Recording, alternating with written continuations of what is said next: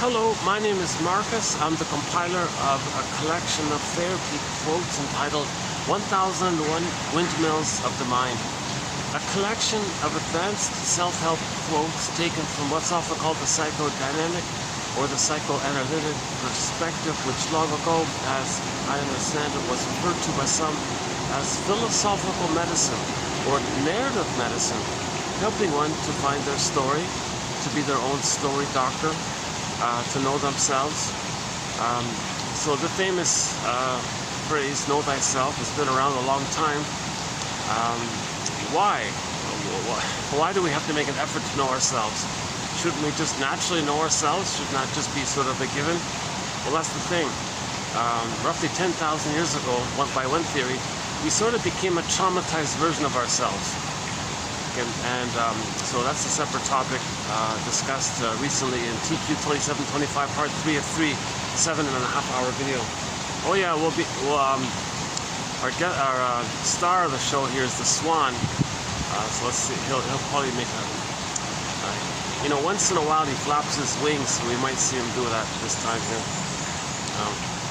So anyways, yeah, one author speculated that if there were no trauma, if the child were really loved and had his needs met properly, no betrayal, mother didn't use him, mother didn't shame him, or felt annoyed because maybe she thought the child's presence interrupted her career. And these kinds of things traumatize a child. They freeze up inside, and they don't, and then a lot of their life force is stuck with those painful, rejecting memories of their mother being disappointed with them, not loving them, etc. So let's say, I think John often saying this theoretically. It doesn't really happen, but too often. But if a child has all of his needs met, he'll have his life force in the present, and he'll love life in the present, express his real self, uniqueness in the present, love life in the present, wide range of feelings, needed feelings, appropriate feelings, immense gratitude, immense joy, pleasure, the ability to mourn when there are losses, and to make I statements, to share, warm, generous, calm, easygoing, playful, spontaneous, relaxed, all of the morality, all of the virtues, all of the feelings. They don't need to read a how-to book on how to raise a child or something like that. They don't need anyone. They don't need any kind of. They have an immense connection to the path with Hart. So what they're doing is coming from the heart, and everything what they're doing is really kind of like a loving kind of place, right? So at least that's very rare, right? So the theory is when the child is traumatized, that ability to love life, so everything's love or a cry for love. So if he didn't get to the place where he can love life, well, then he didn't get his needs met, and it was a kind of cry for love. So everything's love or a cry for love. So just in general terms, sorry, let me just tweak it a bit here. In so-called normal development, the child has what's called a secure attachment style. A secure attachment style with various phases to it. Now, with the psychological birth, roughly ballpark age 3, where the child does get his needs quote-unquote good enough, then at age 3, he has a sense of embodiment. Okay, the main animating emotion is pleasure, joy, the serene, inexhaustible fullness of being. He has a sense of beingness. He feels embodied. Kristen Wilson says if you're not in your body due to trauma, well, you're not making sense anymore, literally. And then it's disembodied discourse that causes all these problems.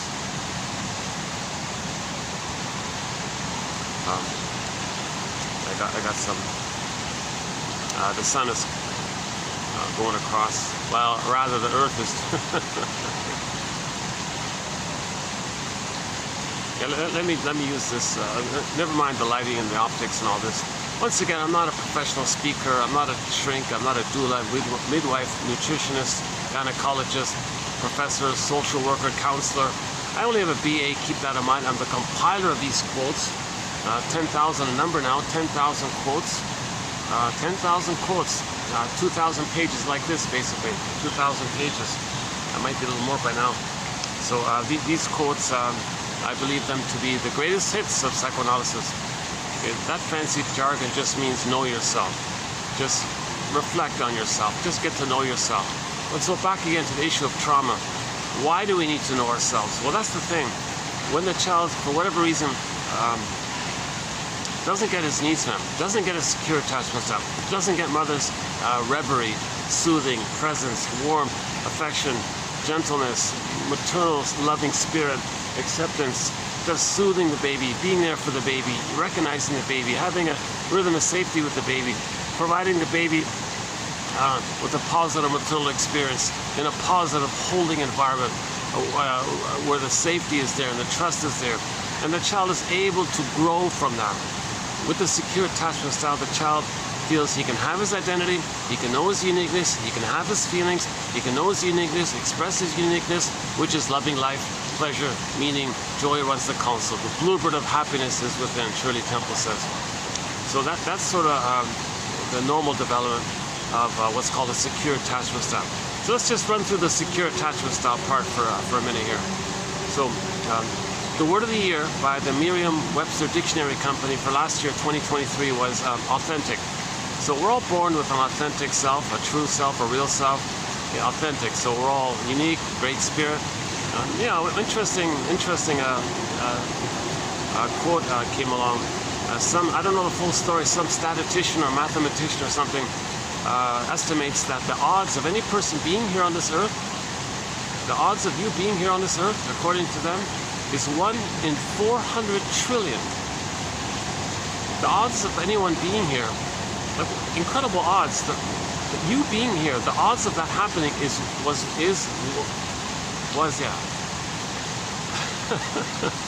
the odds of you being here are 1 in 400 trillion.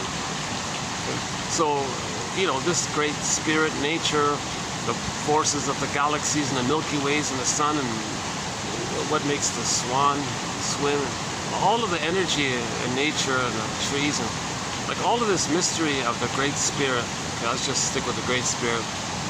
All of this life force out there, and it's creating everything. And we're here, and the odds of us being here are 1 in 400 trillion.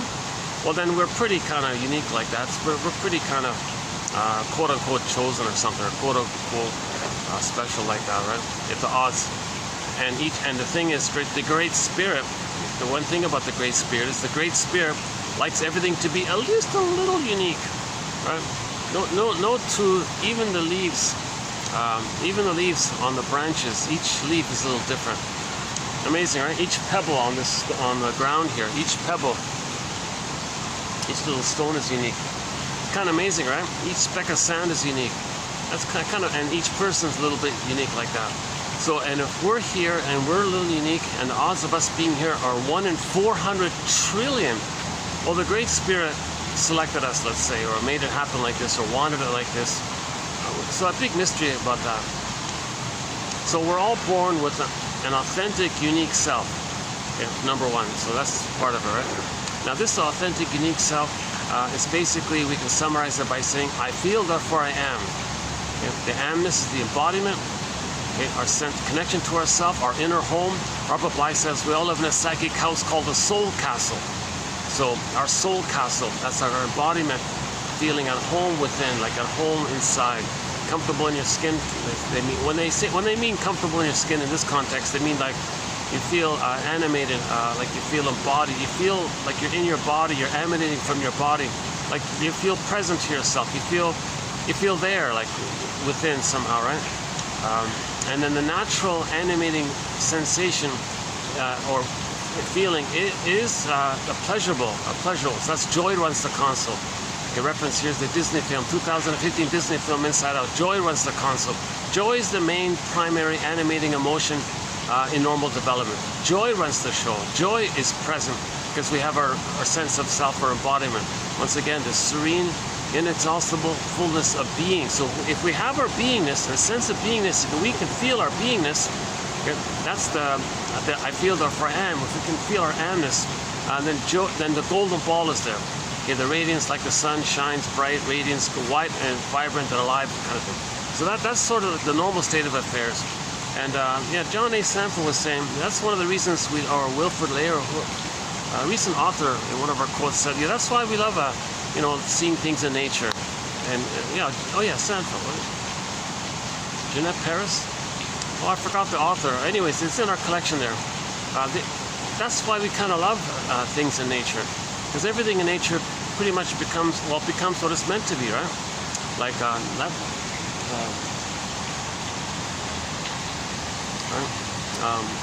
you see a stray cat passing by. Well, that stray cat, there's a kind of a pleasure to see this cat or a dog or any animal or anything in nature, basically a tree or a flower or whatever, because it became what it's meant to become.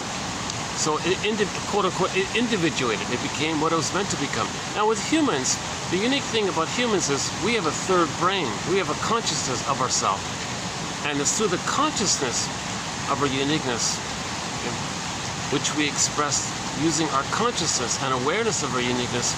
And because we're aware of it, we consciously express our uniqueness. That's what's the difference. That's very pleasurable to be individuated. Oh, there's a cute little. Are we getting him in? There's a really cute little black and white little.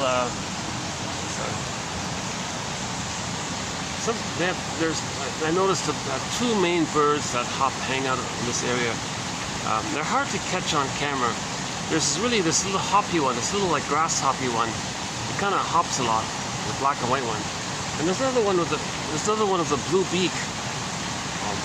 So we'll see if we can get him. I'll show you the swans later.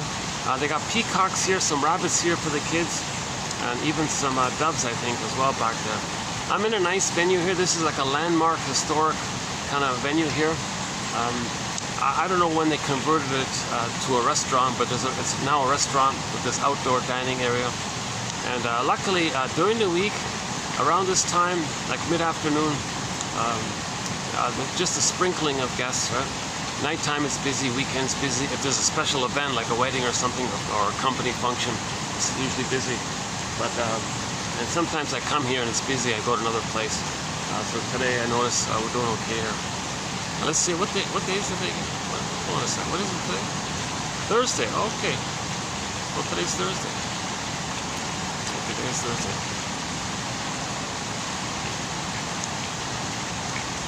Yeah. So you see something healthy and individuated, or even like an athlete or something. Like they're not traumatized. Like think about it. If an athlete's traumatized, he's not going to be a successful athlete, right? Or a musician, or somebody who's healthy. You love to see people who are healthy and individuated, being who they're meant to be, being their real self. We want to see people being their real self. We love that kind of thing, because it's a positive projection that we have a real self, but it's denied. So we delight in seeing real selfness, because we have a real self. That's like the golden projection. You have a real self. It's kind of hidden, but so you love to see it all like that. Unless the person is so traumatized and like even to the point where to see anything good triggers so much pain, then that clicks into hatred of the good, called envy. So some people do feel envy when they see people being successful and all this. Huh? That's a separate topic here.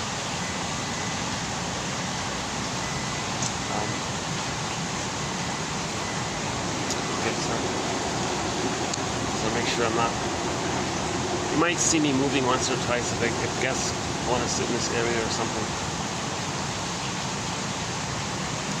Okay, I'm doing okay. Still, it's pretty hot, yeah. 35,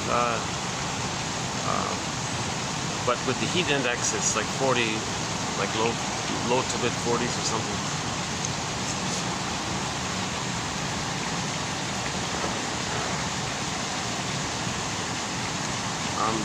Oh yeah, so by the way, we'll be doing a TQ 2780 in this video here. 2780. Okay, we'll get to the quotes in a bit.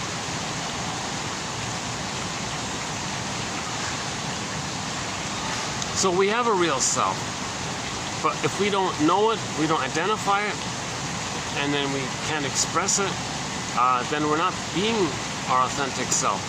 So our real self is denied, it's unknown, it's repressed. In mythology, it's either turned to stone or frozen, petrified. Okay, in the Velveteen Rabbit story, it's feeling unreal. In that woodcutter story where the guy took out a block of wood and carved out this little figurine of a boy and was praying for this little wooden figurine boy to be human, to be real. Likewise, we may not feel like fully real and alive. Okay? So our real self, our authentic self, if the baby doesn't get his needs met, he's terrified of his mother. He needs to get his needs met to have his identity. If mother says, no, you're bothering me, you're interrupting me, I can't love you, you know, what do you want, baby, or you don't annoy me, baby. Oh, his identity. Okay, whoa, the child, that's a very tragic kind of thing. So what the child does as an emergency, as a desperate emergency, he takes his authentic, real self, his sense of his truth, his uniqueness, the gift the Great Spirit gave him, right? He takes his authentic, real self, his soul, if you want to call it. He takes all that and puts it into cold storage. So the trauma, flash frozen, the pain of the rejection, his identity, inner identity, authentic identity, his real self identity, flash frozen, imagine like something frozen in ice or something, like a woolly mammoth in that block of ice up in Siberia. It just like something flash frozen like that. It's there, it's not gone, but it's there, but it can't move, it can't live, it can't breathe, but it's like emotional coma, emotional catatonia, emotional hypothermia, flash frozen in a block of ice, down a tunnel, down a cavern where the light has never shone. You know, this idea of the freezing is sometimes referred to as petrification, scared stiff thing, and sometimes commonly in myths and fairy tales, turned to stone. That's the graphic one. Echo becomes a statue, Faithful John becomes a statue.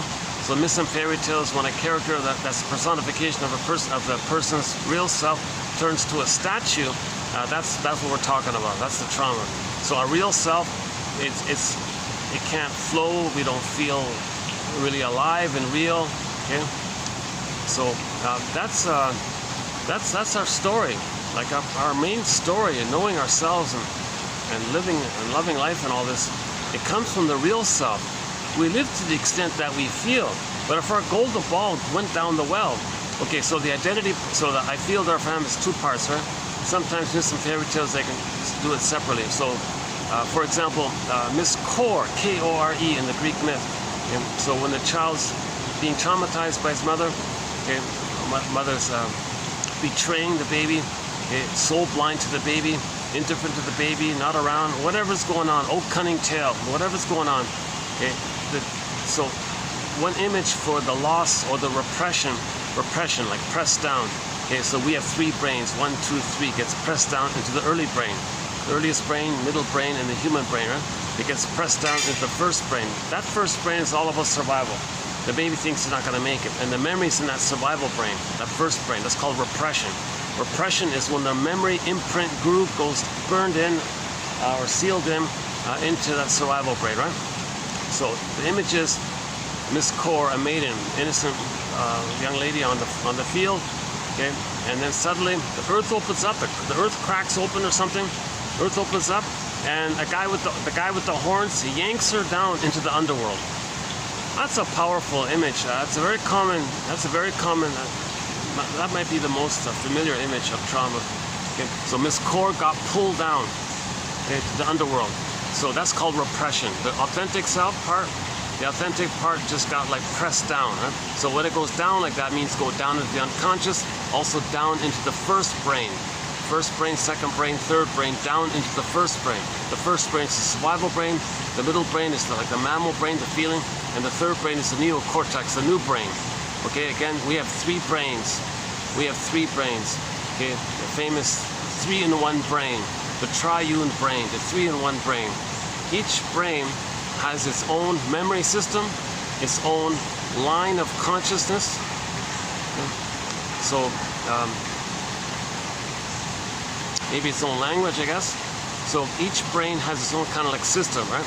Now that first brain, it's mainly the spine and the tip of the spine, the brainstem. Okay, and that's just about it's biological, it's our neurochemistry, it's physiological. The language is non-verbal, it's the physiological stuff, right? You know, your body temperature, how's your posture, your blood pressure, I guess, and you know, the speed, your heart speed, the speed of your heartbeats. I mean, the speed between the beats. You want the speed between any two beats to be the same. Like your heartbeat, and the next heartbeat, you measure the speed. The second to the third, what was the speed? Third to the fourth, what was the speed between the beats? The speed between the beats has to be the same. That's the heart math thing.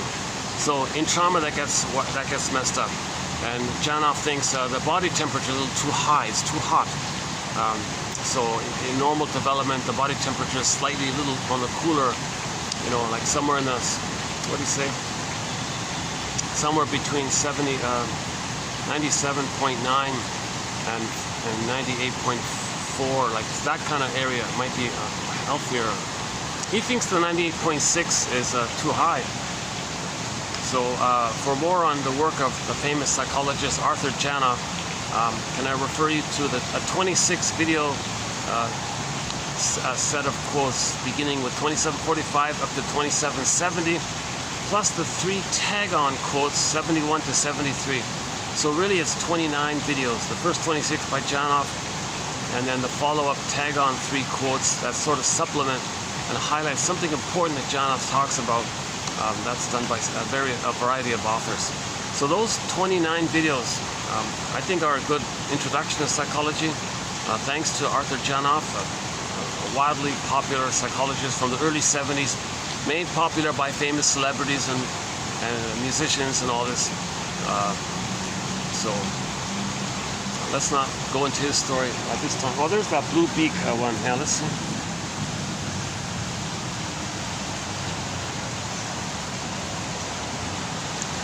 Yeah, it's hard. It's always. I still haven't been able to get them clearly in the camera. They move so quickly.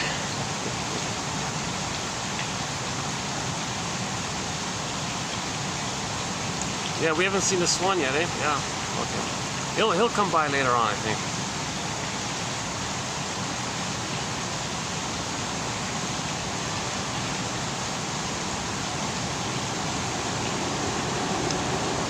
Okay. So for more information about the 3 brains, Janov's material is excellent for this, and he specializes mainly in that first brain, about the biology side of us, and trying to understand our psychology, and linking it to our biology, neurochemistry, how much cortisol, how much serotonin levels, and so on.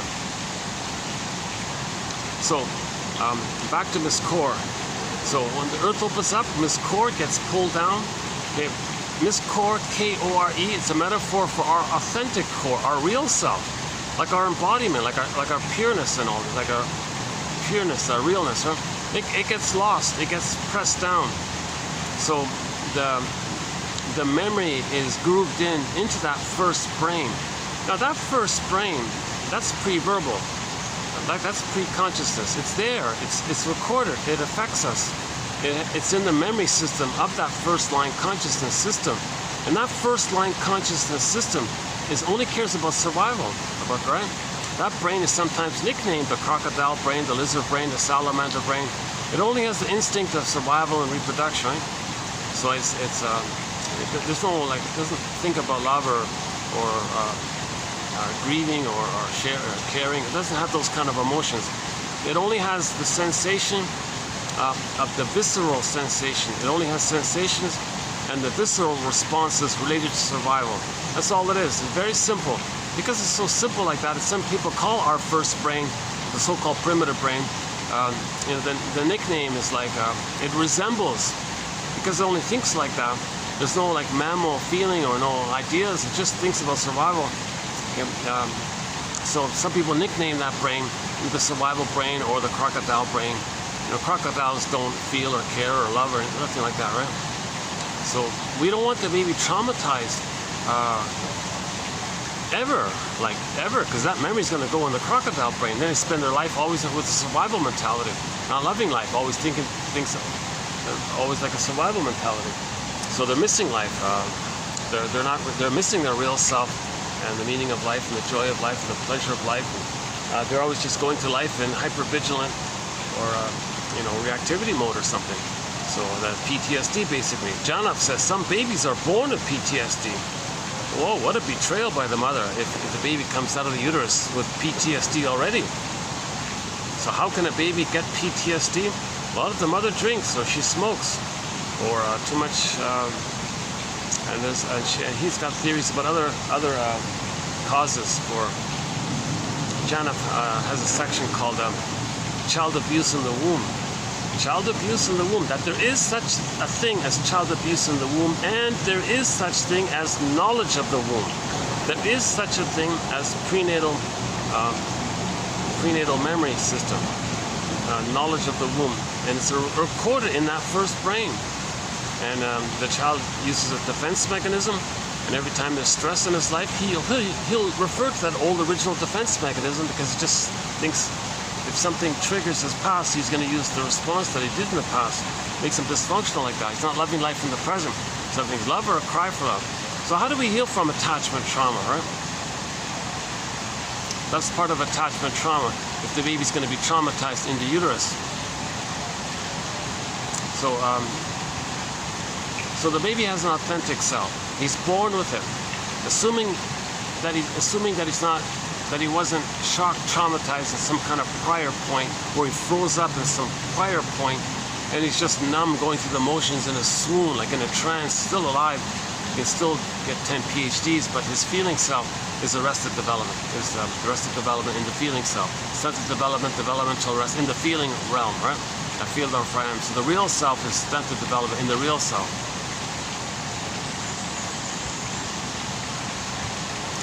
Okay, so that's this core part. This core gets pulled down. So by the way, the backdrop of the hell scene, okay, the fiery and all that, okay, again, it's a metaphor for the emotion of shame. Hell is a metaphor for the emotion of shame. Shame is this burning, biting feeling. Well, that's what the baby feels. His identity is rejected. He feels shame. So the feeling of shame is burning, biting feeling. You can imagine like the fiery kind of scenery, right?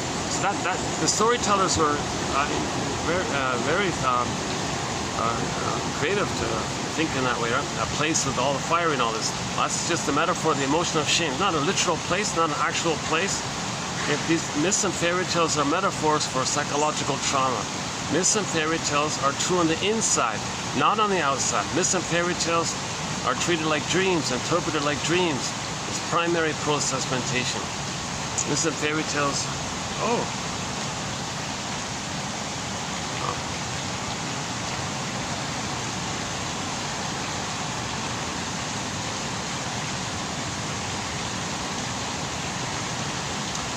Okay.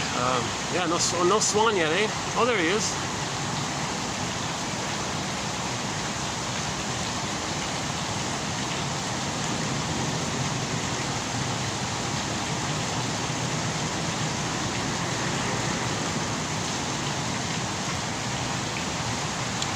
He does a lot of grooming. He spends half the day grooming himself, keeping himself tidy. Very healthy birds, happy birds, very well treated and all this. Yeah, he's a popular bird. A lot of people come take his photo. He seems to be a bit of a celebrity. Once I was doing a video here, there were people behind me taking this photo. I didn't even notice. That's why I don't want. That's why guests, I might move if they want to take this photo.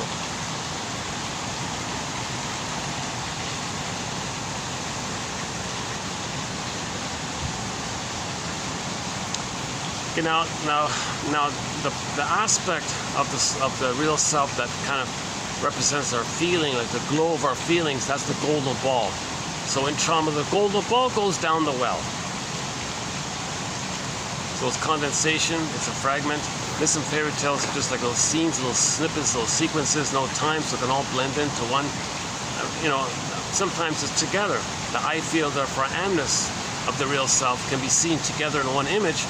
That's the Iron John story, where the Iron John character and the golden ball were in the forest, lost in the forest. Not only that, but they were locked in a cage to boot. The protagonist says, oh my God, what do I do here? My embodiment, Iron John, my feelings, they're both locked in a cage like this. What does he do here? What does that mean? Where's the key? He learns that the key to why he doesn't feel embodied and why he doesn't feel, why he's feeling numb in life, feeling unreal in life, feeling frozen, petrified, turned to stone inside, why he doesn't feel alive, and why he feels like no matter what he has in life, he doesn't feel really any meaning or pleasure or something. Yes, he can still get 10 PhDs and all that. So why? Well, okay, so why is his embodiment and his feelings locked in a cage? Where's the key? The key, he learns, is under his mother's pillow. So the mother used the baby to comfort her, to please her. In some form or another, the mother used the baby to satisfy some unconscious need on her end, whatever that is. And that's why the baby's soul is locked in a cage. The secret is with the mother. Okay? On pillow, under, dark. So you imagine the image of the pillow, and got the mother's head is sleeping on the pillow, but under the pillow is dark. That's the unconscious, and there's the key. Oh.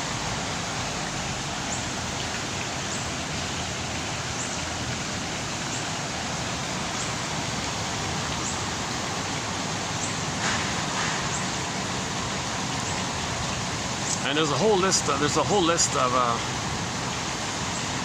of points about this.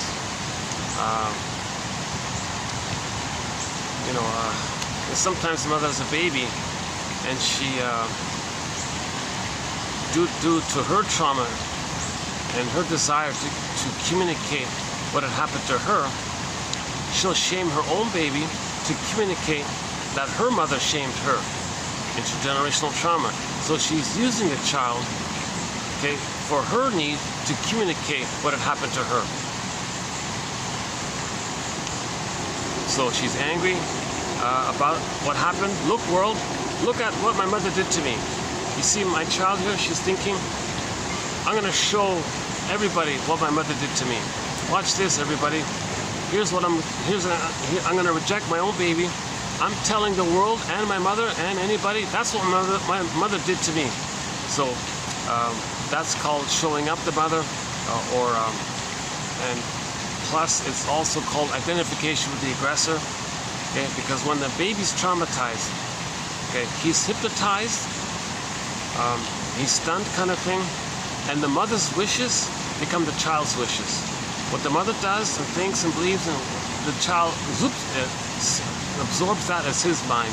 That's called identification with the aggressor. Oh my God, in the next video, I just found that quote by Elizabeth Howell. We have some very good quotes by the author Elizabeth Howell on disassociation. She's got a famous book called The Disassociative Mind, one of our threads in our collection. I just found a quote this morning from her describing frenzy's jargon called identification with the aggressor. So when the baby's so little drama here going on with these birds. I'm not sure what it is, huh?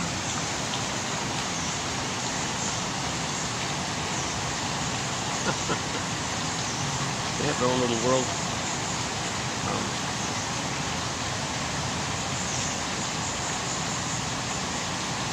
So that's an underappreciated point. Identification with the aggressor. When the child is abused by his mother.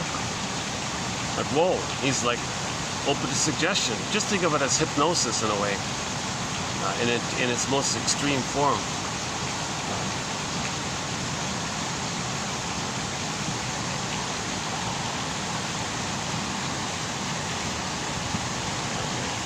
It's a little...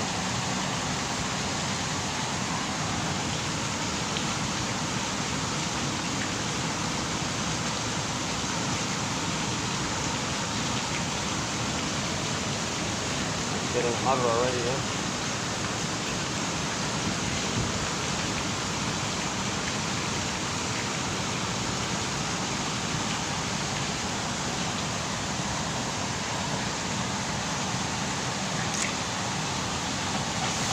Yeah, Oh, there we go. I'm still looking for a nice air-conditioned room I can use somewhere. So in the meantime, you might see some sweat. I'm trying my best not to do sweaty videos. I've done a few sweaty videos, and the last one I did about a few days ago. Okay, this is ridiculous, Marcus. Stop with these sweaty videos. I try to cool off before starting this video a bit. So, but I'm starting to feel the sweat come back already. Because there isn't too much of a breeze here. I kind of depend on the breeze to be able to do a video. If I'm going to do a video here. Okay, worst case scenario, what I'll do is I'll hit the pause button and go to the other hotel nearby, buy a coffee there, and finish the video there. It's more distracting, a lot of guests are around, but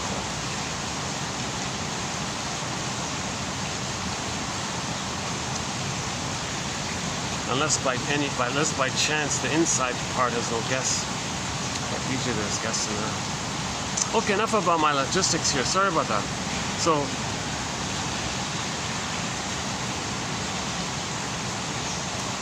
right? Or some mothers parentify the baby. The mother has a baby and says, at last, she thinks to herself, she's gonna, she has such a need. She was never taken care of by her mother. So now she has all this power. She can exploit this power, the sacred trust. Who cares, she says. Her need is too great. So she'll be soul blind. That's called soul blindness. The mother will be, when the mother's need is so immense, when she projects her need, okay, that no mother took care of her properly. No one really was there, saw her, attended to her, maybe let her feel connected and safe and all this. If that need wasn't met, and her need is so strong for that, it's going to make her soul blind to the reality and identity and feelings and needs of her own baby. She won't even see it. She'll be soul blind to the baby. That's a huge thing about the soul blindness. And she only sees the projection of her need. So some others say, oh, I have a child here. Hey, wait a minute. At last, I can fix it with this child. I can brainwash the child to never let me be alone, to respond to me, respect me, see me, do what I say, be there for me, obey, do what I want. Because the mother didn't do those things for her. So she's going to parentify the baby. Okay, old cunning tale. And the list goes on. To my surprise, there's quite a long list of of the various ways mothers are betraying their own children. Part of it is to say that they were betrayed. That's one of them, right? And a lot of little things like baby interrupts the mother's career or unwanted or something, or maybe removed from the mother at birth, hormones dissipated, rejects the baby. There's a lot of little things going on in this area. And we're always adding to this list. So we have a thread in our encyclopedia of quotes called the Jocasta style of mothering. So that's an important point. It's a metaphor. Okay? We're talking about inner life. Okay? So if the image of the self is blurred in, like married in, like blurred in, like one, like a marriage, like an inner marriage. Okay, the mother created that. The child didn't want it. He wanted to be loved, to separate. The baby doesn't want to stay like that. He wants to separate. If anything, it's the mother who is impinging and demanding and engulfing the child. The child doesn't want to be engulfed.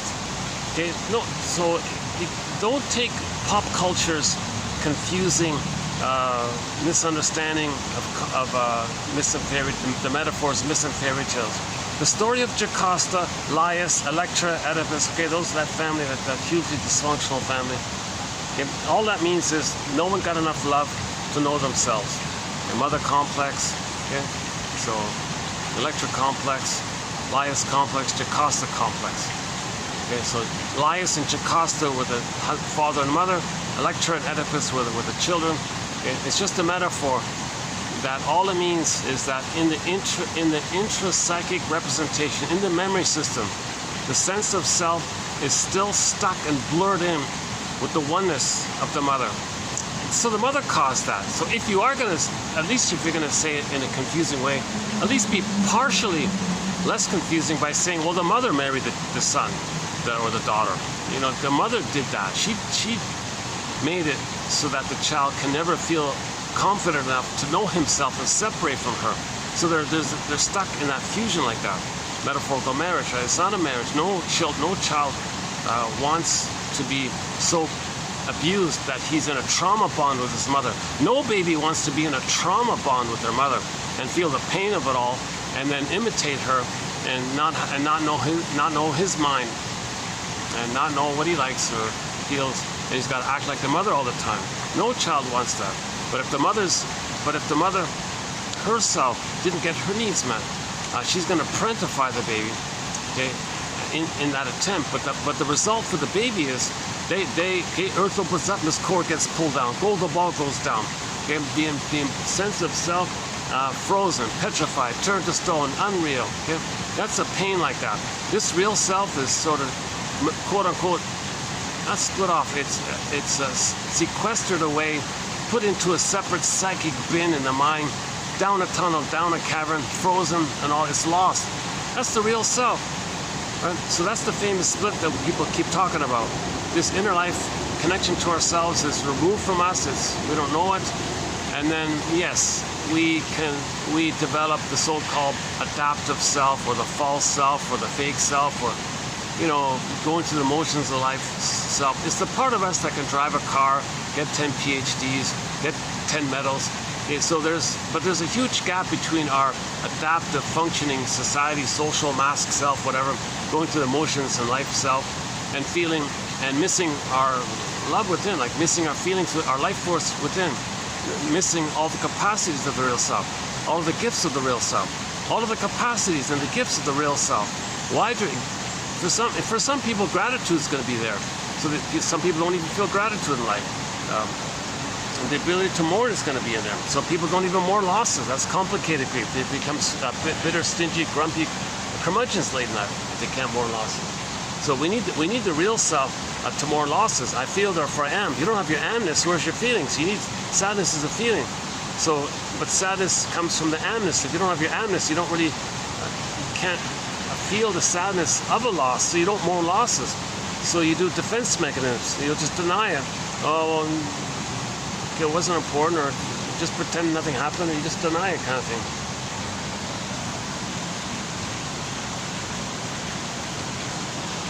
Or if it's so painful, you do the sour grapes thing. No, it didn't eat them anyways. It's so painful.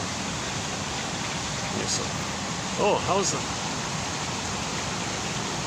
Okay, I think in a few minutes the sun will, the earth will rotate over where the sun is.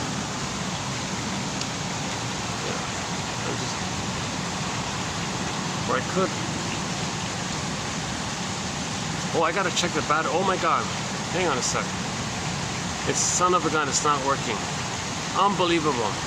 Unbelievable. I bought a new battery pack and it's not working.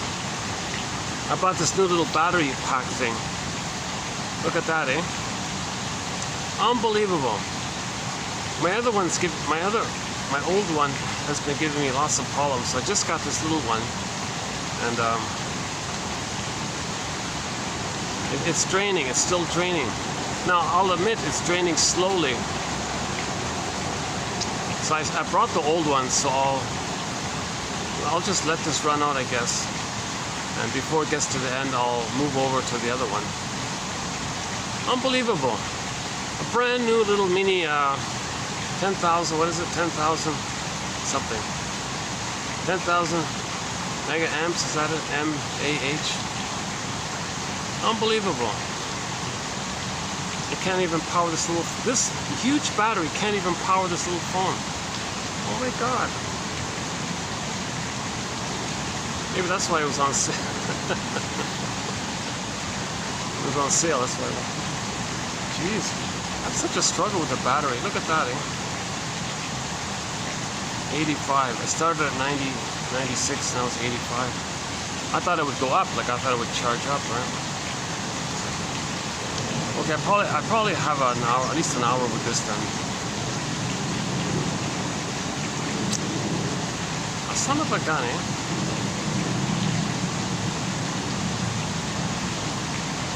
Does that mean I have to buy some like real heavy 40,000 one? They had a 40,000 one. Like this big heavy, like a brick kind of thing. Jesus Christ.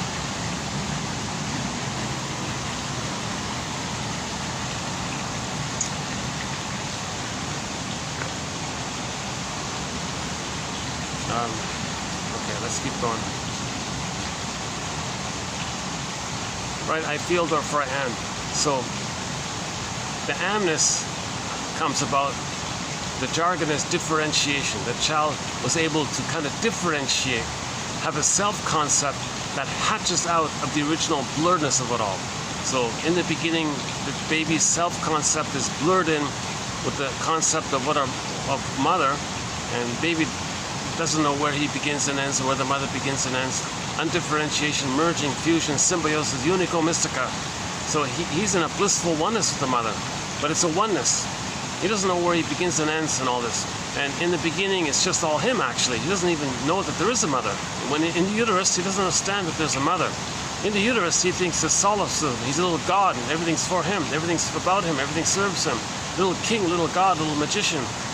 Infantile omnipotence. Unconditional hallucinatory omnipotence. Infantile megalomania, the grandiosity, the glorified self, the idealized self. Okay, so the primary narcissism. So he thinks all about him, everything's for him, that kind of thing. So in the beginning, he's in that kind of blissful kind of state. So in normal development, roughly at 4 to 5 months, okay, if the blissful oneness of the mother is maintained for 4 to 5 months after birth, assuming there's no prenatal trauma, birth trauma, and no trauma between birth and 4 to 5 months, assuming the child's needs are met up until 4 to 5 months. Then at 4 to 5 months, the child's self-identity in his psychology and his feelings about himself, his identity, consolidates and hatches out of the prior condition of everything being also blurred. So like hatching out of an egg, so it's like a psychological egg coming out like that. So that's called differentiation. It's a gradual hatching from 4 to 5 months to age 3. Age 3, the child has enough differentiation. So that differentiation is that sense of his beingness, his identity and all this. And from there, that amness, he can have sadness at the console. And when sadness is at the console, sadness is like standing on a floor, called differentiation. Then the person can admit a loss. The natural response to loss is going to include sadness. But you see, if the differentiation doesn't take place, they don't mourn losses. That's called complicated grief, aggravated grief, pathological nostalgia, pathological mourning, okay, and so on and so on. It can lead to nervous breakdown, soul loss, burnout, all these, being a curmudgeon and so on. So he needs differentiation.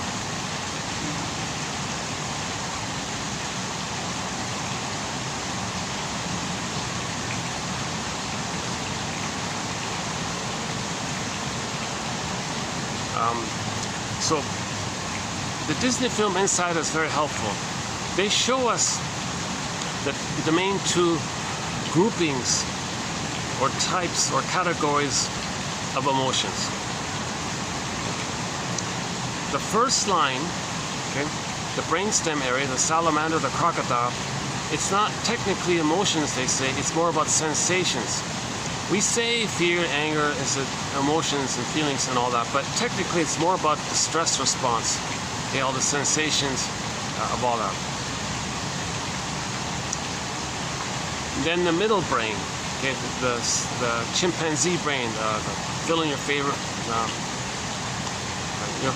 mammal brain, okay, monkey brain, chimpanzee brain, elk brain, or I don't know, moose brain, or kangaroo brain, or any mammal. Pick a mammal, right?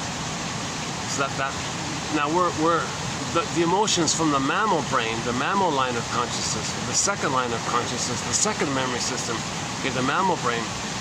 Those emotions are from the body, the embodiment. Whereas the prior ones, that's sensations about the survival area of the visceral sensations about survival. No feelings there. technically fear and anger are not really feelings, it's the stress response, although we confusingly call them feelings. They're more technically in that kind of first line. So they're different. What's from the first line consciousness, fear, anger mainly, stress response, and that's about survival issue. But the living issue, the loving and living issue, that's the mammal brain, okay? The kangaroo brain, the mammal brain. So I feel, therefore I am. So joy and sadness are the two main representatives of those emotions. There are lots of other emotions, nuances and variations, synonyms for these feelings, right? So, but that's from our differentiation, and it's pleasure there. And once again, joy is the main animating one. Joy runs the console, so the main emotion is joy.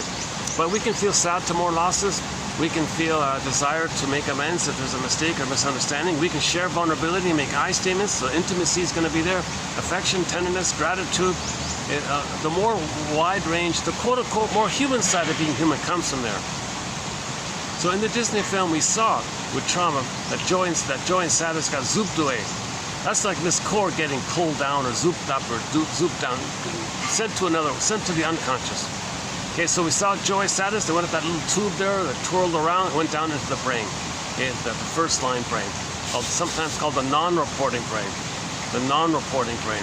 So part of the brain that would like to report to us, but if it's too much and we don't understand or don't have enough theories to understand it, then it can't report to us. That's the non-reporting brain. And a lot of our life force in there, a lot of our energies in there, that's called the id. All of the energy in the unconscious is called the id. Now, the real self, and that's suppressed, and all the energy there, that's called the id.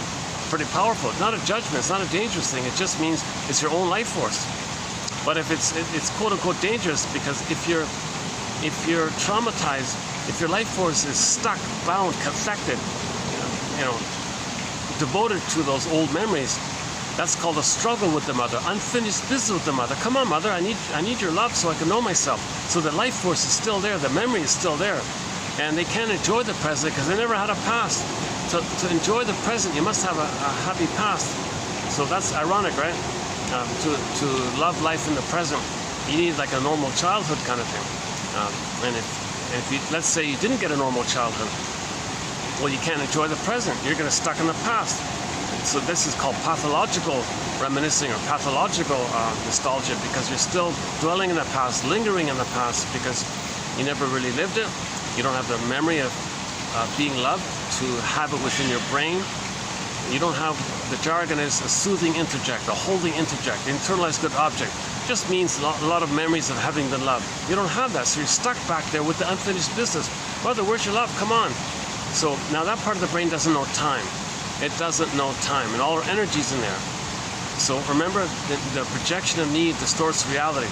So there is reality of time, but the unconscious doesn't care. Okay, the unconscious is saying, all time is that time. So all time is the past. Okay, the present is sometimes called the presenting past. Okay, or you transfer the past to the present and cry for love again. But it's the past. Okay, it's dysfunctional because past that critical age of 3, nothing you get or any response from others can never translate to the actual proper needed breast maternal experience that was needed back in the nursery. It doesn't work because the wiring gets grooved in, it's set in the brain, the human connections lead to neural connections, it's set in post age 3. So everything you search for after 3 is just like a ghost of mother's love, or a symbol of mother's love, or a dream of mother's love. It doesn't work, you're disappointed, and you're searching again and again for it all the time. You can spend our whole lives crying for love like this, not even being aware of it. The only thing that works is recognition and mourning, facing the painful truth that we didn't get the love. Let's check it again. 82, look at that, eh? Unbelievable. Oh, I'm a little disappointed with this thing. I thought this would have worked. Son of a gun, eh?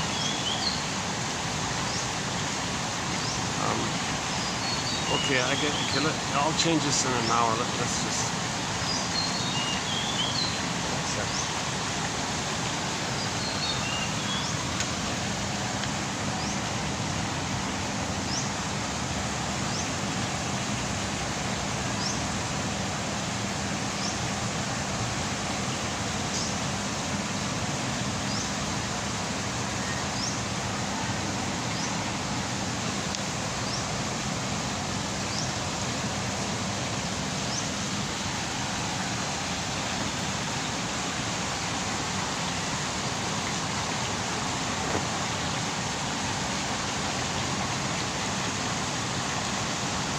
Okay, let's continue.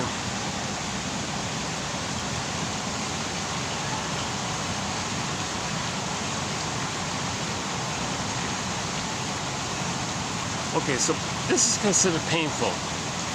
Soul fragmentation. If your real self is denied in all this, it's repressed in all this, and you're just going through the life, going through the motions of life, yes, getting 10 PhDs and whatnot, but you're missing your real self. This kind of gap like this so-called metaphorical split like this, okay, between your false self and your true self, that's pain. Okay? Now, John A. Sanford has a book called Healing and Wholeness. If we can get back our real self, we're more whole, hence more healed. Now there is this drive for healing. In nature, part of nature, when something's wounded, it's trying to heal. So we're trying to heal. So how do we heal? Well, the problem was the baby didn't get his needs met. Okay, so another way of saying he didn't get his needs met was he was simply unloved. So when people say he was unloved, it means his needs didn't get met. So let's just quickly run through the 5 parts of the needs. First, part 1, he needs a secure attachment. He needs, I'm talking about the 5 parts of the secure attachment style. First, he needs paradise in the uterus. Okay, no smoking, no drinking, no heavy metal concerts, no arguing with the fellow. Good mood, good food, relax, and has a kind of rhythm with the baby, a presence for the baby, kind of connection with the baby, a loving acceptance of the baby. Okay, there's a little bit, it's considered to be slightly quote-unquote telepathic between the baby and the mother. They have that kind of connection with each other, and the baby feels mother's presence. Okay. Children need your presence, not your presence, but maternal presence. So the maternal presence is there. Okay, so he's floating around in the amniotic sac. Okay, and it's a welcoming room. It's a paradisical feeling. He's considered to be in a blissful oneness with the mother, unico mystica, one with this big mystery. And the power of the mother he thinks might be his power. Everything gets met for him automatically. Is he a magician? Is he a king? What is it? Jeanette Paris keeps saying he's on the throne, the baby's on the throne, all this stuff. Wisdom of the Psyche, her book called Wisdom of the Psyche, we discussed a little while ago.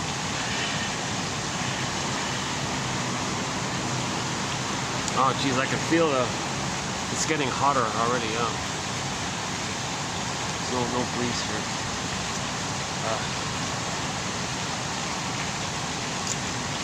I wonder if at the back, sometimes when I go to the back part, there's a bit of a breeze there.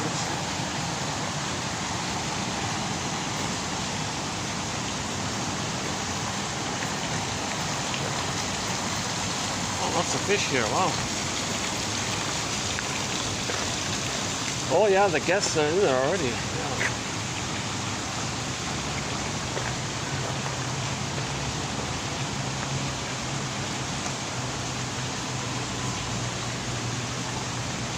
Yeah, there's more breeze here, yeah.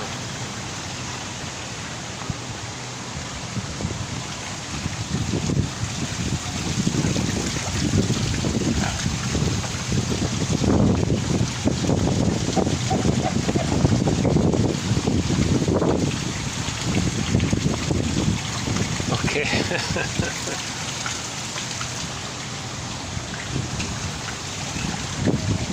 Oh yeah, okay. Oh, hi. Gonna get a breeze here.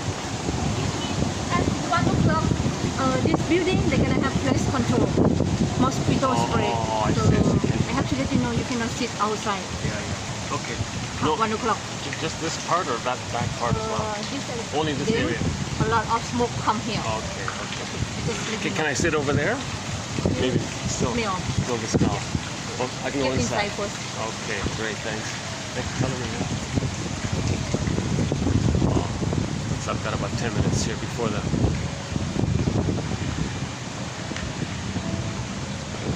I can't, yeah, see the restaurant's filled with people inside. Now the waitress is letting me know that they're going to do some kind of work around here. Or...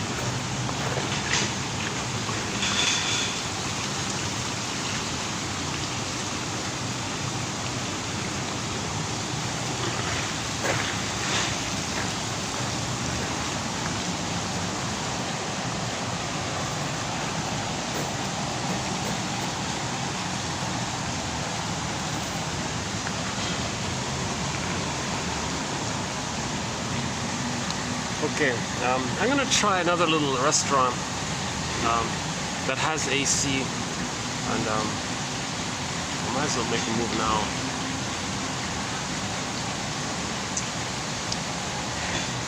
So okay, I might as well hit the pause button here. I'm gonna move over to another place, or keep the thing running until we get there.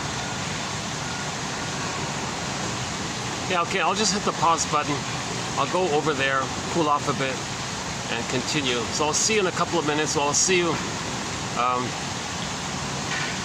do they do it?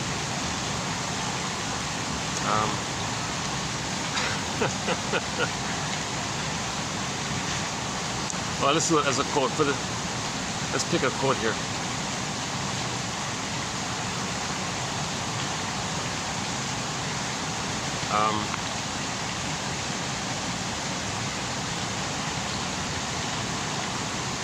Psychoanalysis has often been reproached for using only a relatively small number of technical terms to describe the extreme complexity of psychic life. Okay, not that one. I was trying to.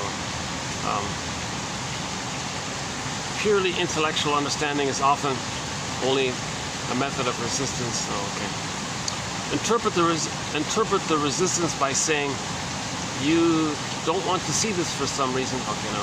The right joke told at the right moment is a way of smuggling interpretation with a temporary circumvention of resistance. So yeah, if you tell a joke, maybe sometimes the only way the shrink can get a message across to kind of bypass the censor, the inner critic and all this, is not his pride and all this, is that sometimes jokes have that effect to do it. Huh?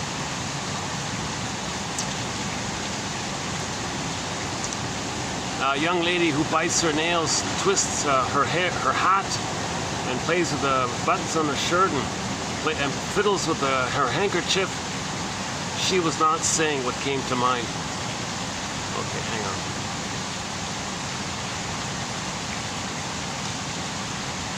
Psychoanalysis is a natural science since it applies the laws of causality to what was before considered accidental. Hang on. The anxieties of many philosophers drive them to... Okay, let's do that.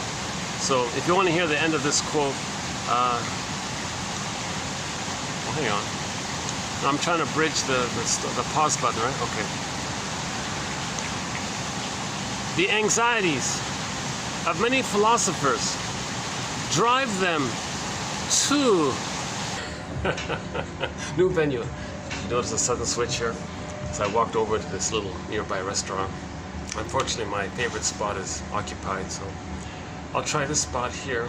If guests do come in, I'll have to move a second time, but that's okay. So just to finish up that last one there, about the philosophers. Where was it again? How some philosophers use their philosophy not to learn and heal, but to get away from their feelings. It's a defense mechanism, right? Well, here it is. The anxieties of many philosophers drive them to reject psychoanalysis. See, they'll be very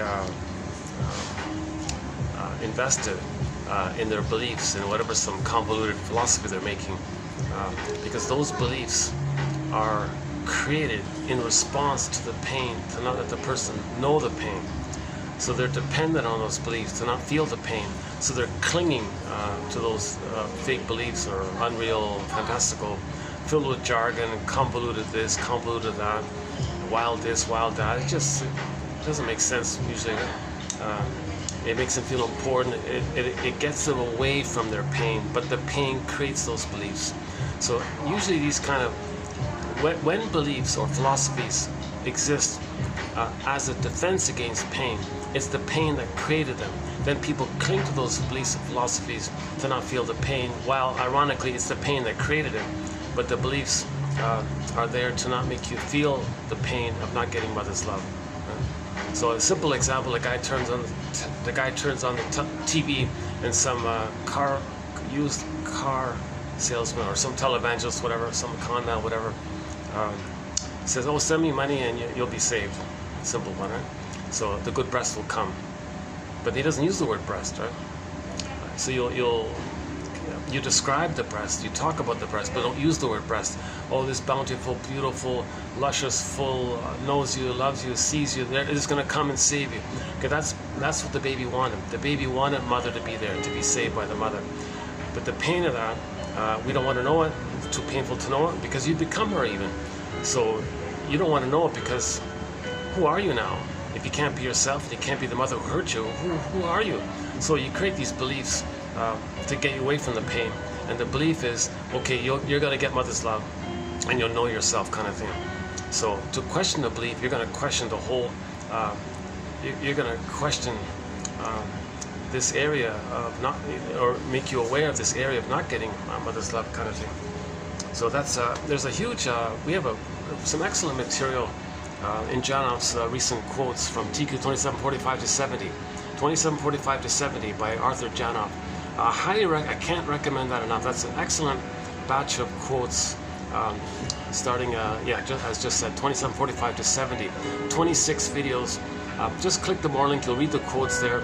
I believe I plucked out the best of Janoff's work there.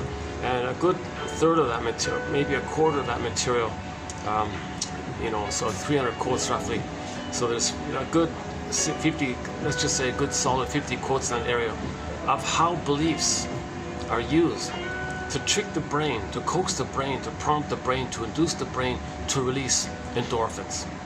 The beliefs can make the brain in the person, can trick the person's own brain to release the pain-numbing quality called endorphins. So again, endorphins is this pain-numbing thing, right? Someone feels pain, the brain sends endorphins. Let's go back to that split at the Swan place. The waitress told me they're gonna do like a once in a while they spray the place for the bugs and all this. So she just gave me a heads up. So I don't want to hang around. So at the Swan place, great place by the way. We just before coming here, we were mentioning about this split between the real self and the false self. You can imagine the pain already, just the thought of it. Where's my real self? I gotta have this false self, and I can't have my real self, and you're dependent on the false self because you're afraid of the feelings related to your real self. You don't know how to accept your real self anymore because so much pain associated with it. So you gotta have this false self. You can imagine the pain of that, right? So when the baby's flash frozen, okay, and he's not getting his needs met, imagine that Edward Munch painting, the screen painting by the famous artist, right? By the way, Masterson, if you go to Masterson's book, The Search for the Real Self, he discusses that artist in there. He discusses 3 artists and how they attempted to use their art skills to heal themselves. An interesting story, including Edward Munch. The other one was Sacre, what is that? Is that right? And the other one was, Thomas Wolfe, I think that was the one. Anyways, he discussed those 3 artists and their stuckness and using art as an attempt to process the pain, but they're always coming from a stuck place. They didn't. Interesting discussion. I don't want to wreck it. I would say it's the final chapter. Excellent book, by the way. That book has won the Golden Windmills of the Mind Award. James F. Masterson's book called The Search for the Real Self. Was it 88, I think, 1988? Excellent book. I highly recommend that book. Masterson makes clear, he makes psychoanalysis very clear. It's for the public. It's very clear. That's one of the best books, I think. And that final chapter was about the 3 artists. Just sort of like maybe to highlight certain points with the 3 artists. It was interesting. So Edward, the Munch guy was in there. Right? Edward Munch, the famous screen painting. Masterson's take about the screen painting is the baby's screaming. Okay, that's abandonment depression. That when the baby's needs don't get met, he's screaming like that Munch painting. Right? The world's most expensive the most amount of money ever spent on a painting was that Munch painting. Apparently on Wikipedia, some hedge fund guy spent $1 gajillion for this painting to get in touch with maybe how he felt trauma. if he got the CIRC procedure, you can imagine that screen painting would be related to that. Or any kind of abandonment or betrayal by the mother would lead to that kind of fear of you're not gonna make it, mother. I'm crying like crazy here. Where are you, mother? And so the CIRC procedure can do that.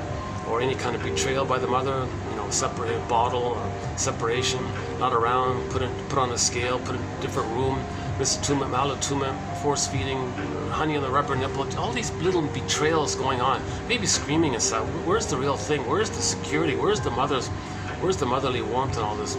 So he's enraged. He's screaming. I don't need this, mother. I need the real stuff. Right?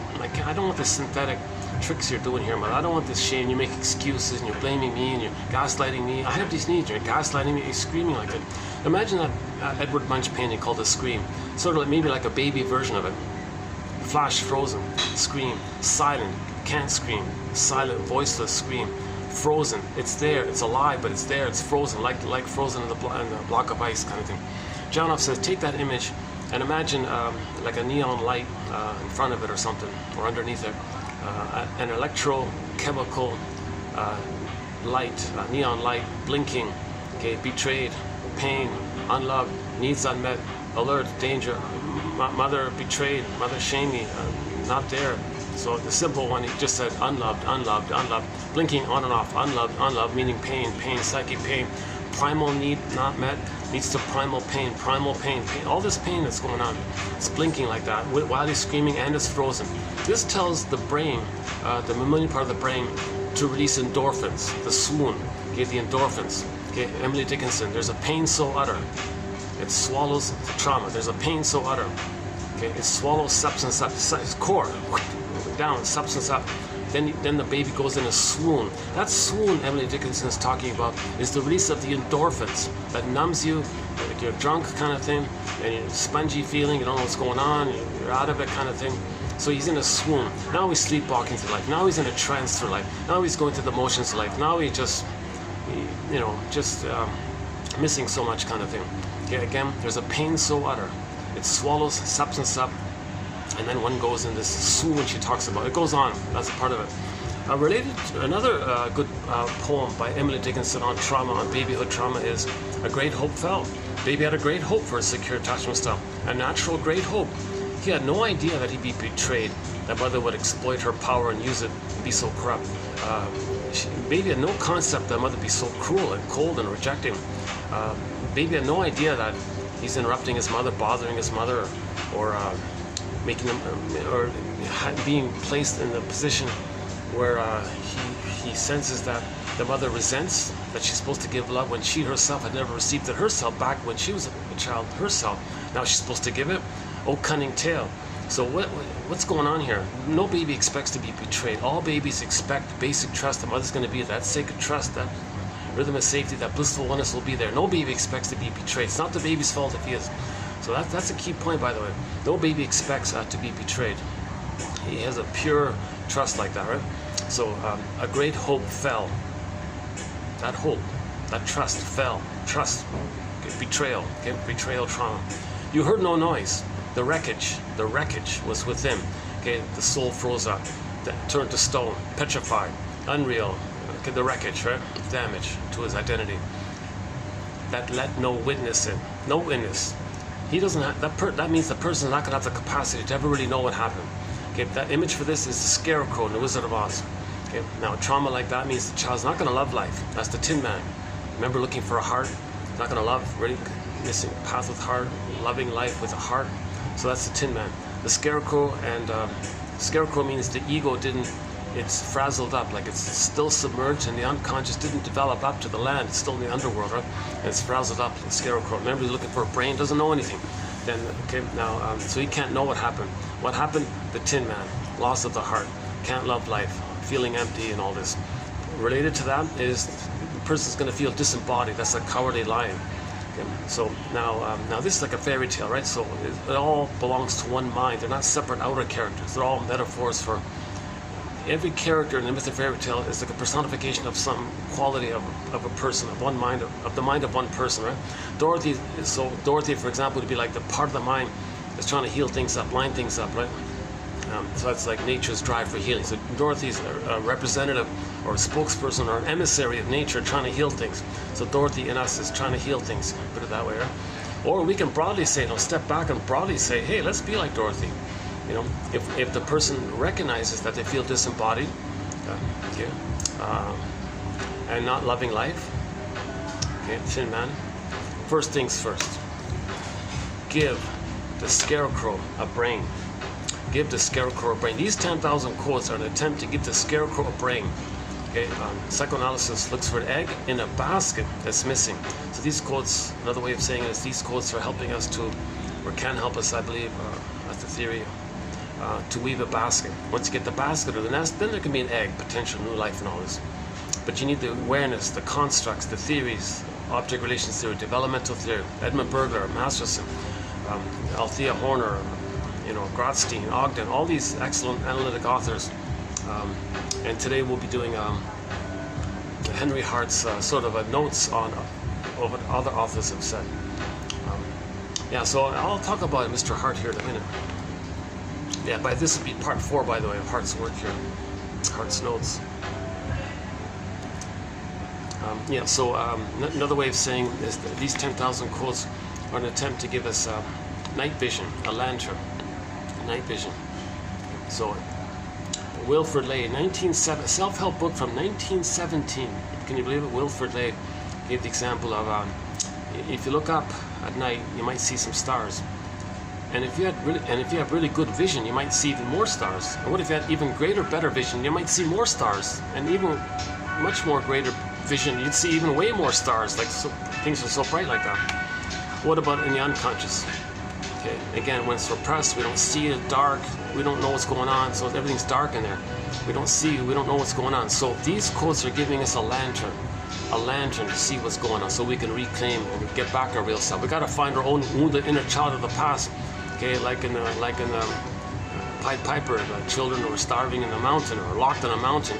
The wounded, something wounded or afraid. You got to get back. It's called self-reparenting. You want to adopt your own exiled orphan innocence. You want to get back yourself. That's your real self. You got to find them. You need a vision. You need a lantern. You need a lantern. It needs a night, giving us night vision. Okay. This is a tiny little place. That back spot, somebody's using it. It's kind of good because I can talk freely. I'm not bothering the staff there. But this is sort of more in the open area. I got the staff just beside me there. So I see them all there. Oh look, I just noticed. Oh, they got the hearts here. Oh yeah, Valentine's Day was just recently here. Yeah, they still got it up. Right? It's kind of cool. Look at that. Good hearts. All right. Yeah, that's nice. So one quote said, "Be like the Tin Man and search for your heart." But don't directly search for your heart. Don't look for feelings. Don't look for your embodiment directly. You gotta first give the scarecrow a brain. You gotta know what's going on first. You gotta, in order to get back your heart, your feelings, your embodiment, you gotta understand and have what's called the belated understanding and enriched. Now I get it. Now I knew what I believed. Now I get, and with that belated understanding, there's a simultaneous catharsis, like a belated release of your feelings stuck to the trauma. So you want both the belated release, feeling now what you couldn't feel back then, but it corresponds, that only happens with the basket, with the scarecrow, having awareness of it all. So the awareness of the past, making the unconscious conscious. We need a consciousness to make the unconscious conscious.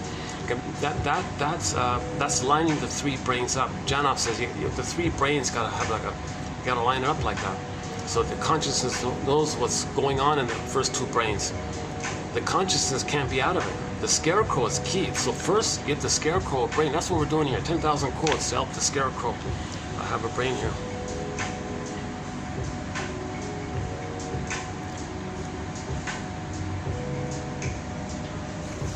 So Emily Dickinson, once again, a great hope fell. You heard no noise. The wreckage was within. Oh, cunning tale. The cunning tale. That cunning tale thing, that's why we got to be a detective here. What's this cunning tale? Like, what's this mystery here? What's this cunning tale? Okay, so we got to be a detective here and understand and know the psychological story of our parents. So we have to be a detective and understand their trauma, their humanness, their wounded humanness. what are they repeating? How are they crying for love?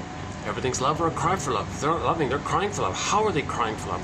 So we got to be a detective to look at how our parents are crying for love. Right? So that's understanding, okay, recognition, okay, then it links to your identity. Sadness is going to come on the scene. Okay, so that's how you differentiate through the forgiveness process. The forgiveness thread chapter we have here begins with Bruce Springsteen. Okay, if you go to YouTube, Bruce Springsteen, well, you're already on YouTube, right? Yeah. So if you stay on this, go to search engine, type in Bruce Springsteen, Independence Day, Toronto. Now the guy who filmed it was way up in the rafters. You don't see him, but you can. The audio is good, and that's the best psychological introduction I've ever heard a musician ever give in a concert. I remember saying in the last video, I wish every concert, I wish there was some kind of trend or etiquette or something on musicians to give one psychological message intro to one of their songs. That's it. Not asking too much. Just for one of their songs, give some little psychological therapy kind of message as an intro to one of their songs. So Bruce Springsteen is an excellent role model for that. He's a perfect role model for that. Intro is perfect. It's excellent. So he talks about first of all, he says, when you realize that your parents were just like people, not just parents, but like ordinary people with hopes and dreams and all that, and they're humans, and they're wounded humans too, you're startled by this. Like, oh my God, they're people. Hopes and dreams and pan out kind of thing. And so that's part one, he said, and then you got to see the two sides of it all. That yes, the truth was that they were dysfunctional, didn't know what they're doing. But there was still some kind of blessings. They tried their best. There's still some kind of blessings to it all, but a lot of pain. So see the two sides, see the humanness. Okay, enter Rosanna Deerchild's quote, "The more I learned of my mother's story, the more of a person she became to me." So back to Springsteen. What he was doing is trying to see the two sides. He was trying to tell you, see the third side of the coin. The third side of the coin is healing. Okay, so go to TQ 2599. 2590 TQ therapy code. Look it up. 2599. Those are the quotes from Route 66, the classic TV show Route 66. And go to the fifth one about the third side of the coin. Those top 5 of Route 66, oh my God, some of the best quotes in our collection are right there. 2599 from Route 66. Very psychological. Well, many of the episodes, or some of the episodes were psychologically minded like that. So I plugged out the best psychological points. Yeah, by the way, another benefit of this collection is you'll find rare, hard to find material like that. So I had to hand copyright it kind of thing. So we got a lot of excellent quotes from all over the place. Whatever's going to help us heal, find our story. So Route 66 made a contribution to healing the soul. In particular, those first 5 quotes. In particular as well, all 5 are equally strong. But that 5th one was kind of like the conclusion. You gotta look at the third side of the coin. The third side of the coin holds the other 2 sides. We, in our attitude, look for the 2 sides that hold the 2 sides, understand the 2 sides. Every story has 2 sides kind of thing. Right? See, when people resist that or hate that or don't want to do it, that's a symptom of trauma. Because when the baby's the prototype, you go back, when the baby's nursing, breastfeeding is a matter of heaven and hell for the baby. Okay, there's no under heaven, over hell. Right? There's one of our musical voices on our soundtrack. One of our musical voices is Kenny Shields from the rock band Street Hart. Their debut album was called Under Heaven, Over Hell, taken from one of the songs off the vinyl called Storyteller, Under Heaven, Over Hell. But the baby can't handle anything ambivalent like that. He can't tolerate ambiguity or ambivalence like under heaven, over hell, something in the middle like that. He can't do it. The baby needs a blissful, perfect oneness with the mother. Okay. Now he needs that to continue. He's in heaven, right, man? He's in Shambhala, Shangri-La. He's in Nirvana. He's in Avalon. He's in a perfect, blissful state. Now when he comes out of the uterus, assuming there's no trauma, he needs an extended blissful oneness, skin-to-skin contact, natural breastfeeding, mother's loving gaze. So if the mother, oh, hold on, where's the battery? Oh, it's still draining. Oh, son of a gun. I'm having battery issues again. Even with the backup battery, I switched battery packs. Look at that, it's still, this is not working either. Oh my God. I have 2 backup battery packs and neither of them are working. I can't believe this. Oh, what a disappointment. My goodness. I didn't reset the phone. I was supposed to I forgot to reset the phone. That's what it was. Well, I'll just have to leave it like this. What I might do is when this battery runs out, I'll reset the phone and do a part 2. I've got maybe an hour left, as it is. I'll celebrate. Oh, okay, let's, hang on a second. Let's get that other one. At least I can switch. I can use the other one. The new one, the mini one I got. Hold on a second. Yeah, this one. So when that runs out, I'll go back to this one and get maybe another hour from this one. So hopefully I'll have 2 hours. That should be okay for today. Yeah. Okay. Yeah, I actually can't believe it, eh? Well, at least I got the nice venue. I'm cooling off. I'm finally cooling off a bit. Yeah, look at that, eh? When I arrived here, I was drenched in sweat. Eh? I haven't shown you the view, eh? You see the view here? Not too much to see, really. Just some buildings.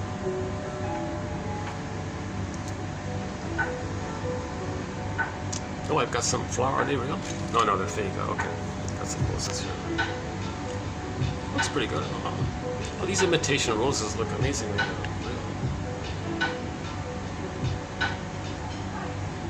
Yeah, it fooled me out. Okay, so we were talking about Route 66 about the importance of seeing. The thing with the baby is he needs a blissful perfectness, right? Blissful Garden of Eden, Shambhala, Shangri-La. So when he comes out, he needs that bliss that he had in the uterus to continue for the first 4 to 5 months. This blissful oneness is established, assuming he's not removed, the cord stays, placenta stays, natural birth, LeBoyer, Birth of Violence, 1975 book, Klaus and Kendall's book about the time sensitivity of the hormones being there. Don't remove the baby. Place the baby naturally in the position of the mother to allow the maximum.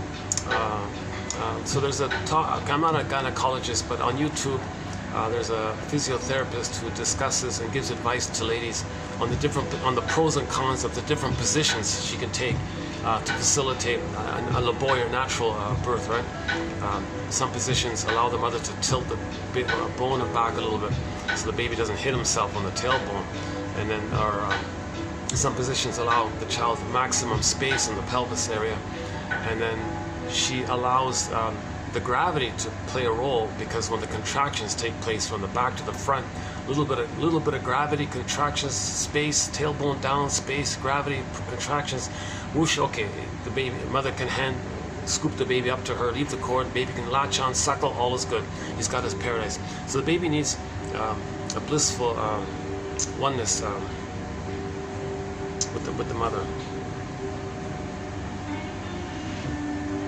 What were we talking about before that? Oh yeah, so let's say that everything is good. Now he's breastfeeding, natural, but no bottle, no barring, okay, once again, my disclaimer, I'm not a doctor, barring special extreme medical issues and all this, the baby expects the natural feeding and all this, right? Now, if everything's going okay, he's got his blissful oneness, he's in heaven again. He's in heaven. Like he was in the uterus, he was in heaven, he's in paradise, he's in heaven again. So, if the mother slips up, okay, oh cunning tale, whatever reason, okay, the child can't handle ambivalence. It's either heaven and hell. He can't tolerate something in the middle. He can't handle under heaven, over hell. He can't do this middle thing. There's no middle ground, I guess, for the baby. He's too tender, too vulnerable, too trusting, too sensitive, too helpless, weak, powerless. He can't consider that mother's hurting him and be okay with that. He can't tolerate mother shaming him and say, well, she didn't mean to, everything's okay. He can't do that kind of thing. So if the mother is shaming him, okay, his rage around that projects onto the mother image and makes the mother a hungry wolf. The baby's in sort of the so-called oral phase where he's kind of taking in like this one. So if his unmet need, in that area is unmet, he gets angrier and angrier, okay, and then his unmet need turns into greed. It's oral greed. So he's enraged now. Too much excitation for his system. So as a trick of the mind, defense of the mind, he projects his self qualities onto the mother concept, the mother imago. Now the mother imago, image of the mother, it's not real, it's an image he makes up, the baby makes up.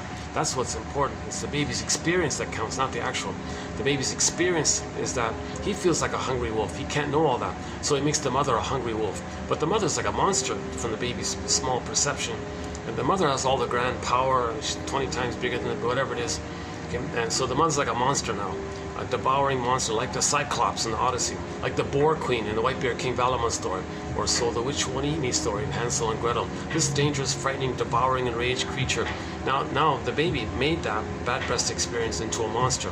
Okay, now he's in hell because he's shamed. So it's either heaven. So breastfeeding is either heaven and hell. He can't handle ambivalence. So now that he's in hell, how's he going to survive? He can't accept the reality of mother hurting him. So yes, he made himself quote unquote paranoid by thinking she's a monster. She's not a monster. She's not going to eat him or something. But he thinks his trait to take in, put onto the mother's going to gobble him up. He thinks like that. So now so that's the paranoid quote unquote. This comes from Melanie Klein. She's got a theory called the positions. The first earliest position is called the paranoid schizoid position, or the paranoid schizoid mode of experiencing, mode of operating.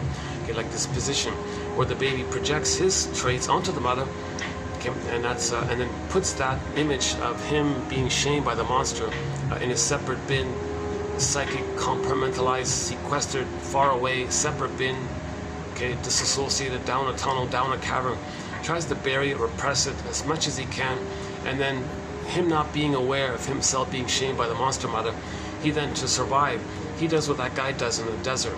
The thirsty guy starving in the desert who then hallucinates an oasis, so he's trying to survive. Baby's trying to survive. He's in scorching heat pain with it. So he hallucinates a goddess breast, a divine, beautiful, heavenly, supremely, divinely, bountiful, true, safe, reliable, unconditional. She's there, you know she's there, no doubt about it, and powerful, big, beautiful breast or something like that, whatever it is. And the baby's one and blissfully in heaven again. Now he's in heaven again. It's a delusion, but he's got to survive, right? So he'll make a delusion, like the guy in the desert. He'll make a delusion. Oh, mother's awesome. She's great. He's heaven or hell. You can't handle hell, but so he'll make up heaven kind of thing. So this is the splitting mechanism. This is only temporary. This is a desperate emergency thing the baby does. Theory is in the first few weeks. In normal development, this all gets sorted out, and the baby's not left with the curse of no mother dealing with goddess and demon. Oh my God. So at that early point, the baby doesn't have a memory of a loving mother. He's got no mother. That's why in some fairy tales there's no positive good mother. Right? It's just a witch and it's just a good fairy, bad witch kind of thing. Good witch, bad witch, or like good fairy, bad witch, or goddess and demon. Those kind. It's a splitting. So once again, one of the motifs in missing fairy tales is this either or binary, either or thing. Right? There's no character that's human. It's just like wildly exaggerated. Once again, the baby's mentation in that early time is called primary process mentation, similar to Alice in Wonderland, where the cat says it's mad in there, no logic, no time, things can flip flop, up is down, left is right, here is there, no time, no place. It's nothing like that. So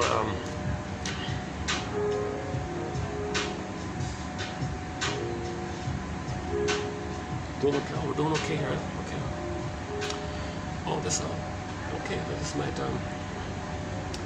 might work out after all. Maybe I'll come back here again. I was only here. I think I only used this spot twice or 3 times. It's my 4th time here. Yeah. Last year I came here a couple of times. Depends on how. It's such a tiny little place. If the staff kind of get, if they get if they're on break or something, and they get excited. Sometimes they can get a little loud. Maybe they're getting loud to drown me. See, that's why I don't come here, because I'm this awkward thing going on. So that's why the back part, they don't hear me at the back part. But this part, they probably do hear me. Okay, sorry about that. Let's just think about the heart image. Yeah. Oh, that's nice. Oh, look at that. Yeah, that's nice. I wonder if I can get that in all the time. Are we getting it in? More or less, eh? Yeah, okay. Maybe I should move the chair back. Would that work? Okay. Well, there's a heart there.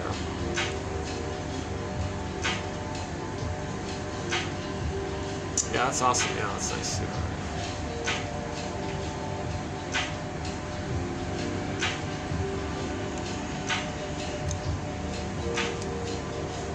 See, if the baby's loved, he'll have a path with heart. He'll love life if he's loved. If baby's not loved, that heart balloon poofs away. You know, that's trauma for the baby. So back to this binary thinking, either or thinking, all or nothing thinking, perfect or forget it thinking, now or never thinking. Now, they think, you see, what they do is when they're shamed by the mother, they're going to put their own humanness onto others and say they're no good. He feels no good, doesn't want to know, and say others are no good. Then he regresses back to the time in the uterus when he was on the throne, takes that illusionary, self-sufficient superiority attitude that he's okay, others are not okay. Now you get into prejudice. So prejudice comes from either or thinking. That's a sign of trauma. Anybody with that kind of attitude, that I'm okay, you're not okay, that's trauma. Because what you're doing is when they say these shameful things about others, they're talking about themselves, which they reject. Okay?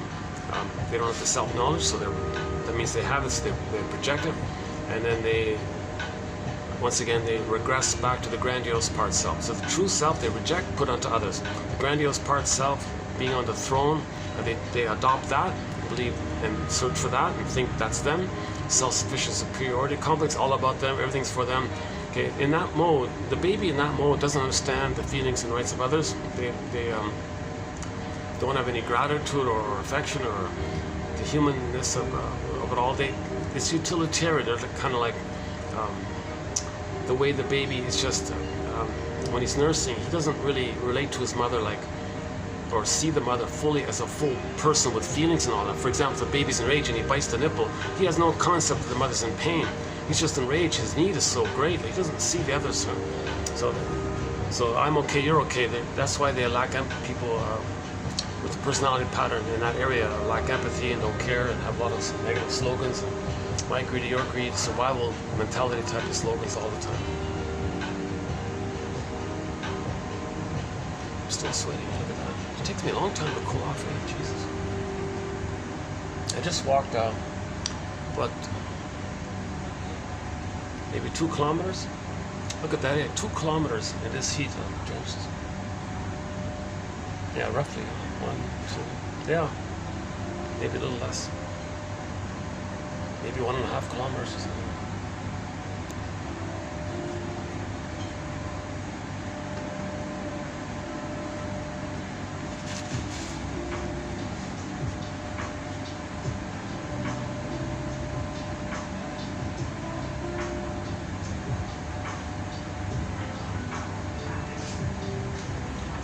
Yeah, see, it's the same issue. No, I know it's not. It's not. It's but I keep it plugged in because it slows the drain for some reason. 67. Look at that, son of a gun. I can't believe it. I've been struggling with this battery thing for such a long time. Maybe I'm unconsciously in this mode to say, look how depriving my mother was. Look how depriving these batteries are.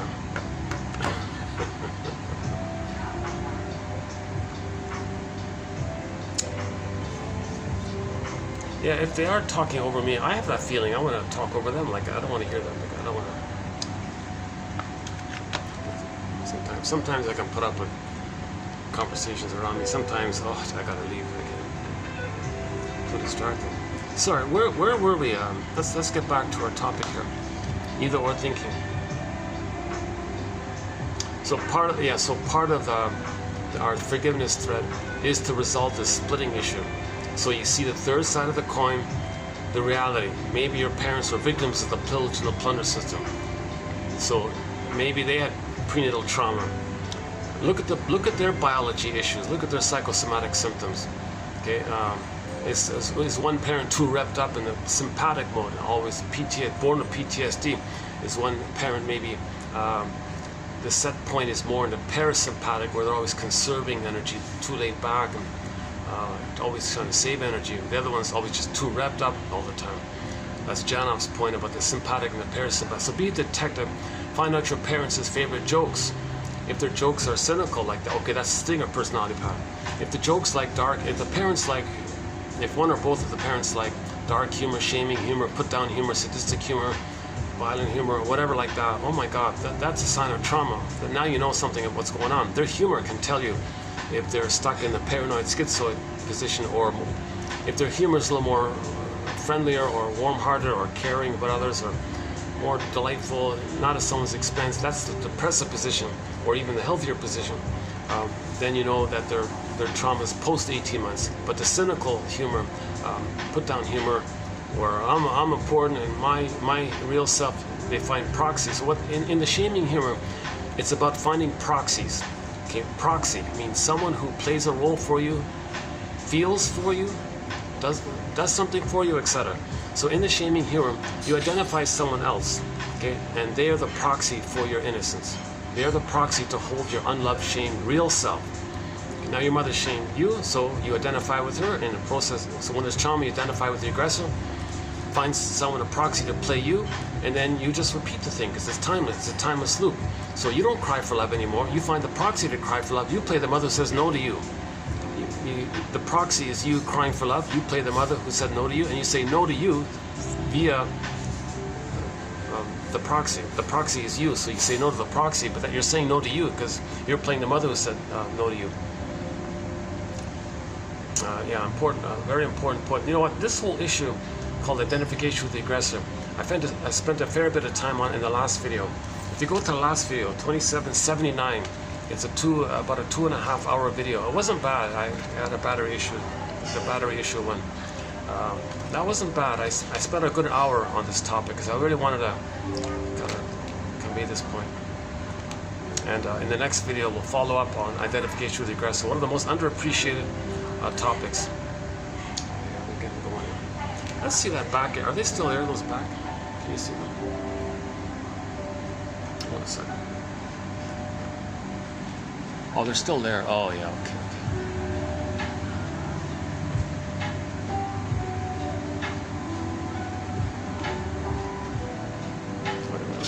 Oh, there's two of them. Oh, there's two TVs. Yeah, that's the best spot, that tucked away back spot there. You don't have to hear the stuff.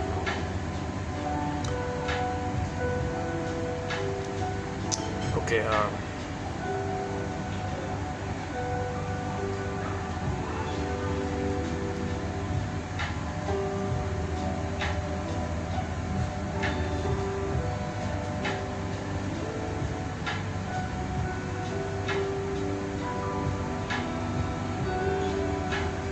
so, if the parents have dark humor, sardonic humor, shaming humor, put down humor, okay, what they're doing is they're telling you what the mother did to them. They're playing the mother. They find proxies just to play their lost childlike innocence, and they're actually hurting themselves again, but they don't feel it when someone else plays them.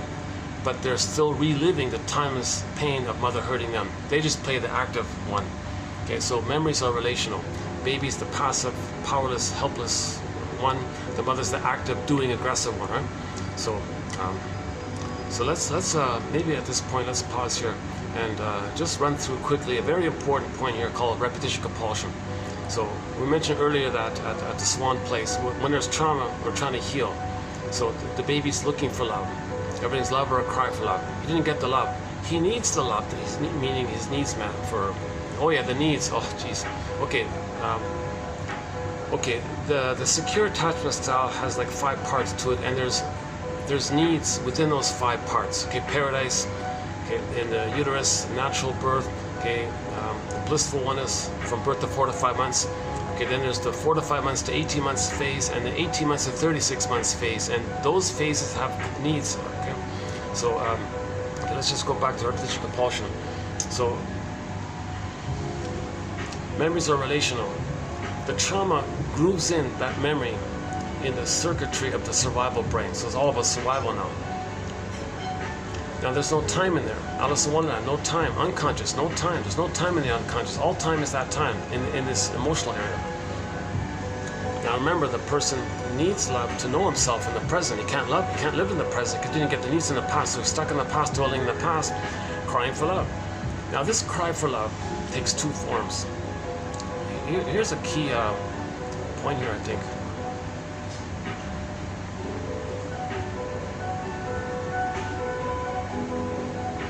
There's a whole bunch of flowers. Oh, look at this, eh? Can you see the red roses there? I'm just realizing, yeah, this is quite an attractive place here today. Yeah, nice place here. At nights, it's packed here at night. You need reservations and all this. I guess one of these little trendy kind of places, I guess. I manage to stay open in the afternoon, which I like. You know, these nice places that are busy at night, most of them aren't. Occasionally you'll find one that's open like this in the afternoon. Sometimes people just doing their homework or something. Or some gossiping housewives come out or something.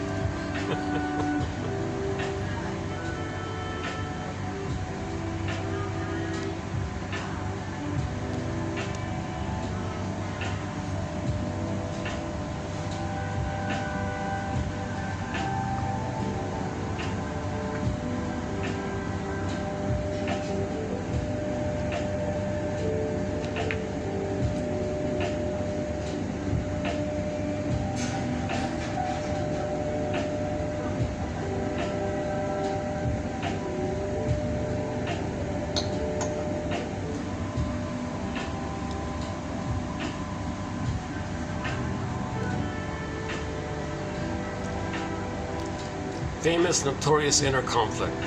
Huge inner conflict. Massive inner conflict. Oh my God. Baby has needs, but the memory was pain. Mother said no.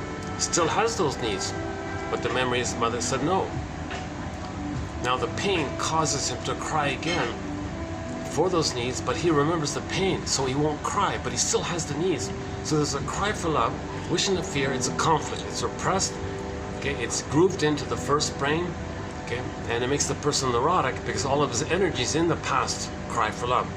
So in the present, he transfers the cry for love from the past to the present, replays symbolically in the present the actual past, emotionally in the past, still thinking they're in the past. So the present is sometimes called the presenting past, or they transfer the present to the past, and Masterson calls it transference, acting out, like you're going to act out in the present. That's seen in the past with others in the present, like a stand-ins, like a theater thing. Janoff calls it symbolic acting out, because you're only going to symbolically look for mother's love in the present. Okay? So post that critical age of 3, you cannot get mother's love. If the baby didn't get it, he's never going to get it. It was a one-way ticket. You can't still try to get it, but the person doesn't know this because the pain's too much. The belief says keep on trying, because if you don't keep on trying, Martha Stark calls that relentless hope.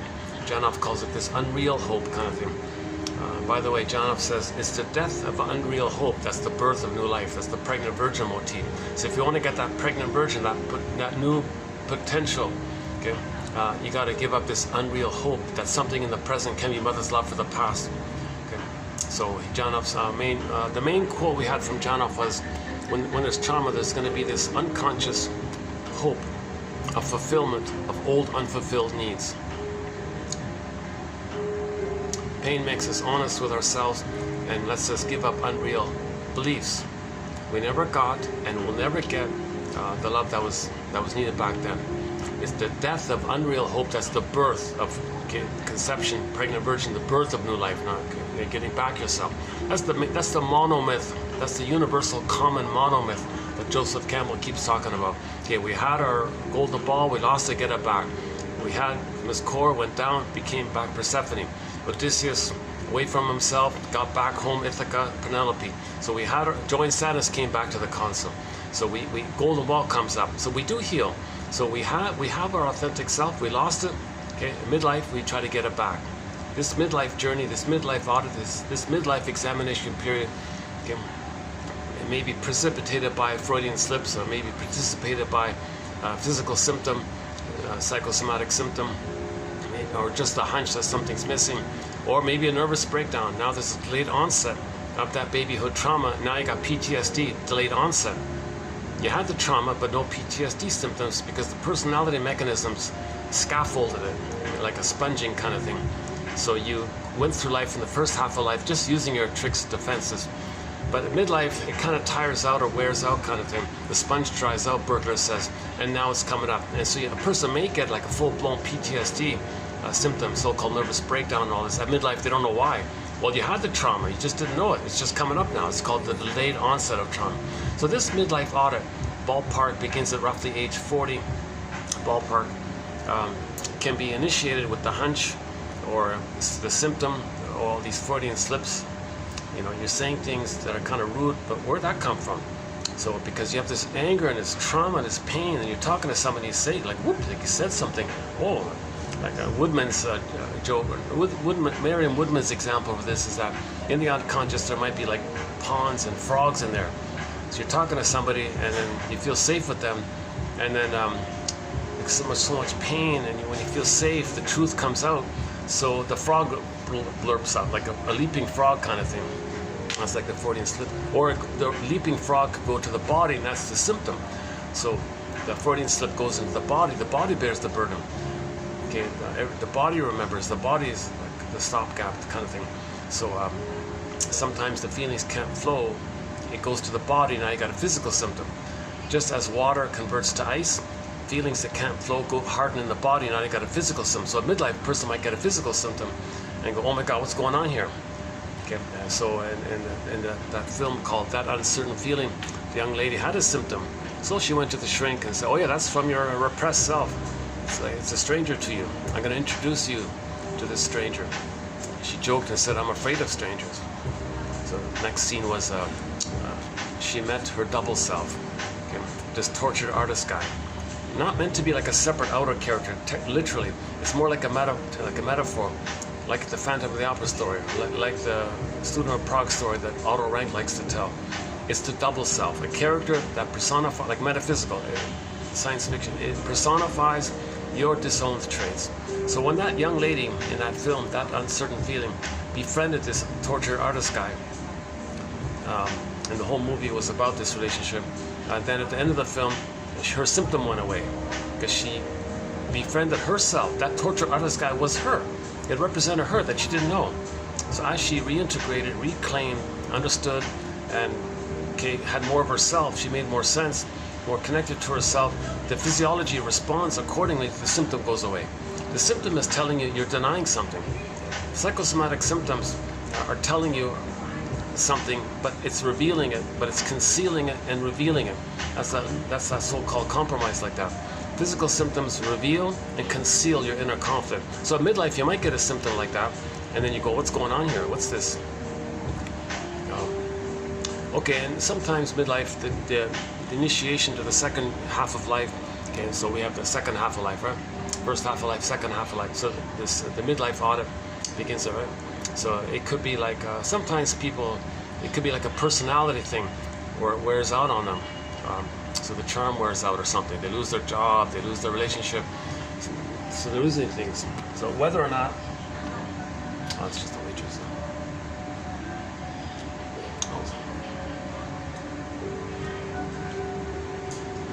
Yeah, okay, I'm gonna try this place again. Maybe I'll get lucky and get that back spot there.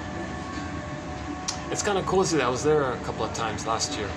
I felt kind of relaxed there. Yeah. It's really hard to predict when a place will be available. Sometimes Mondays a place will be packed, and Saturday it's half empty. Like there's no rhyme or reason. Depends on the tour groups, I guess. Okay, sorry. Let's get back on track here. That uncertain feeling. Okay, our lead. So there's a thing called the double self, the secret self, the second self, the shadow soul. Okay, so all of us, our real self that's repressed. Okay, a lot of potential there, a lot of life. Our golden ball's there. Who we'd be had we been loved is there. Okay, and the capacities and gifts of the real self. That's a lot of treasure like that. Okay, so that's all of us that's undeveloped. Okay, arrested development that's undeveloped. It's there. It's frozen. All that self that's kind of buried like that. Okay, the repressed self, the secret self. Okay, the second self, the shadow self. It's the one who walks with me, who's not like me, who is me. Someone's living my life. I know nothing about him. In literature, once again, it's the motif of the double character. So Otto Rank, he's our lead author on this one. He's got a very good essay called The Double. He bases it on the play called The Student of Prague. Just in a nutshell, some guy bumps into some other guy, not knowing that this other guy was a representation of all about him that he doesn't know. And he was meant to befriend this other guy. He didn't make the connection, and instead did the opposite. He argued with him and got into a big fight with him, and actually even hurt that guy. But that guy was him. So when he hurt that other guy, his own double self, okay, he was hurt. And on the tombstone it said, here's a guy who never got to know himself. He never understood it. That was like the teaching, the literature motif teaching. So some literature is interpretive. Once again, literature, most of it's escapism. Okay, rescue fantasy, revenge fantasy, just to distract, get you away from yourself, forget about your life for a while. And there's some like set package things with endless variations of it. That's just escapism. Some literature makes you reflective to know yourself. So something like Student of Prague is very good like that.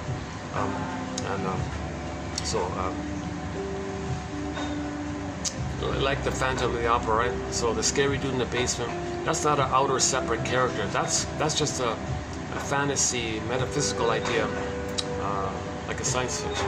Oh, there's that bird.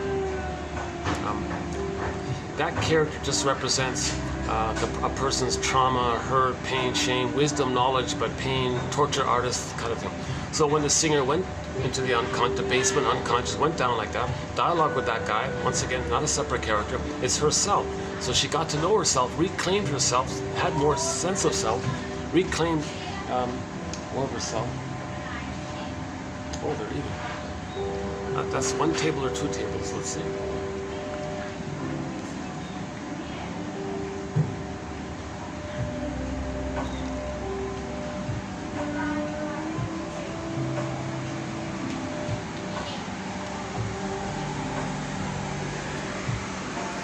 Oh, all right. Oh, cool. Okay. Oh, good. Oh, let's go here. Well, it's nice and cool here too. Hi. I'm gonna just move over here. Let me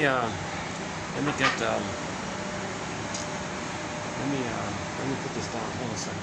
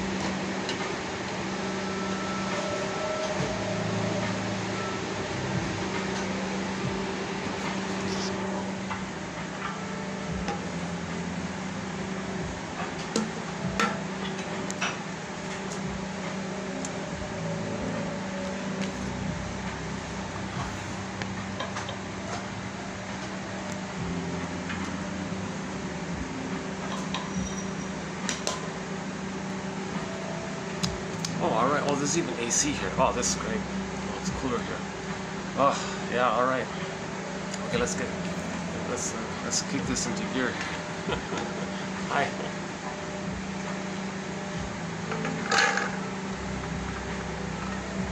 Actually, that other spot's also okay. Oh, they got more hearts. Yeah, there's another heart. That's a nice thing to do. Yeah, the big heart balloons. Yeah, that's nice. Just to remind, we've got to remind ourselves, right? That it's all about love, right? Or it's all about healing our wounded heart. Okay, one more sec here. Hold on.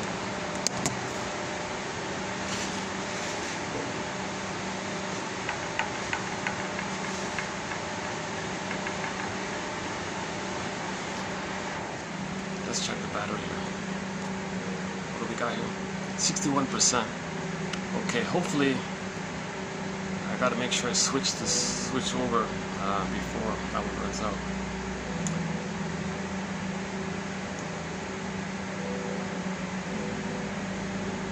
Yeah, okay. Timing should be just right. Okay. So So let's continue here. Repetition compulsion. So here's a very important point here. So the experience was baby cried, mother said no. Okay. But he's got to get those needs met. He's going to try. Now there's no time, so he's going to try again. Even though it said no, the experience was no, there's no time, but he still has the need, you see? So this is like a compulsion like that, called repetition compulsion, a perfect phrase for this phenomenon, repetition compulsion. So, okay, so there's no time there. So all time is that time. So he's going to go through life doing that cry for love. If the child is traumatized prior to 18 months, that's a ballpark idea, 18 months. That's a critical time, because it's up until 18 months that the child thinks he's a little god on the throne, all about him. If the trauma takes place prior to 18 months of age, so he's in a desperate state. He can't hold himself anymore. His real self is too painful to ask others to reject them again. He was rejected again and again, every day, many times a day for 18 months, or up to 18 months. He doesn't want to live that again. So he does a desperate thing, so-called deal with the mother. He's going to be like her. That's a deal with the mother. The guy with the horns. It's not the actual mother. It's the image he makes of the mother. It's the mother imago. So he's going to act like her.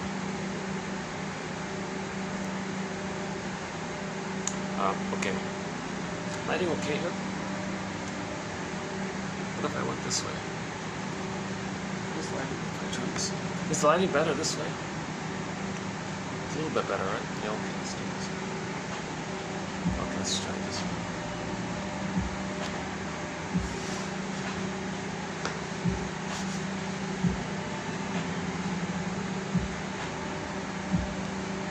Okay, let's try it this way. You can adjustment here. Okay.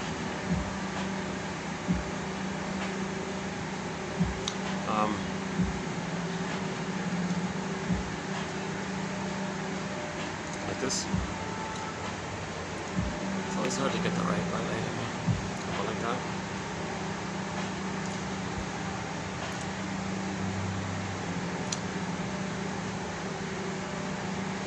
Wow. Okay, close enough. All right, good enough.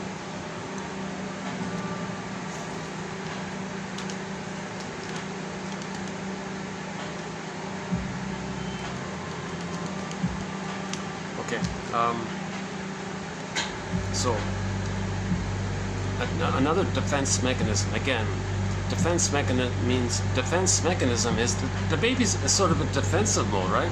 Mother's a monster. He's got to protect himself from the monster. He made it up, anyways. He's protecting himself from his own fantasies that he's making up to deal with the pain.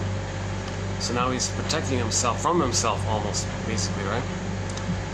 So one of the defense mechanisms is he's going to project his shamed, unloved self onto others and find proxies to play him. So in the new situation, he's not going to coax others to reject him, to replay the original rejection. Others can play his soul. Others can have his soul, his humanness. He doesn't want his quote-unquote more human side of being human anymore. He doesn't want his quote-unquote more human side of being. He's only in survival mode. So he gets some kind of blissful compensation if he plays the mother. He gives himself up. Now he's quote-unquote addicted because the baby's in a blissful state. It's not addiction, but when he has to go back like that and is dependent on it, it becomes addictive because of the dependency like quality. So I think a new term needs to be made for this phenomenon. I'm not sure what it might be. Anyways, the baby and the one are in the baby and the mother are in a blissful oneness. If he is one with her, and he acts like her, and mother shamed him, and he's her who shames himself, he's still one with her, right? He's still getting the blissful oneness. Now the pain of it all is divided in two parts. Okay, the proxy can express it, okay, vicariously, okay, his pain, plus he numbs over the other part. So he keeps the blissful part. So that's shall I compare thee to an onion? Got to be a detective here. So these quotes are helping us to be a detective here, a psychological detective here, existential detective, emotional detective. Because you have to understand our parents too as well. Forgive your parents, heal yourself. Reparation of the other leads to reparation of the self. So if you understand yourself, you can understand others. If you know yourself, you can know others, etc. So the new situation is he's going to recreate, reenact, like a staging thing, that original cry for love. So everything's love or cry for love. Okay, so he's not loving, right? So, Tin Man. So he's going to cry for love. So originally the baby was crying for love, mother said no.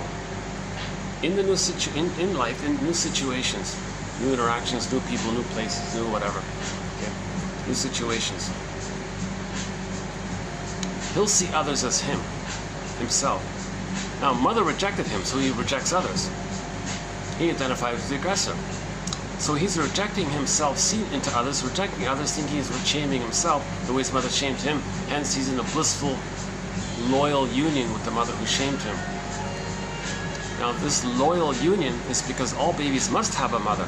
The baby would rather have an abusive mother and be like her than have no mother. No baby would make it without a mother.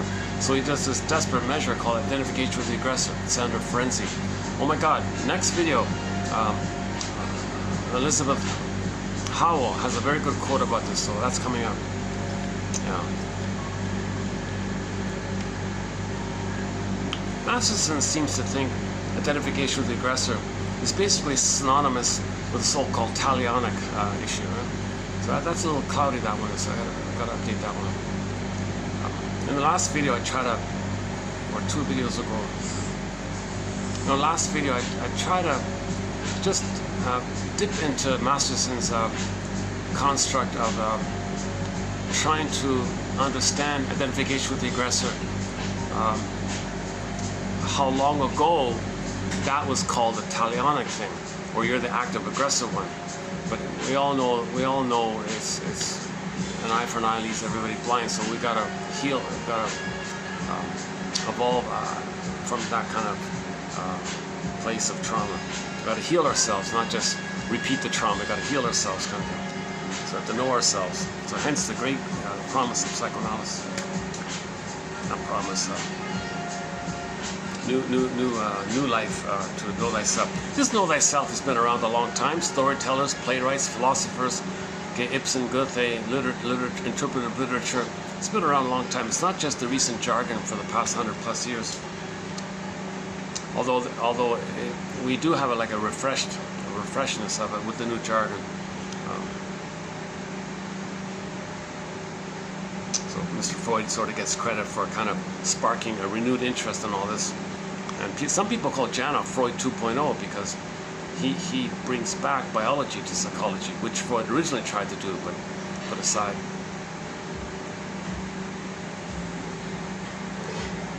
Okay, so let's clarify this repetition compulsion. Edmund Berger, one of our mentors, has a record metaphor for this.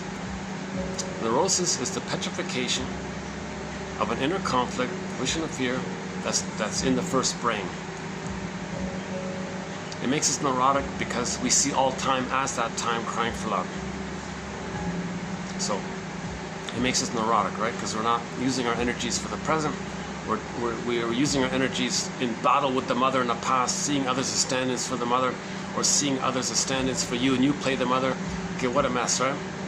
So we're not really loving life, and you're hurting yourself and others, self-defeating, still battling with the mother. The only way out of this thing is to understand it, shine a light on it, recognize it, and then you have a belated understanding with the belated release of feelings that you couldn't feel and process. So with the belated so-called catharsis, it can be bit by bit or a major one. It's got to correspond with the third brain integrating it so you can accept yourself. You need a consciousness to get back yourself. That's why we got to get the scarecrow brain. Huh? Okay, so Edmund Berger's line is like this: every neurotic is a music enthusiast. What? Lots of music on YouTube, right? Just found a new channel. Rare and old and rare, forgotten, lost classic albums and CDs and things, like old, like jazz from France or something, 70s jazz from France, some obscure little things. Interesting channel, yeah. Anyway, lot of music out there. Metaphor. So when Bergler says every neurotic is music enthusiast, meaning every person would love to love life and have a lot of songs in our life and play a lot and enjoy life in the present, have a lot infinite variety, moment to moment new song kind of. The problem with the neurotic, says Berger, is that he only has one record. He loves music, but he only has one record. He can't enjoy all that music because he only has this one record, this 45 disc record. Side B is the same song as side A, or there are no grooves on side B, it's flat. Just the 1 second, the one song called The Cry for Love. He carries this 45 disc record with him everywhere he goes. Every time he sees a turntable, with never-ending fiery ardor, says Bergler. He plays that tune with others in the present. He recreates and restages that tune, that cry for love.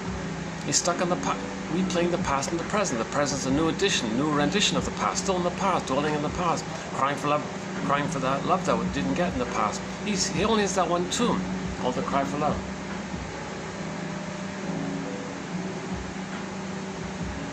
Oh, some guest came in. Maybe I should.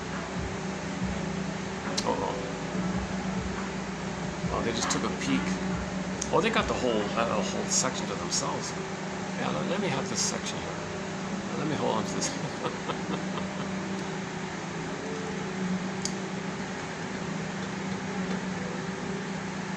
Okay, hopefully they're okay. Yeah, they got that whole, they can sit where I was sitting before, right? That was a nice spot. By the window, yeah. Okay, let's go back again.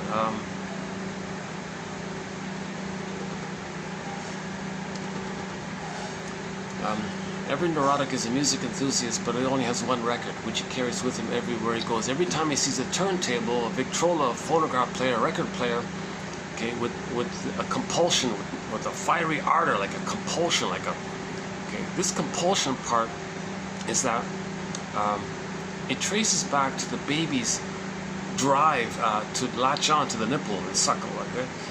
When the baby comes out, all of his energy is to find the nipple, the real mother breast. That's the compulsion part. He's got this. All of his energy is to latch on and attach to the mother. The baby has to attach to the mother. That's the first things first. He's got to attach to the mother. All of his energy. Mother, where are you? That's the great hope. Where are you? He's got attachment needs. So with never-ending fiery ardor, he's going to play that record, that old attachment cry, need, right? So now, if the trauma takes place prior to 18 months, when they replay that record, they don't play themselves. They find others to play them. They play the shaming, rejecting mother. Recreate that scene where the proxy cries for love and they say no to them. The proxy, be nice to me or something. Oh no, I'm not going to be nice to you. Because the mother wasn't nice to them. But they don't want to feel that anymore. So the memory is mother shamed them. Okay. So the baby is now both. He's the shamed victim and the aggressor. He's both now. So the proxy is going to be both. In a thing called hocus pocus, auto hypnosis, double focus, Alice in Wonderland, no time flip flop. So when he shames others the way his mother shamed him, he's reliving the experience of mother shaming him. But he's the shaming mother, shaming himself. He just tricks himself briefly by shaming someone else. So he shames himself and feels pain by mother shaming him, but he's the shaming mother who shames himself. So hocus pocus, auto-hypnosis, the person who just shamed in the present, he'll say is the mother in the past in the nursery who hurt him. Right? So he shamed somebody in the present. Negative humor, dark humor and all this, you're no good this, you're a bad this, etc. Okay, or you're a fool this, you're a stupid this, or he'll say some kind of thing. Okay? So, or cynical humor, dark humor, put down humor, humiliating humor, or shaming humor. So he'll be negative towards others, sarcastic towards others, negative towards others, etc. So because the mother did that to him, so he becomes a shaming mother. He shames others. When he shames others, i.e. himself, he just shamed himself again. Now he can flip it. How does he account for the pain he's feeling when he shames somebody in the present? He was the active aggressor. He was the shaming one. He was the mother with all the power, shaming himself in the proxy. But why does he still feel badly? Why didn't the Italianic thing work? Why didn't that work? He's just reliving how mother hurt him. He's playing the mother who hurts himself. So, but he just sees himself onto others and hurts them, but he's still psychologically hurting himself. Then he flips it to account for why he feels pain. Hocus pocus, auto-hypnosis, flip-flop. The one he just heard in the present, he will say is the mother who hurt him back in the nursery. No time in there. Now he feels justified that he's the victim of the person he just hurt. Now the person you just hurt, the victim, is the monster now. What? He just hurt that person. He says how threatening they are. And then you enter rhetoric and propaganda and lies and false this, false that. Because he's got to lie and sell it to himself and others. He can't know the truth. His need is to see the victim as the aggressor. When the need is too great, you don't see reality. You don't care about reality. So that's the whole. He's like a personal PR machine inside called rationalization, where he's going to lie to himself to fulfill his need to see the victim as the mother in the past who hurt him. Now he feels justified in being angry at the person in the past because now he can express his anger at the mother. But he is the mother who hurt him. Now he wants to play the victim who's going to express his anger at the mother. Doesn't make sense. Okay, it's mad in there. Once again, the cat in Alice in Wonderland says mad in there.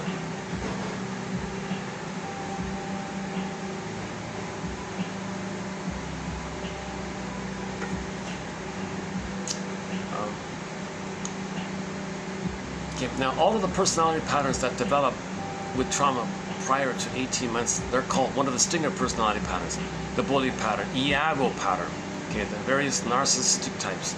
And each one of those personality patterns, with their slogans and their songs and their excuses, and how they can't mourn, and their greed, their envy, their spite, their vindictiveness, okay, their grievance collecting or injustice collecting, and the so-called pyrrhic victory of saying I didn't need him anyways. This whole area, this negativity area, okay, survival mentality, my greed, your greed, and some of their other slogans. Okay, there's a whole body of material. Like there's like a 10-hour video just discussing the stinger personality patterns. No, more than that. There's a wealth of material about the stinger personality patterns. But the main point is they identify with the aggressor. So Elizabeth Howell, the author of the Disassociative Mind, I like her because I remember when I was starting out, there was an article of hers I wanted to read. I don't have the membership to the journals and all this, so I wrote, but her email was there. I wrote to her, I asked her politely, gee, your article here, do you have a copy? Like, could I read it directly from you? Oh yes, sure. She sent me a copy.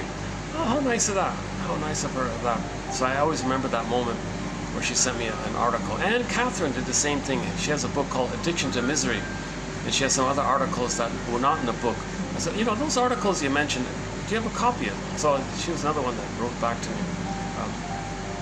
So Elizabeth Howell has a very good book called The Disassociative Mind. And I just noticed this morning in 2014, she wrote an article updating or discussing Ferenzi's theory about identification with the aggressor. And she makes the point, which I'll cover in the next video, that the identification with the aggressor has sort of had two parts to it. The baby's stunned by the mother, right? So he's like going to believe anything now. So whatever the mother thinks, feels, wants, does, it's his mind. He does that himself. That was a simple way of discussing it, but I thought that kind of conveys it. So the stinger personality patterns, they don't have their real self anymore, right? So of course the main emotions are hate, greed, envy, spite, vindictiveness, schadenfreude, grievance collecting, and so on. And because they're angry all the time, and their humor reflects it. Their humor is very dark humor, shaming humor, put down. A lot of pessimism, a lot of cynicism. Okay, Janoff was saying, the pessimism, don't think it's just some ideas, like their wit, their bitter, their banter, their witty, bitter banter, whatever. It might be intellectual or maybe based on PhDs or something. If it's still dark like that, don't think it's just from the third brain. Imagine pessimism as the pain within cranking out those barbs, those little bitter, shardy-like comments, right? So pain is creating it. So somebody who's very pessimistic and negative, the pain is doing it. That's another emphasis that Janov makes, that pain is driving them more than we realize. Like if people don't feel, he said, like people don't feel, there's a pain around that. The energy is the steam, needs to tension, all that tension, the pressure cooker, so people blow off steam. It's not healing. It's just the pain builds up, the pain around not feeling. It's a relief to feel. It's a relief to be in your body and feel. It's always a relief to get in touch with your real self and feel, whatever that is. Now, if you can't feel, if you're not feeling because there's too much trauma, then you got the tension and the steam and the pressure cooker thing. So the stinger personality patterns are constantly going through, like just blowing off steam all the time. That's not a healing release or anything. That's not a genuine catharsis. They're just blowing off steam. Okay, that's like a negative reaction or something, or tragic catharsis or something like that. So that topic, that very important topic, was discussed in 3 videos recently done, from 2771 to 3, on this topic of the catharsis. You got a natural, like a genuine catharsis versus the fake stuff, like what actors do, that kind of, or blowing off steam stuff. That 3-video discussion, well worth it. I think well worth it to read those quotes for those 3 videos. After, of course, but the prerequisite is to read the Janov quotes from 45 to 70. Basically everything we've done so far up until now, this year. Like start from in the YouTube channel. I think the first video was January 2nd. From there till now, all those quotes, that's a pretty good introduction to psychoanalysis, I think.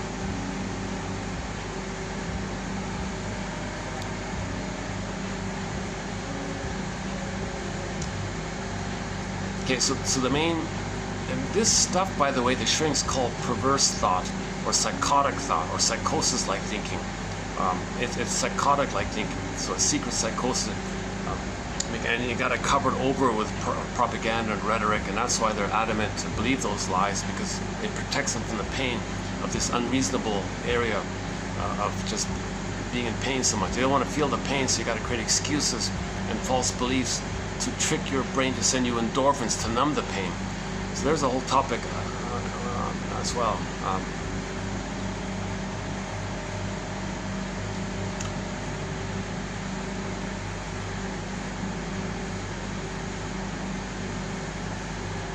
Okay, so the stinger personality patterns, just for the time being, the main feature we'll just comment on here is that the quote-unquote more human-sided being of theirs, they don't want it anymore.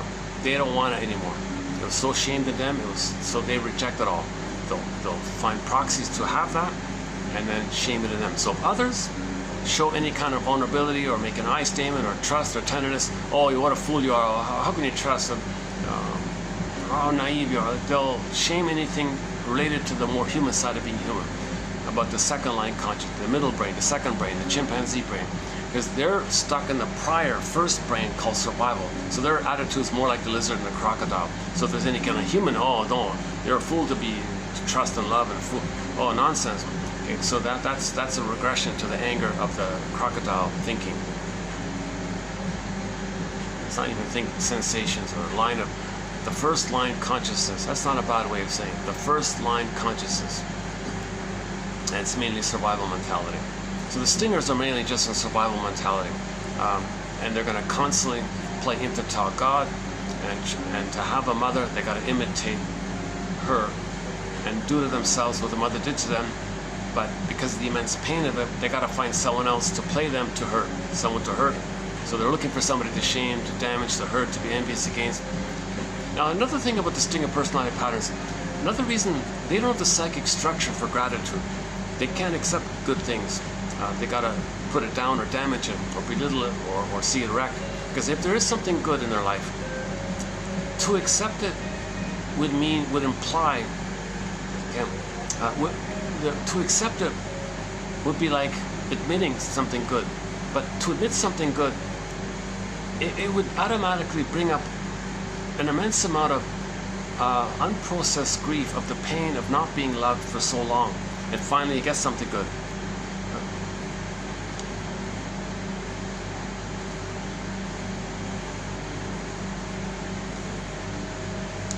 So because it triggers too much pain of being unloved, they don't want to be triggered, so they reject the goodness. So that's why people with distinctive personality patterns, they hate kind people or nice people or something. They're fools, they're idiots and all this, right? Because to accept something more decent in the human area, it's not perfect. Of course, they'll use that imperfection of others as an excuse to shame them, because their yardstick is impossible. Distinguishers have an impossible yardstick. Their yardstick is that it's infantile. Something has to be the perfect good breast that was needed back in the nursery. Nonsense. Nothing in the present can be that perfect blissful experience. Even that billionaire guy recently said he had all this money and all this, still felt unloved. Marilyn Monroe, all this admiration and flowers from millions of men, still felt unloved. That kid, that professor guy who lectured to thousands of people and all these students for decades and decades, was a famous speaker at a university or something, had all these students, he still felt unheard. Can you believe it? He had 100,000 people listening to him attentively all throughout his life. I feel unheard. No one hears me. I feel unheard. He's talking about the original mother not hearing them originally. That's the pain. So post age 3, nothing symbolic of mother can correct that original imprint. Only grieving can do it. Only grieving can do it. Only knowledge and psychoanalysis, or not. Only self-awareness can do it. However we get that self-awareness. It can be through the current model of psychoanalysis or something, or, well, a lot of shrinks say this is really the only thing out there. This is the only quote-unquote game in town, right, in terms of healing. This is the only, in terms of true healing. Now, Janoff disagrees. He thinks, no, this is only a part of it. He says, you got to include the trauma in the first brain and link it in with psychoanalysis. Psychoanalysis alone is not enough. You got to link it. So he has sort of Janoff adds an important piece of the puzzle. So I'm trying to include both here, the mainstream psychoanalysis and Janoff's emphasis on the first line, the first brain trauma. But his technique, his claim of how to do that, I've never done it, so I can't comment on it. I personally kind of don't believe it's as simple as he makes it sound. But a lot of people were drawn to the promise of it. A lot of disappointment, some success, mostly disappointments. And then Janoff's name kind of got a bad. Janoff's popularity went down quickly, not because of him too much, because the demand was so great, and because of the huge demand to heal from trauma, he couldn't handle the plane loads of people flying there. So there were spin-off people. A lot of self-help groups came up, mushroomed up all over the place. Oh, just pay me money, just beat the pillow. Really? It didn't work. Oh, they got your money, so the thing got a bad name, right? But Janoff's books explain it. No, it's not simple like that. I'm sorry if I made it sound simple. That's the confusion about him. I also kind of wrote him off, kind of thing. I didn't take any interest in his books or something. But then about 2 months ago, I heard, before he passed away recently, 2017, yeah? Is that right? Yeah, 2017, just before he passed away, he gave an interview on a program called Radio Curious. Radio Curious, okay, an audio podcast hosted by a lawyer guy, and he interviewed Janoff before he passed away. Excellent interview, 20 minutes, jam-packed with information. And then from that, I looked up his material and said, oh my God, you gotta be kidding me. He didn't just write that first book called Primal Scream, 1970, that we're talking about. He wrote 16 books as updates. Incredible update, wonderful updates. So from what I could find of those 16 books, I plucked out the top 300 quotes of it, and they're in our collection here.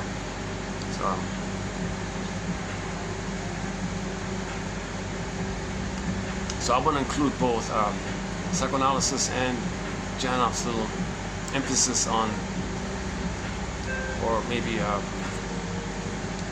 his areas of focus. Yeah. Okay. Anyways,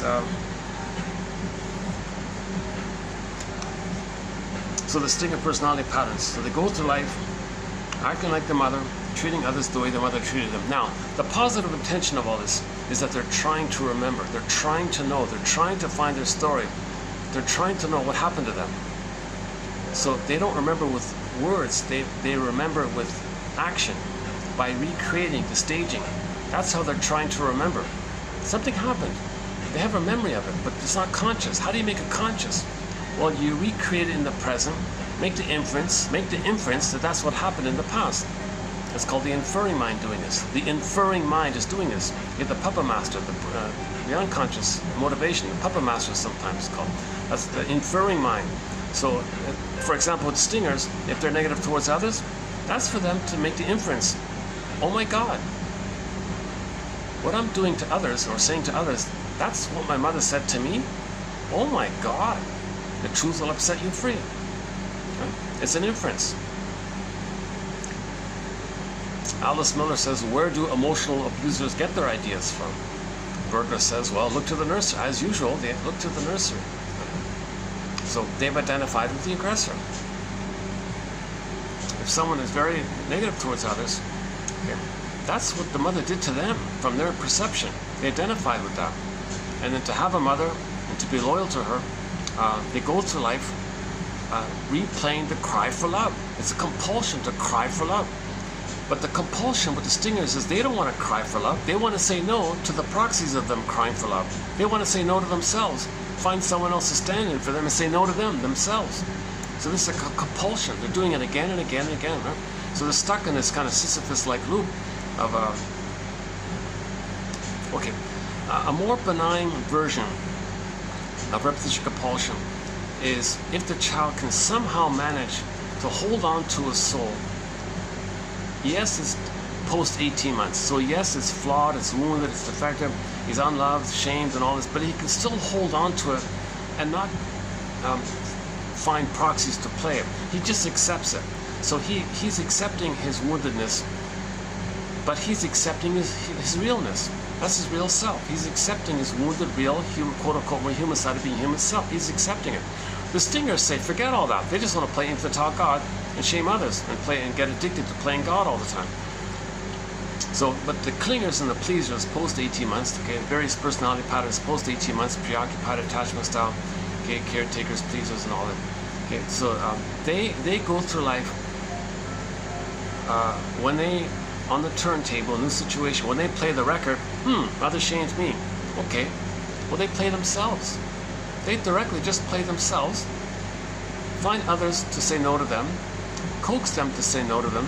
Self-fulfilling prophecy, be difficult, give people an impossible test, be passive-aggressive, just recreate them saying no to you. Because what the person wants is a parent to help them grow and develop. You're asking too much. So you're always going to get disappointed, and you want to get disappointed because that's the struggle with the mother. So you're going to recreate directly the cry for love. So the clingers, they just do it kind of directly the way it was originally done. So they just play themselves, see others as the shaming mother, and well, poor me kind of thing, because that's like their cry. It's direct. They're crying directly. So their poor me victimhood thing. That's a direct kind of place they were as a baby. Stingers forget all that. They hate all that. They want to play infantile God, and others can play them and they'll shame them. So they reject. The stingers reject the quote unquote more human side of being human, and they're way more angry, more greed and envy like that. The clingers still have some kind of hope. They're childlike, it's foolish and all this. Stingers hate the clingers, right? They're eager to shame them. If the stinger marries a clinger, they're thrilled to have somebody to shame all the time. You know, and the stinger's only married to mom. They are her. The stingers are sort of midway there. They have some care and empathy. So a lot of people in the helping professions are sort of there. A lot of shrinks and therapists are sort of in there. A lot of people who kind of blame themselves and think others are amazing. Okay, so their MO is, I'm not okay, you're okay. Stingers can't do that anymore. Stingers say, what, I'm not okay? No, you can play my not okayness. All regress back to infantile God place and say, I'm okay there. So then they say, I'm okay, you're not okay. That's worse, that's worse, that's more trauma. To say, it's ironic, it's counterintuitive, right? If someone says, I'm okay, you're not okay, that's a more severe trauma than someone saying, I'm not okay, you're okay. Because that latter one, they're maintaining their childlike place.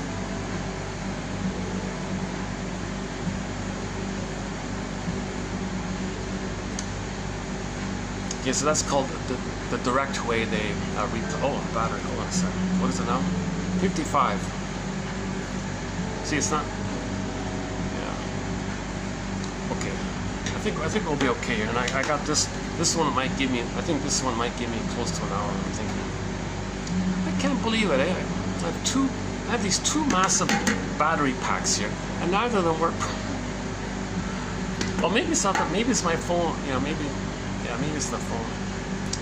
Maybe it's more about the phone.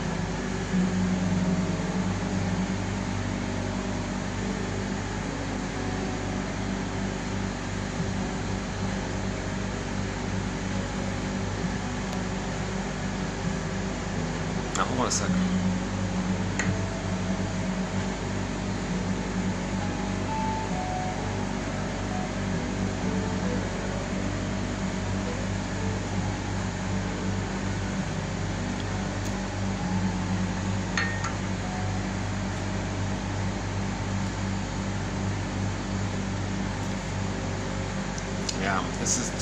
This is a 2 coffee one. 1 coffee's enough. It's already too much for me now. I'm running on 2 coffees today. Jesus. I'm not a caffeine drinker at all, so 1 coffee makes me really revved up, kind of. I'm on my 2nd cup of coffee. 2nd cup. Don't get me talking about.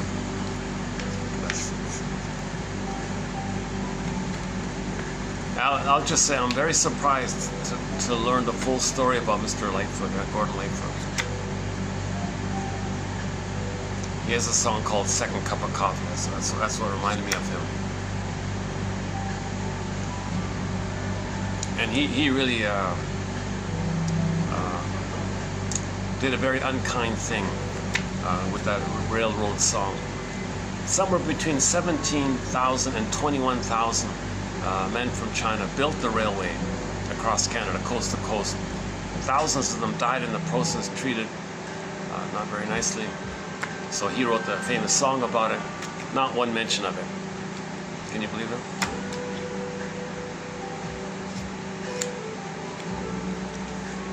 There's just a tiny little plaque somewhere in BC that acknowledged the 20,000 men that built the railway. So there's a real plus his alcoholism. He openly talks about his violent behavior and alcoholism. I didn't realize he was such a character like that. But he had an incredible voice, and a few of our songs are on our soundtrack. He had the Canadian Railroad trilogy, the Fitzgerald one, the boat one.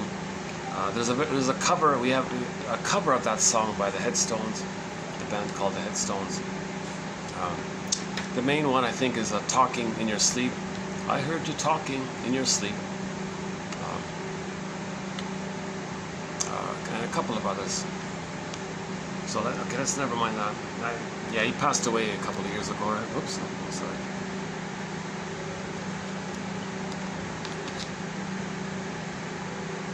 It's funny. Now that I know more about him, I'm less eager to hear his music if it comes on the radio or something. Radio? What radio? If it comes on the recommended songs or something.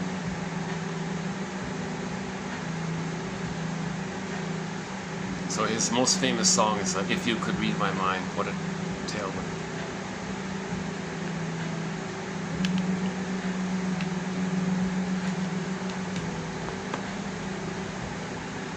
Oh, did she? One of his nicer songs is called "Did She Mention My Name?" Did she mention my name just in passing? That's one of the nicer ones. There's not much wisdom. There's almost no wisdom or insights in this music. It's just he's just got the voice. That's pretty much it.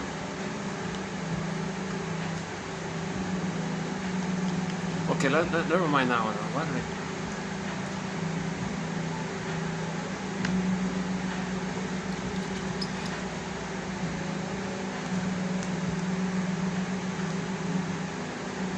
A lot of it's rumors, so I don't know what's true or not true. But based on some of the rumors, he was a really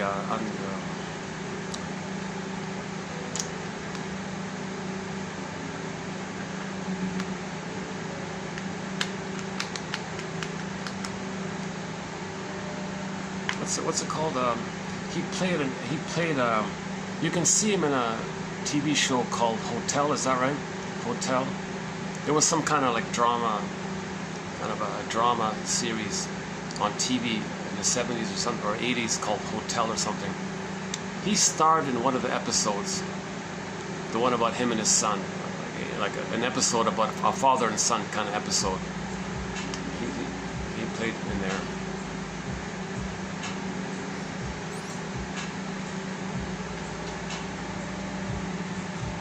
Oh yeah, and he was promoting his latest album at the time.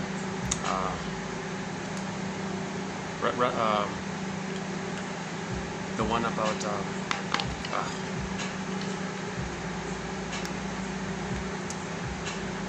the one where he's dressed in a tuxedo. That album, the one Eden, is the one Eden or something with Eden. He's the one where he's all dressed up in a fancy tuxedo. That one. He was promoting that album in that episode called Hotel.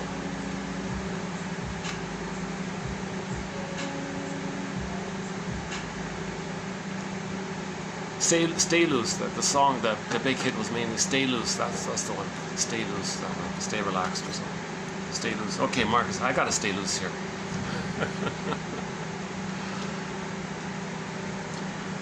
Before the bad. Okay, so that's sort of a key point here about repetition compulsion. I'm repeating it, right?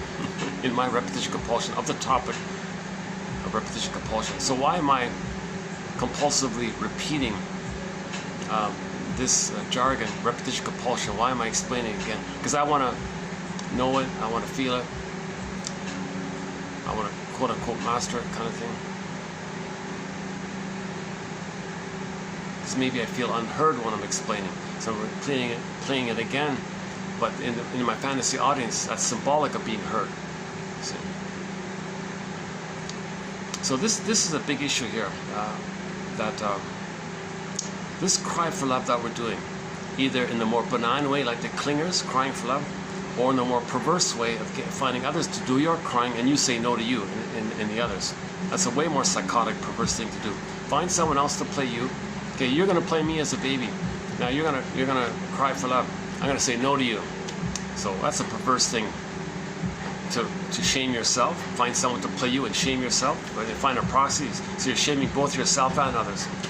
That's psychotic stuff, right? Alice in Wonderland. And then he thinks the one he just hurt is the bad mother who had hurt him back in the nursery, and then feels justified to express his anger at his mother. The one he just hurt is now his mother.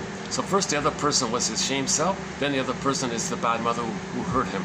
Psychotic stuff. So the stingers and the clingers. So the stingers, that's why the stingers generally have a more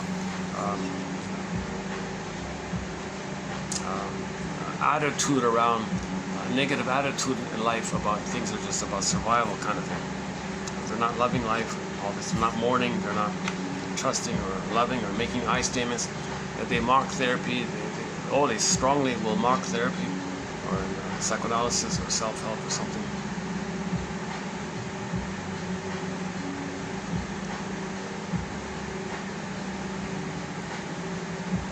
That's basically what the Odyssey is about, because the Odyssey, he was like that. He was the arrogant, machismo, macho man. Who cares about feelings? Okay, like the mayor in the Pied Piper of Hamelin, 1957, musical fantasy family film.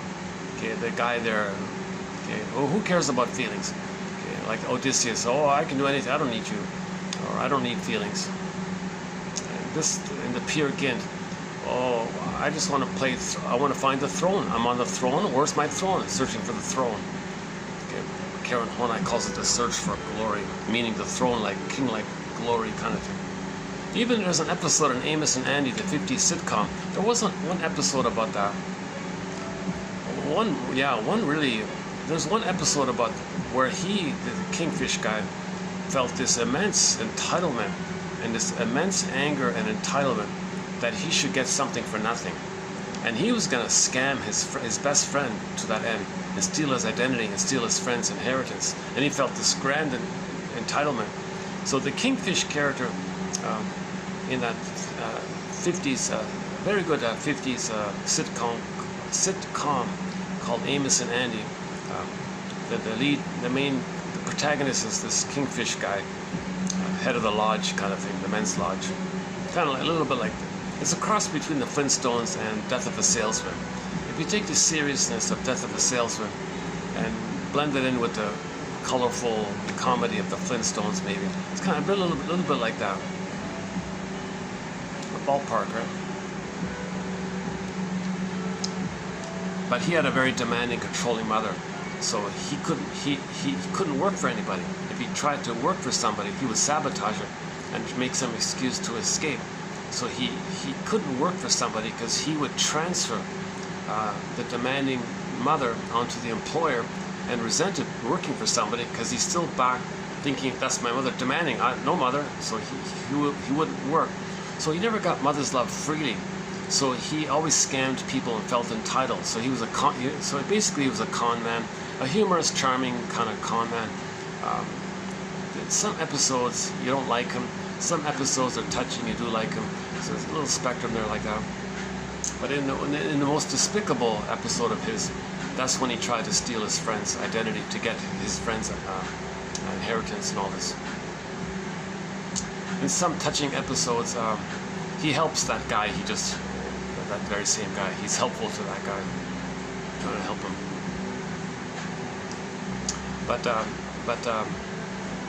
But the kingfish guy was in his entitlement, and the name kingfish. He thinks he's on the throne like that, so he thinks he's a little king, right? So he always felt this entitlement that he's supposed to get something for nothing.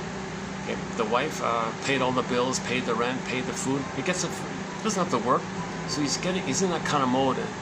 And then the wife says, "Come on, get a job," and all this, and makes excuses of why he shouldn't work.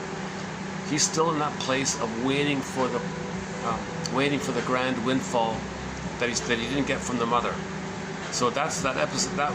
What that episode was about. He thinking he could steal his buddy's big inheritance. That'd be like mother providing the full proper nourishment. So he's still in that kind of infantile, oral greed kind of mode, and he felt entitled, didn't care about the effects on his friend and others.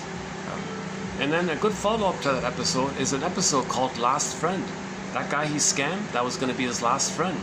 And there was a touching moment there was a peer gynt moment there, where he realized, oh my God, he doesn't have any friends.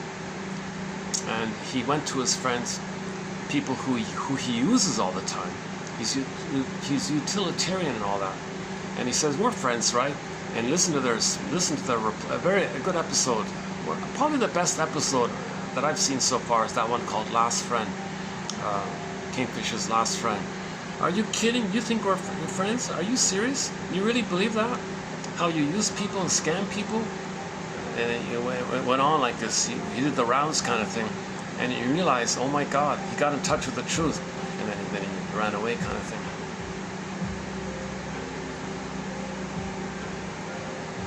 A little bit like the Peer Gynt story. The Peer Gynt at the end of life. Oh my God, where's my soul? So it's Solvig flying off in the corner. Where have you been, my soul? Are you kidding? You ran away from me. Okay, similar to Narcissus. But this difference is a Narcissist, he never even considered or respected Echo, his soul. So that's like a really more disturbed one. He never even questioned it. So that's why he turned into the little white flower. He was addicted to the blissful oneness of the mother. Narcissus, the psychology of Narcissus is named after that little white flower. That little white flower gives people illusions and all this. So the baby's in this illusionary, blissful oneness state. So that's why he never got enough love to graduate out of that. So his soul was rejected. His soul was oppressed, disassociated, flying off in the corner. That was Echo. Now, once again, Echo and Narcissus are not separate characters. It's a metaphor for one mind. So the person with that mind, Echo became a statue, turned to stone, okay, and he was addicted, thinking it was all about him. Narcissism.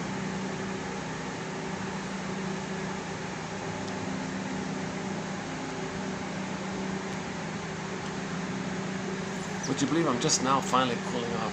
My goodness, how's the battery? Let's see. I gotta change this before this runs out. 51. Okay, I was holding up. 51.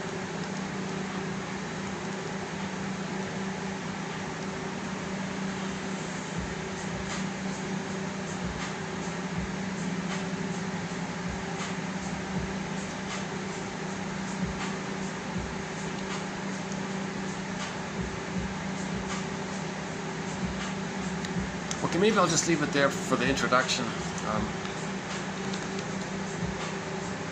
So what we're currently in the middle of at the present is Hart's id bits.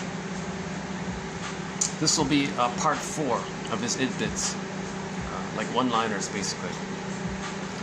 So this is a refreshing, delightful discovery, personally.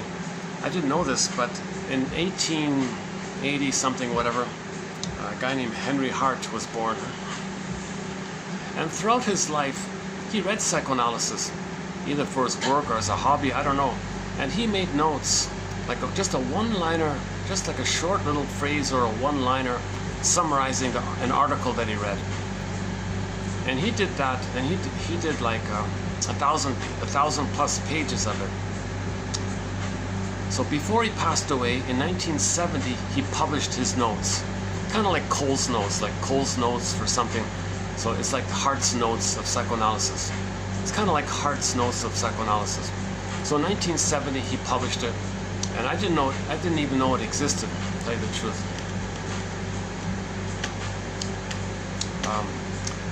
I just discovered that recently, that collection, his Hart's notes, got digitized just last year, and I just found it like a month ago, and I thought, oh my God, how did we almost lose this? Like, whoa. So I've been skimming and scamming his notes, and I'm plucking out what I think might be the best of those notes. So we've done already roughly maybe 80 of his notes, and we'll add another 20 plus here. So this will make over 100 of his notes. And I'm just going to keep going until I complete the thing. It's a little tedious because a lot of the notes are just vague paraphrases of what the article is about. So there's not much there. You kind of got to read like 100 of his notes, and you might get one kind of thing.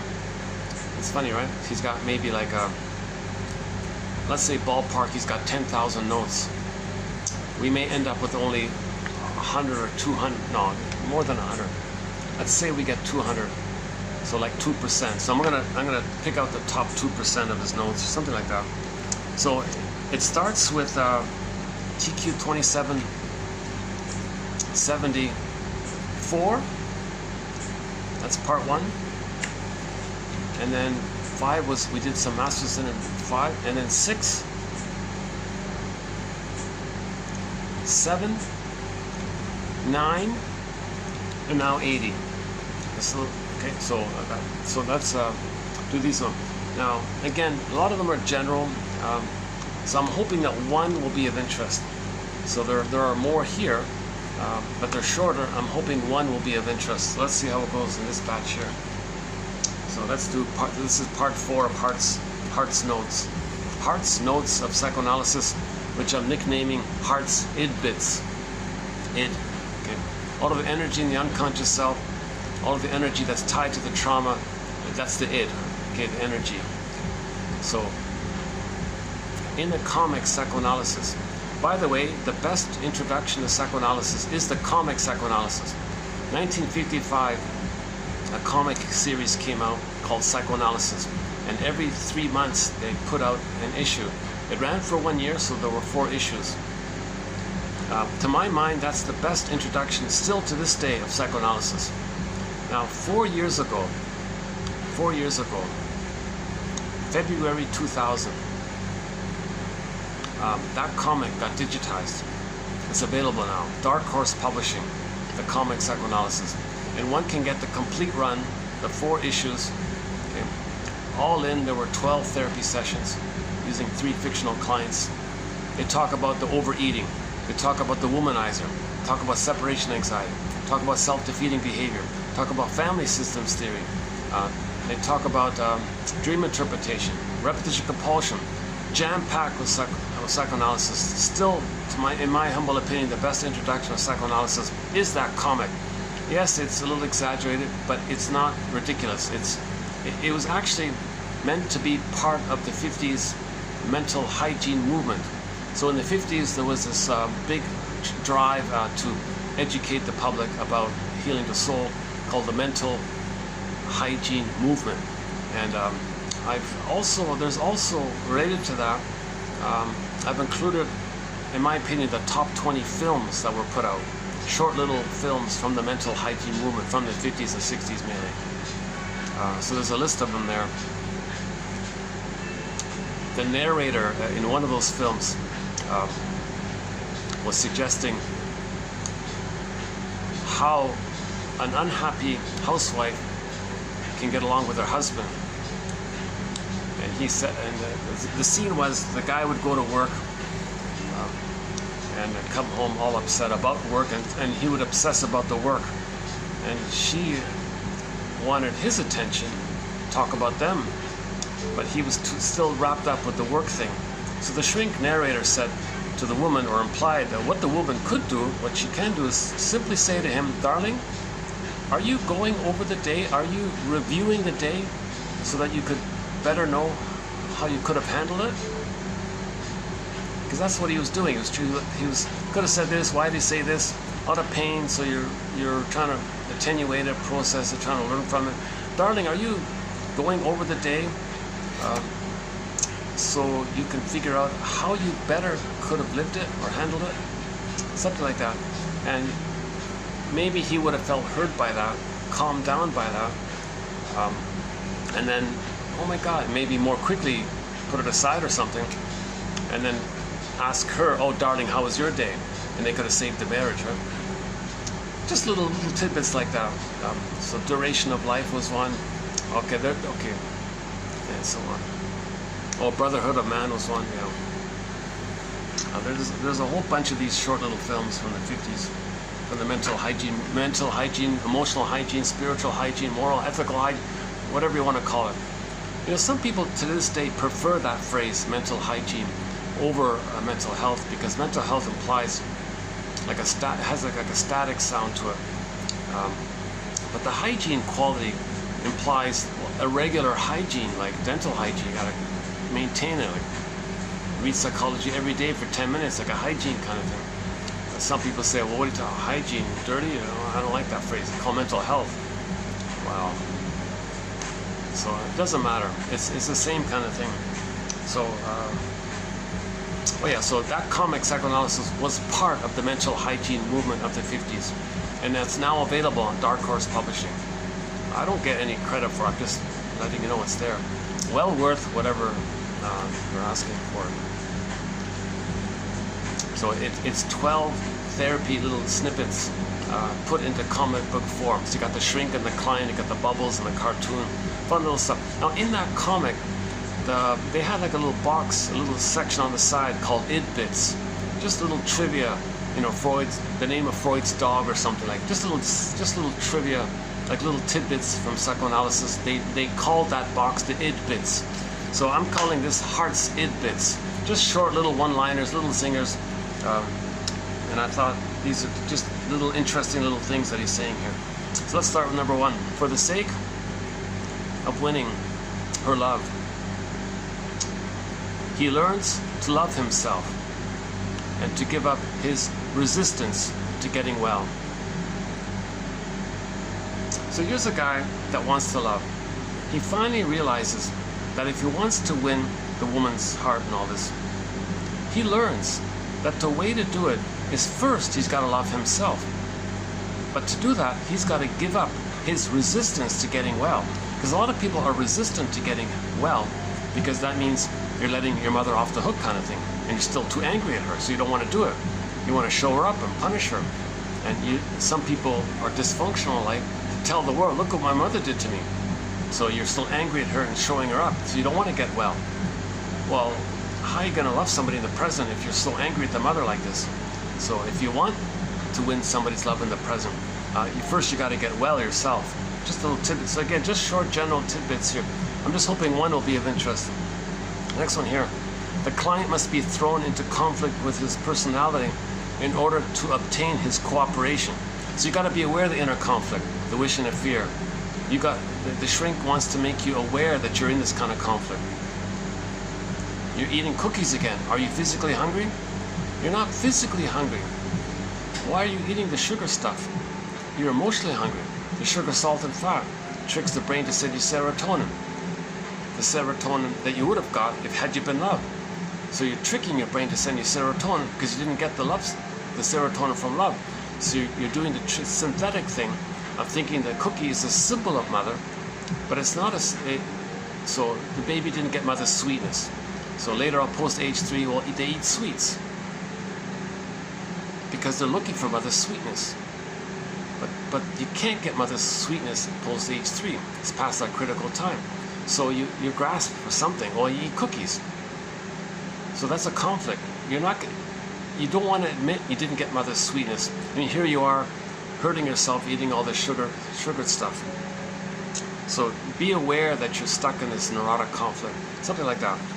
Again, the client must be thrown into conflict with his personality in order to obtain his cooperation. Do you realize it's dysfunctional?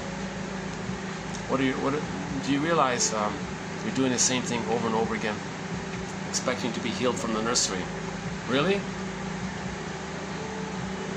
Something like that. Okay, next one.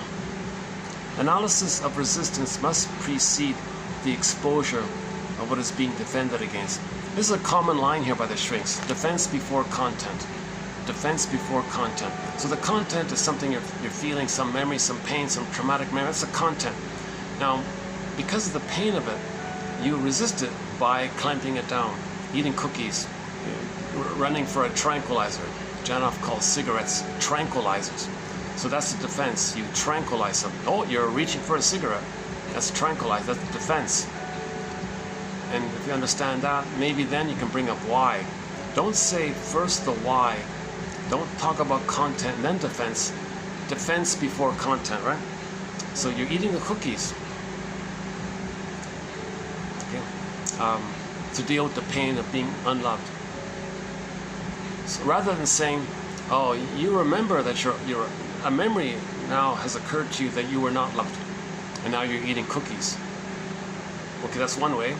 Or a more helpful way, the shrinks say, oh, you're eating cookies to deal with the pain of being unloved. Defense before content. Unless the method of free association is carried through, the process, that's like the fundamental rule. Say what comes to mind, right? Say what comes to mind. So you just free associate.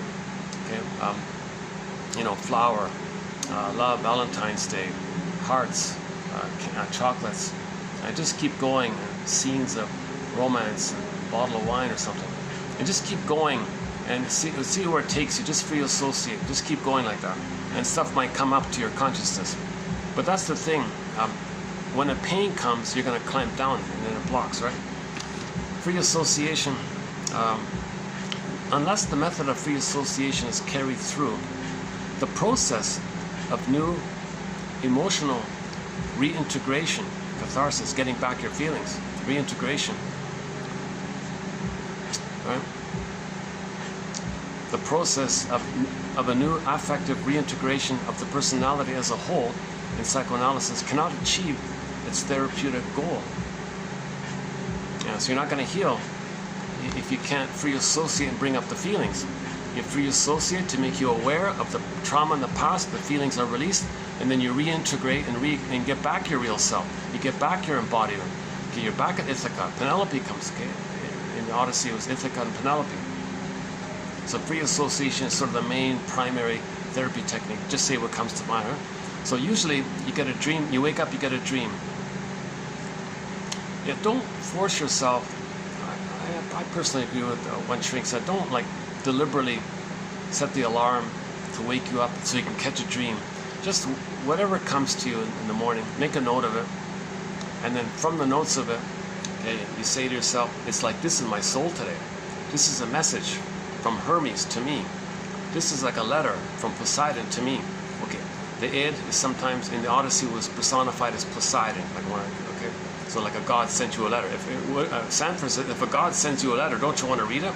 If you send a letter to yourself, if your soul sends you a letter, don't you want to read it?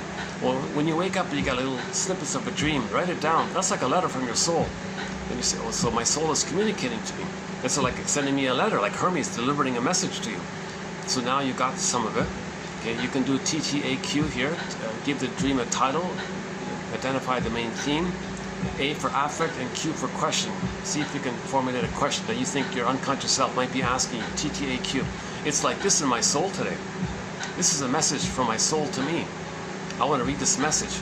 Now you got this message, then you take a sequence, any snippet of that dream, each snippet, or the whole thing in general, or snippets of it, sequences of it, you ask yourself, what does this remind me of? That's key, right? So you take that dream sequence that you remember, even if it's just one little bit, take that little bit. What does this little dream thing that I got remind me of? And free associate. Just freely free associate. And now you're getting more to your consciousness. See, you're getting a letter, and now you want to continue it, kind of thing. So what does this remind me? And you free associate. So you can do it yourself, or you can say it to your friend. Okay. In the movie Spellbound, the shrink said to the guy, to the couple, yeah, okay, good night everybody. Sweet dreams, which we will analyze in the morning. You know, apparently some indigenous cultures, they sit in a circle in the morning and they share each other's dreams. They do this. I don't know the full story about that. So again, you wake up, you got a dream. TTAQ, it's like this in my soul today. It's like this in my soul today. This is a letter from me to me, from my soul to me. Okay, this dream, now remember in the dreams, there's condensation, there's no time. Okay, it's from the primary, Alice in Wonderland, primary process world. Something you saw on TV yesterday, something from your childhood, something from a month ago, whatever, something from school, can all be blended into one scene. There's no time. It's constructing this stuff to help you get your feelings. We're trying to get back our feelings, so the dream mind is trying to create things so it can take pieces from any little place, create like a little scene so you can get up your feeling. That's like the theme of your feeling, of what you're trying to feel. So we're trying to get back our feelings. So dreams are about getting back your feelings, feel what you couldn't feel before, make you aware of your pattern, make you aware of where you're stuck or something, or sometimes it's just a wish fulfillment, that you have a personality and your needs didn't get met, so you dream a fantasy scenario where your needs get met in your fantasy scenario, so unconscious wish fulfillment. Sometimes it's just like that. That's helpful too as well, right? So there's a whole area like this. So free association, just freely say what comes to mind. A lot will come up. Just pick one. You can just start with just pick a word. A coffee. Just pick a word and just go. Just not lose, kind of thing. And do it in your notebook, or do it in your mind, I guess. Now I'm speaking to an imaginary audience here, so I don't really feel safe, to say freely.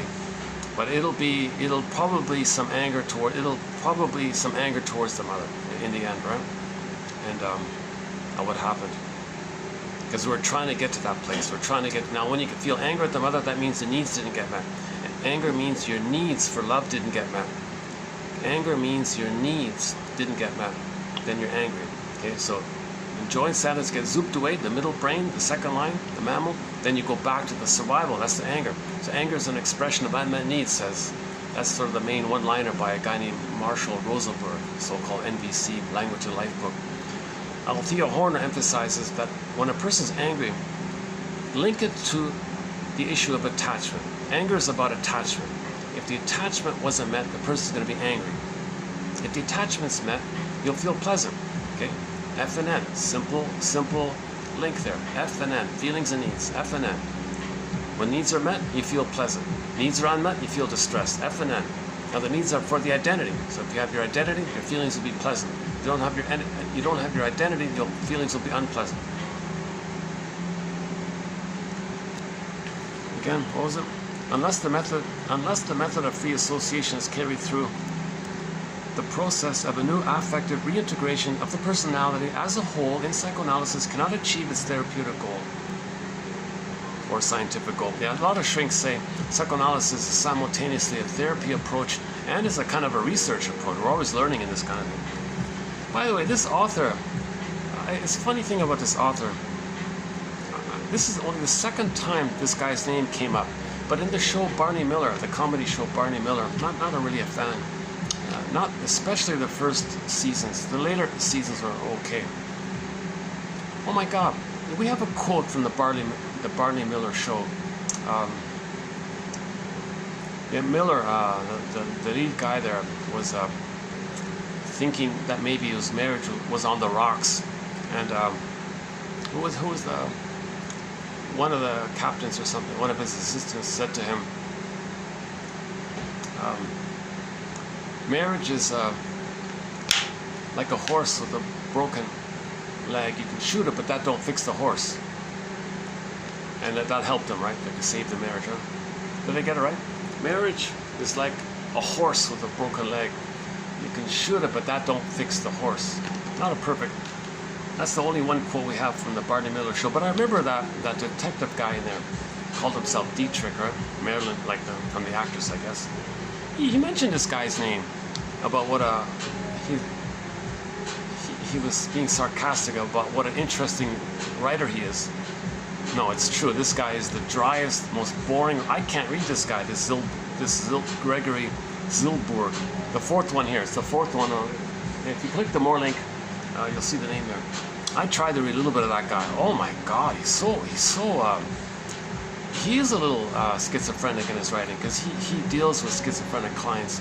We don't really have that as a topic in our therapy. We don't really cover that more serious end.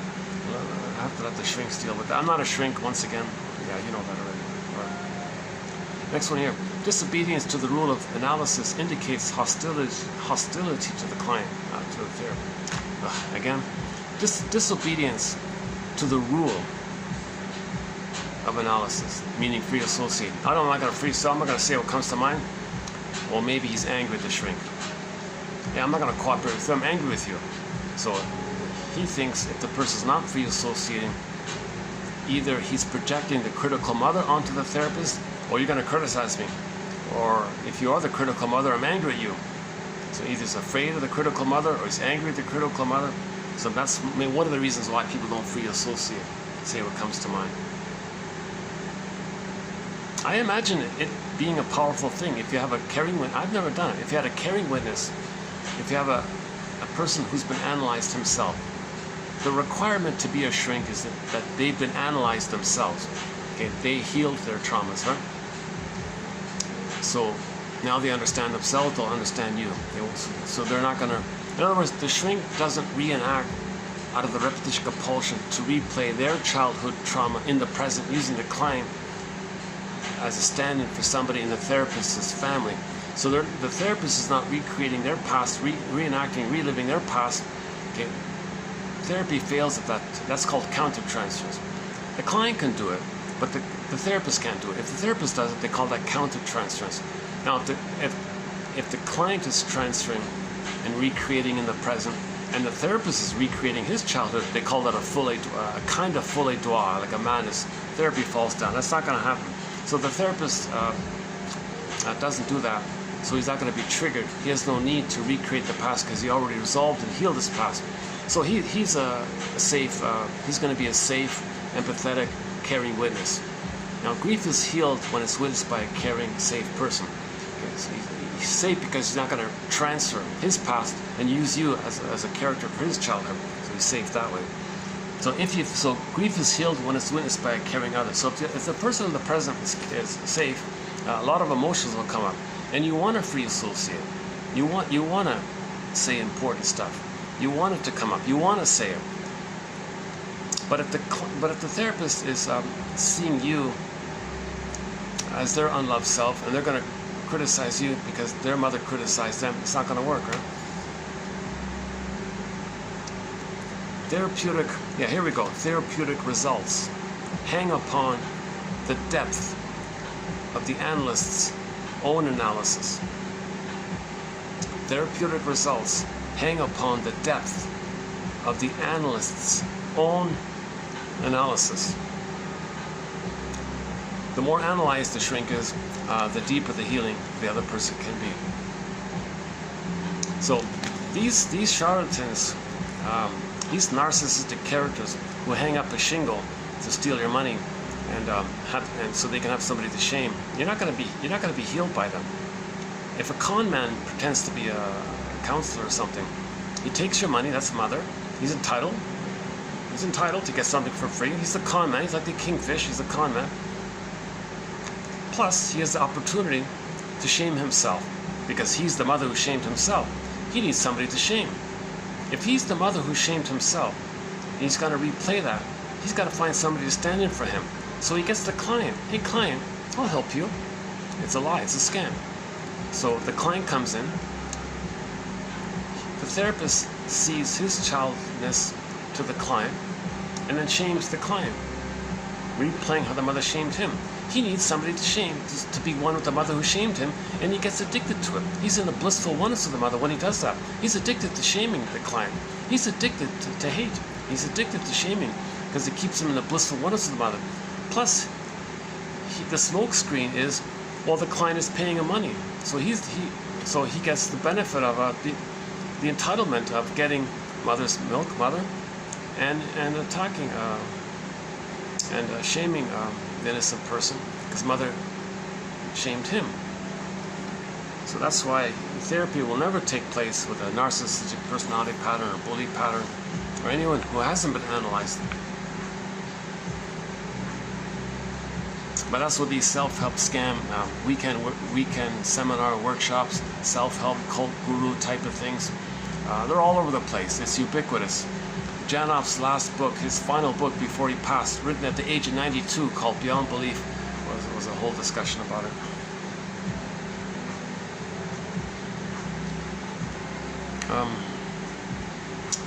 Next one, clients who defend themselves. Clients who defend themselves against the anxiety of their own unconscious anger try to provoke an argument to prove the analyst wrong without acknowledging their own anger. Okay, so the person has anger inside, doesn't know it, wants to create an excuse to get out his anger. So he'll provoke the therapist in some way, and then after the therapist has been provoked, he now has an excuse to discharge his anger. Meanwhile, he never knew he did it all along. So this is very good with passive aggressive people. So one of our threads is passive aggressiveness. The lead author there is a guy named Scott Wetzler. A book called a self-help book called The Passive Aggressive Man. Scott Wetzler. About a year ago we did 4 videos. I think we did 4 videos on that topic, passive aggressiveness. So passive aggressive, you're angry, but you're afraid of it. It's there. So it's expressed covertly, sneakily, right? So you do little things to annoy people, to make them angry, then you see your anger expressed by the proxy. And now you feel a little better, and you have no idea that it's your passive aggressive that caused the other person to be angry. You just say, oh look how angry they are, oh my god, what's wrong with them?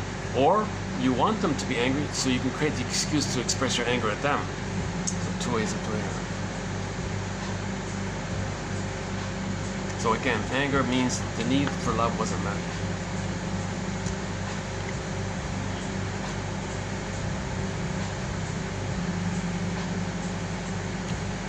Interpretation, by bringing the ego to accept repressed trends near to consciousness, saves the energy spent on repression. Okay, all that energy, life force, repress, right? Pain, steam, bottle up. Well, if you're more aware of things, then your energy can come to the present. But if you're not conscious, you're stuck in the past with the repression. So we want to make the unconscious conscious to free up the energy for the present. It's painful to have our feelings stuck with them. It's painful to have too many repressed feelings. Now, if you can have a catharsis, it's healing. But if you maintain the repression, it can be pathogenic, meaning give you a physical symptom, or negative personality disposition, or a psychosomatic symptom. So feeling is healing, in other words. But the feeling is healing means you got to have a bladed understanding linked with the bladed release of your feelings. So bladed release of your feelings from the past, together with a bladed understanding of it all, that's the feelings, that's the genuine catharsis that Janoff calls that primal healing, if you do that, like a genuine catharsis.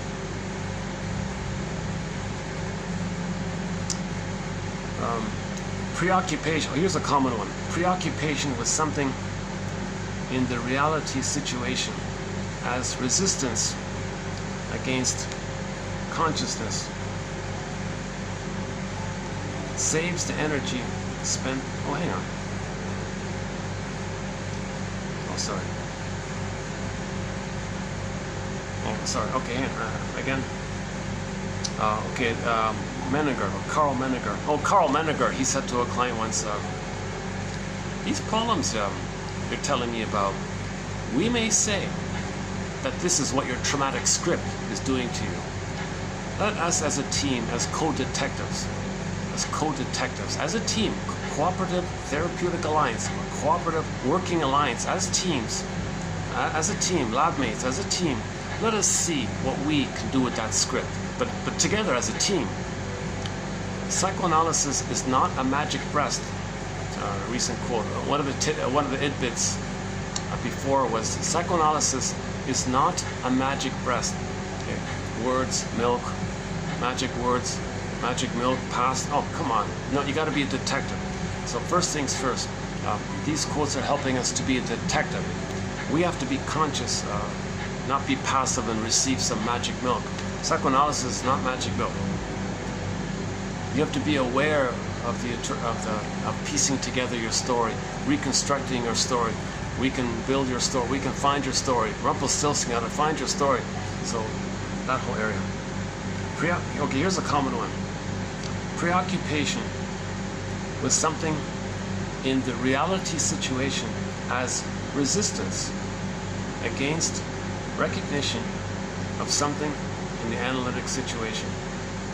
Okay, it's so painful for you to free associate and talk about yourself and say what comes to mind. It's so painful to stay with your feelings that's coming up. So what you do to soothe yourself is focus on the air conditioner and wonder about the air conditioner, what year it is, how many watts is it, and how old is it. So you're focusing on something on the outer side. That's a defense against not wanting to feel the inner side. So a very common defense to not make you aware of what's true about you is to focus outwardly on something. Blame someone or talk about someone or why did they, a lot of they. So a lot of this they stuff, by the way, is the generalization of the pain of the mother. So the pain with the mother is specific. There's a specific pain the person had with the mother. It's a specific pain, but it's so much. If there's so much, it bottles up, it disperses to they. So the belief in the they is a defense against the pain of the specific. So Masterson talks about this in a thing called mirroring interpretation of narcissistic vulnerability.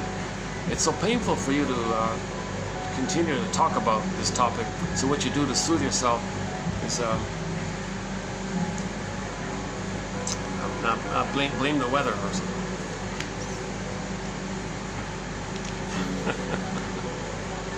Okay, next one here. Okay, another resistance. Most of these are about resistance, actually. Another resistance is silence. Right? So if the client is angry and they just stay silent, that's a resistance to free associating. I don't trust you. I'm angry at you. I'm not going to cooperate and free associate. You failed me. My parents failed me. I'm going to make this analysis fail. Because I'm angry at you, father. Projects his father or mother to the parent. You failed. My parents failed. So I'm going to make this fail to replay how my parents failed me. And I see you as the angry parent. And I want to tell the world that of the pain I was in and my cry for love. So I'm recreating the whole thing. And she might say, I don't know what to talk about. No particular problem interests me today. These were magical phrases to assure her that the therapy hour would have no effect on her. So she was playing infantile God, right? No particular problem interests me today. Like making herself important, infantile God. I'm not going to be affected and accept feelings. Build behind the client's resistances is hidden the real person, the real self. The once neglected little child who begins to hope.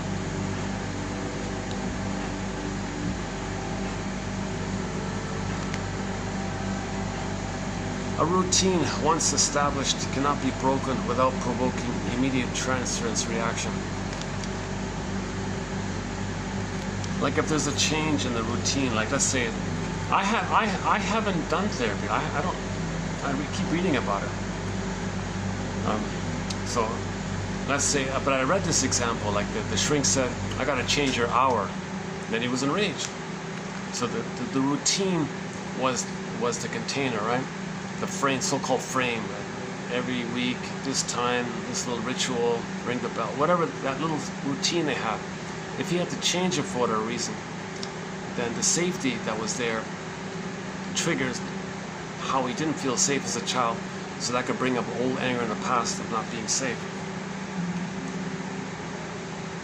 Okay, not a major. Okay, let's take that one out. Maybe we'll take that. Let's take that one out. Yeah. Okay.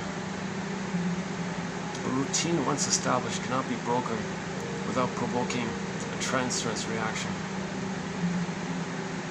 Yeah, this Glover, I'm gonna take this. I don't like the. Yeah, he's a. We don't have any. We only have one or two quotes from this Glover guy.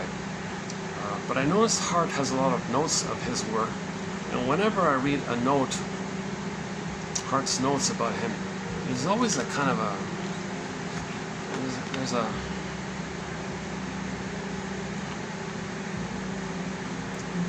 This Glover guy is way more negative than the other shrinks, put it that way. Let's take that one out. Yeah, okay. Many clients feel their duty is done when they bring up a dream. Yeah, there's the magic. There's the magic, right? Okay, shrink, here's my dream. Okay, that's it. No, the work is not done. You got to free associate from the dream. What does that sequence remind you of? And be a detective here. Look for a theme, a pattern. What are you repeating? Free associate more. Okay, you changed the topic. A pain came up. To deal with the pain, you changed the topic suddenly. Did you notice that? Did you notice that there was a pain that caused you to change the topic? Or you changed the topic. I noticed you changed the defense before content. I noticed you changed the topic. Oh yeah, I did. Well, that's because they voluntarily say the content, that's why. Clients sometimes become like obedient children, never late, never absent, produce dreams, yet seek relief outside analysis. Okay, so sometimes it's a direct recreation. If the child was OCD with the parents, he might be OCD with the therapist. So he's just an obedient, compliant little student and doesn't really bring up something real. Analysis of resistance says, quote, "We can conclude that you have taken such a method of dealing with a painful situation."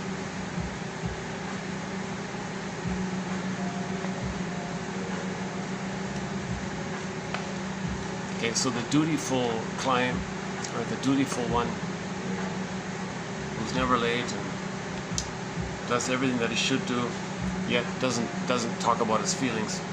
We can conclude that you have taken such a method of dealing with a painful situation, therapy being a painful situation, and he just acts like an obedient schoolboy. We can conclude that you have taken such a method of dealing with a painful situation. All right, next one. Analysts came to understand. Oh, hang on, what's the battery? 43. Oh yeah, okay. Training quickly. Analysts came to. What time is it? I got an early start today. 3:20. Okay. I finally tried to get an early start today. I wanted to beat the heat. That's why I thought, no, the way to not be drenched in sweat, I gotta leave the place early, and when it's not as hot, and arrive not drenched in sweat. So it worked. It worked this time. It worked this time. I walked all the way there, and I was just a little sweaty, not too bad this time. But then later when I came here, it was hotter. I was drenched in sweat. You know. Why am I telling you about this? Part of my anxiety, right? So my give back for these anxious deliveries, okay, my ums and ahs and unneeded self-revelations like this. my corrections and little stumbling moments, is that if you click the more link, the quotes are posted below. Robert Bly says, read psychology every day for 10 minutes, roughly what we have here in each video. And then hopefully one quote in each video will be of interest. And you pluck out that one quote a day. So find one quote that you like a day. Okay, so we have the resource here on this channel of 1,000 videos. So that's like one a day, 3 years roughly. If you do it just 10 minutes a day.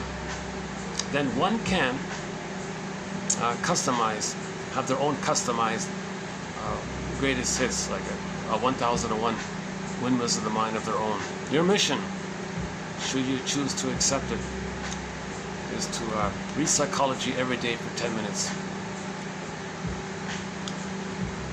And free associate from the quotes that you like.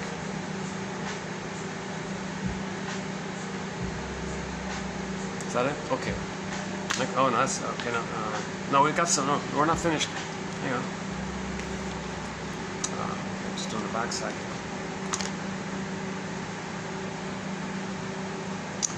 A woman writer felt that as long as she could fight with the therapist and maintain the basic fallacy of the bad mother, she was safe. Yeah, the ties that bind. So she has a traumatic bond with the mother. And that bond is based on battling with her. So she's always got to battle with the therapist. That means she's battling with the mother. Then she has a mother. She couldn't accept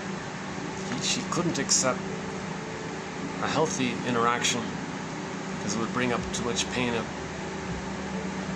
A healthy interaction associates that the person was loved. So it brings up too much pain of not being loved. So all they have is the struggle with the mother. So a lot of people don't accept good things.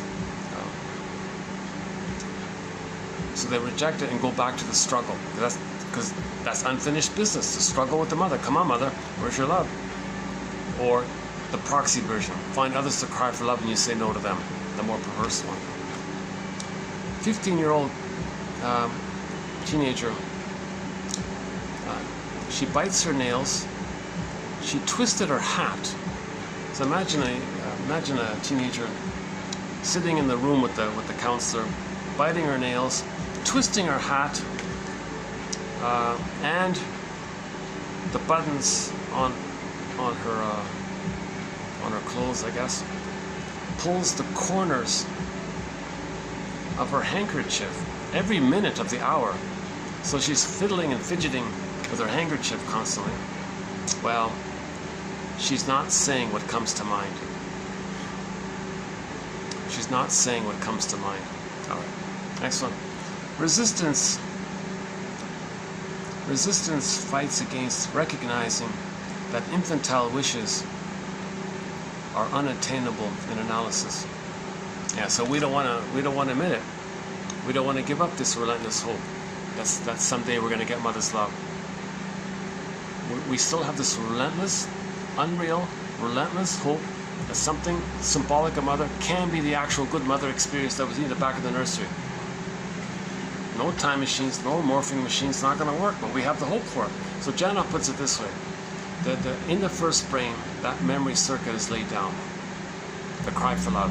It's in the survival brain. There's even chemicals that seal it in. And all your energy's in there. That's called the id now. Now it's a puppet mass. Pretty powerful because it's survival. Okay. Need mother's love. When the third brain comes online, first brain, second brain, third brain. When the third brain comes online, post age 3 roughly, the third brain receives that cycle, that cry for love. But it doesn't know what the cycle is about. But it's following the cycle. It's like the puppet master. It's being driven by that unconscious motivation, unconscious determination. That cycle is in the third brain now. So now the conscious mind goes, I got to get something. They don't even know what it is. So they're searching for something. They don't even know what it is. So they find themselves searching for something that's actually symbolic of mother. Thinking, that can be mother? Well, the first brain said, got to get mother's love. Got to get mother's love. Goes to the third brain.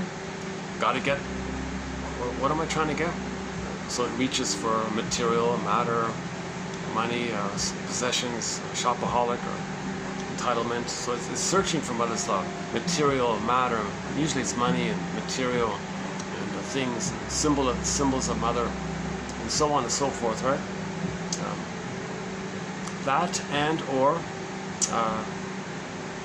refusing others because you were refused.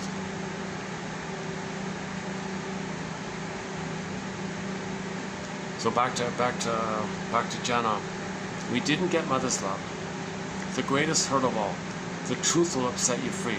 Mother was soul blind. She betrayed you. She exploited her power and used you to meet her unconscious needs. Huge betrayal. Okay, you didn't get her love, and you're not going to get it post 3. You're not going to get it post 3. Post 3 is just this symbolic dream of mother. No dream of mother is the actual mother in the past. So that's a resistance. There's a resistance to admitting this. There's a resistance to admitting this. If you can truly feel safe with somebody to admit this, you can have a healing, feeling is healing, release.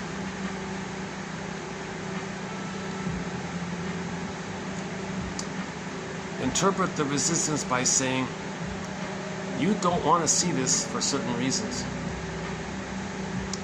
Yeah, that's another one, yeah. Before we had this one here. We can conclude that you have taken such a method of dealing with a painful situation. So this is called defense analysis, resistance analysis, where you notice the defense instead of talking about the content. The story was in the beginning, they talked about the content, and it's too much. No. Well, it's layered over. Well, follow that layers. So first brain, second brain, third brain, second brain, first brain. Like follow that properly, right? So the defense is something you did to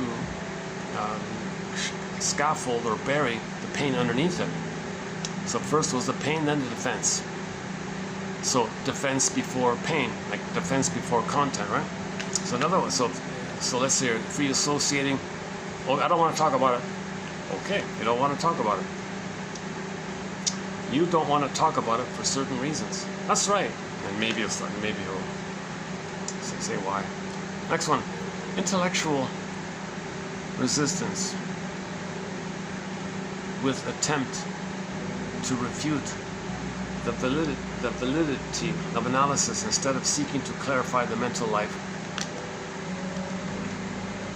So this is a thing called intellectualization, where you use your 10 PhDs to get you away from your feelings, not to help you get in touch with your feelings. Right? Where is it again?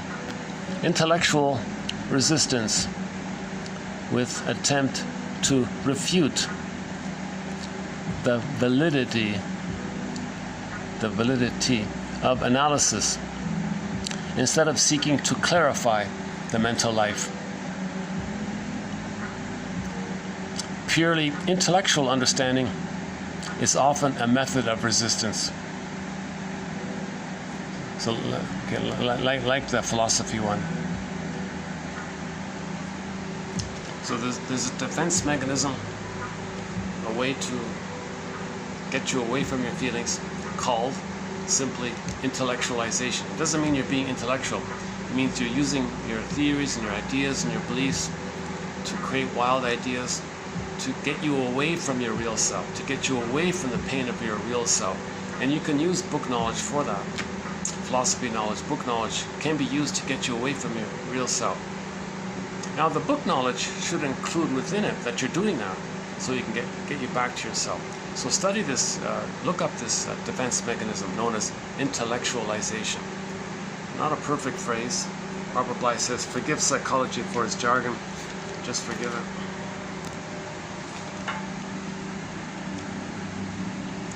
Fetishist's main resistance in analysis was about his wish for revenge against the mother by remaining ill and making her feel guilty.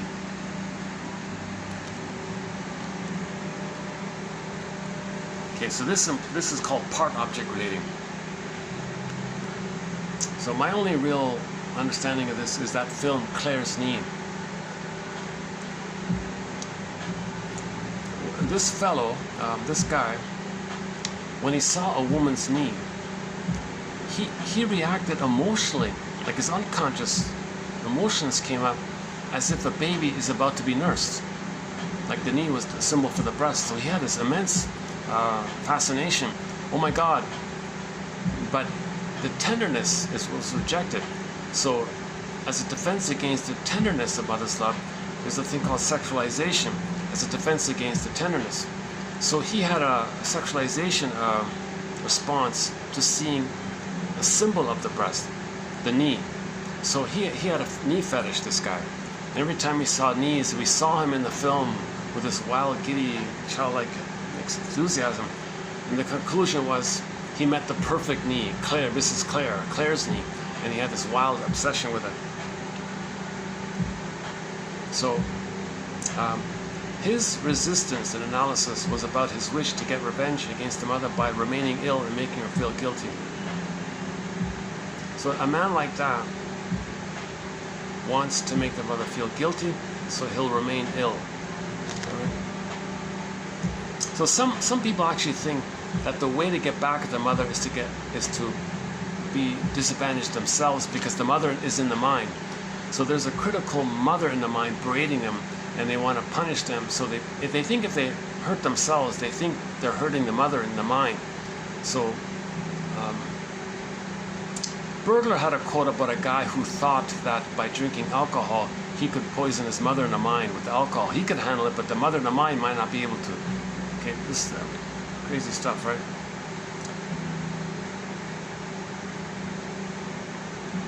So this is called showing up the mother.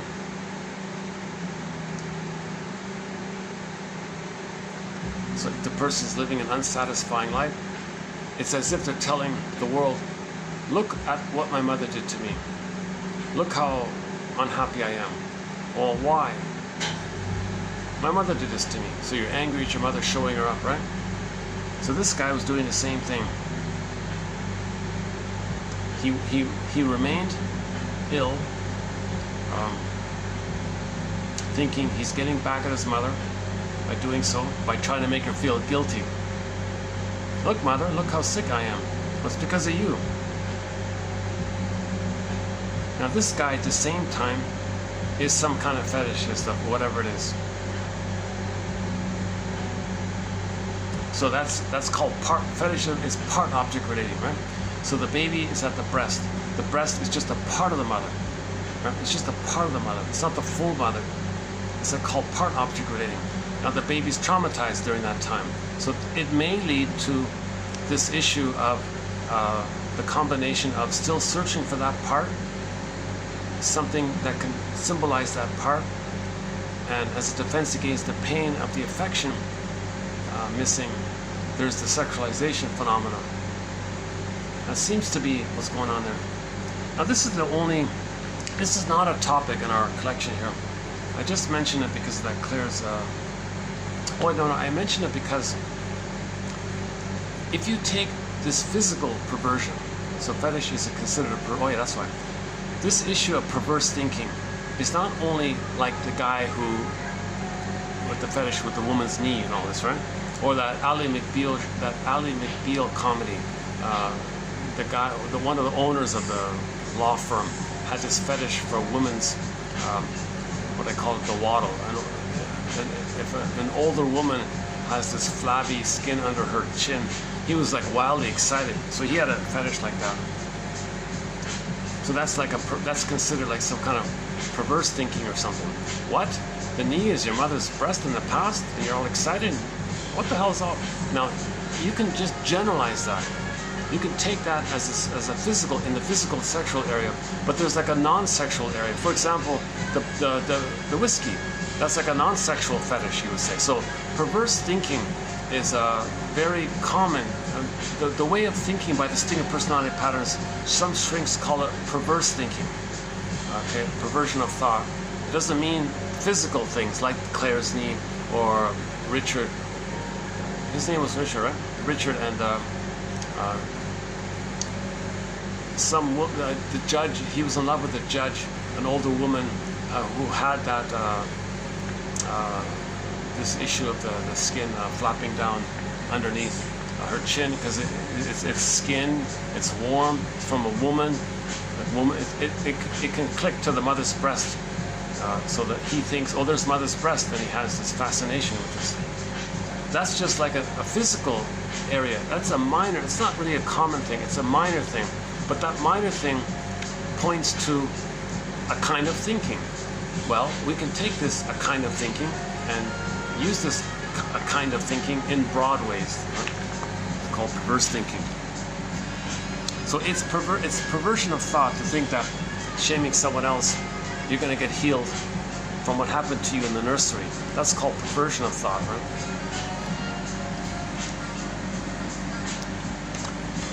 Hostility to the analyst will become stronger the more the infantile material comes to the surface. So now you're getting somewhere, right? If you're starting to remember the infantile material and the therapist is there and your mother refused you, and you want to know that your mother refused you, in order to know that, you're going to project the refusing mother onto the therapist. Now you're going to hate the therapist. Okay? That's to know that you're angry at the mother. Before making an unwelcome interpretation, the therapist must estimate whether the client's trust in him can stand the strain. Yeah, that must be a very, that's like the craft and art of giving an interpretation. Do you believe he can handle it? Is there enough trust for him to deal with it? If not, don't give it, because he'll just...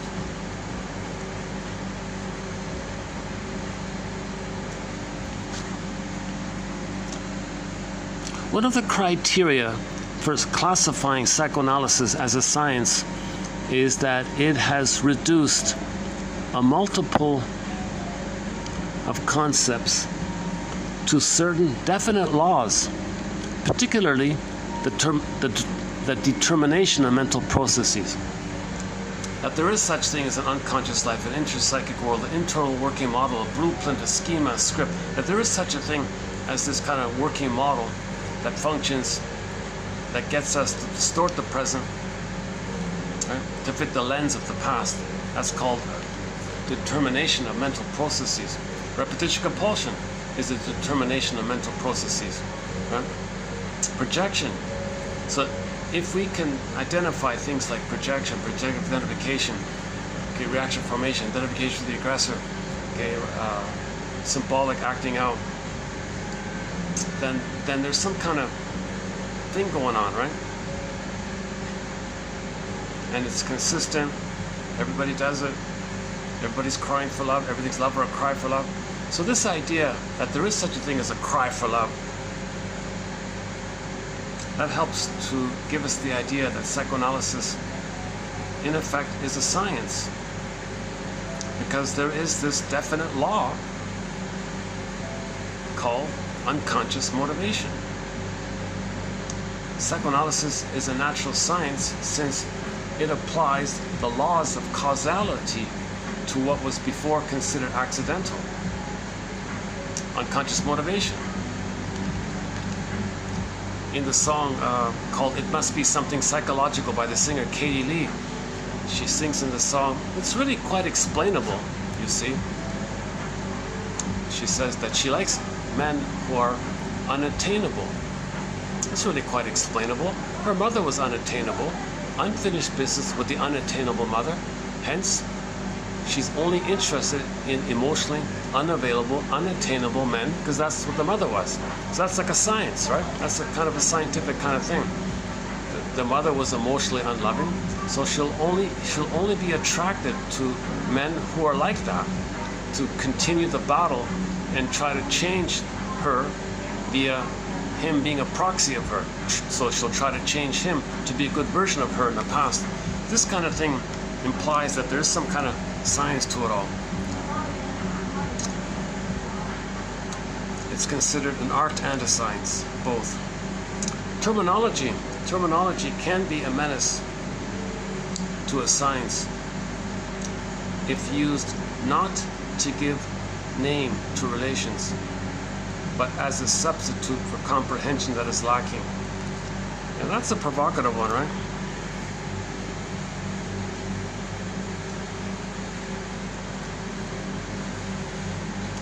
That's, hold on a sec. Hold on, okay. Let's see, how are we doing here?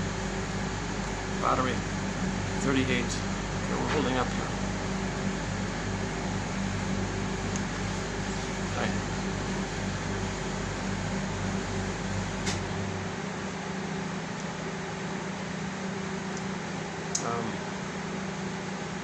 Yeah, I'm going to leave it there. I'm going to leave it for the reader to figure out. It's just an interesting sentence here. Terminology can be a menace to a science if used not to give name to something, but rather as a substitute for comprehension that is lacking. So you make up some jargon, you make things worse. You don't understand something.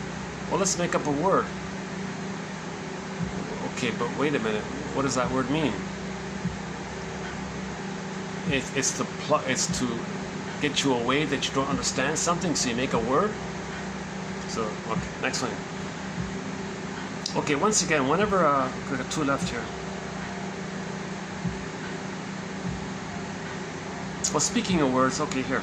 Psychoanalysis has often been reproached for using only a small number of technical terms to describe the extreme complexity of psychic life. So that's why psychoanalysis borrows from poetry, literature, biology, anthropology, astrology, anywhere. If it's going to help, it'll borrow from anywhere.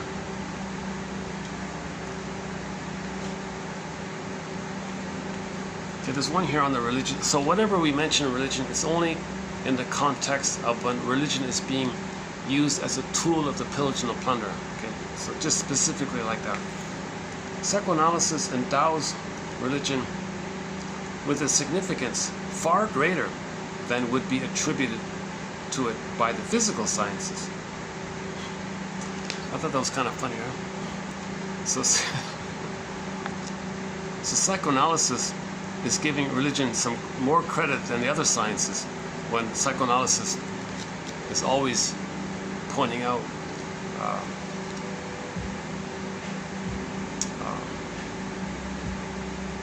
that religion is jam-packed with psychology.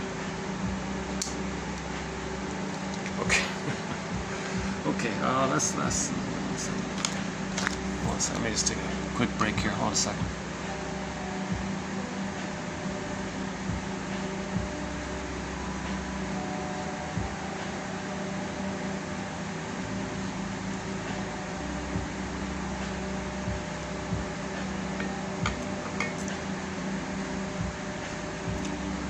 Yeah, so for the price of half a coffee. Yeah, so by the way, for a very minor admin fee, okay, the link is below, www.buymeacoffee.com/psychoanalysis, €4, $4. Just a minor admin fee. One can get 2,000 pages like this, 2,000 pages. Not all of the quotes are short like this. Sometimes there's like a longer passage. 10,000 quotes in our collection. 60 topics or chapters or booklets.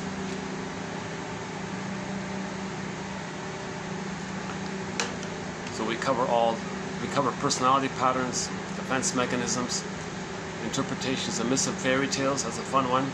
Psychologically minded quotes from TV shows and films. As mentioned before, Route 66, $25.99. Richard Kimball is a fugitive from the justice he seeks. So from that classic show, The Fugitive, he was innocent, but he's running away from the justice he seeks. Think about the baby. The baby's running away from the love that he seeks. It's hurting him. He's got to leave it, but he's got to find it. So we got a lot of good quotes from films and TV shows.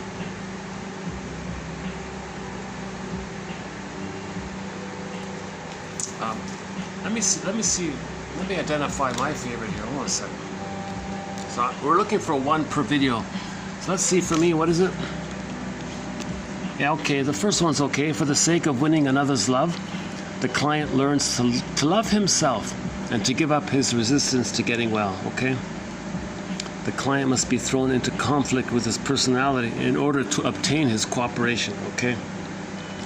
Analysis of resistance must precede the exposure of what is being defended against, okay? So that's defense before content rule. Unless the method of free association is carried through,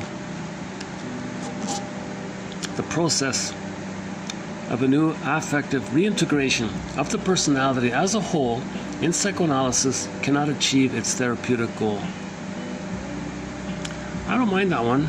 Yeah, so far, that's my favorite one. Disobedience to the rule of analysis indicates hostility to the analyst.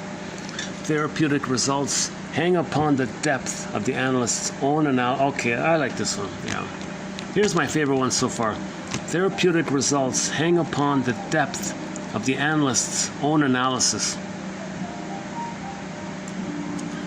Clients who defend themselves against the anxiety of their own unconscious anger try to provoke an argument to prove the analyst wrong without acknowledging their own anger. All right. Passive-aggressive, that one there.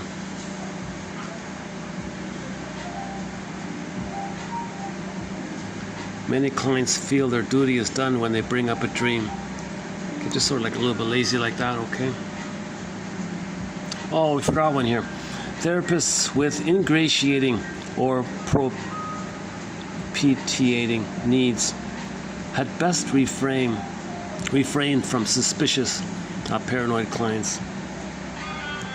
Okay, so if the therapist is sort of like a clinger, caretaker type, he's saying here, if the client is way too, if he's like a bully patter type, like a paranoid type, and he's like a helpful kind of type, okay, there's not a match. That's not going to work, because the paranoid client will distrust the helpfulness of the therapist.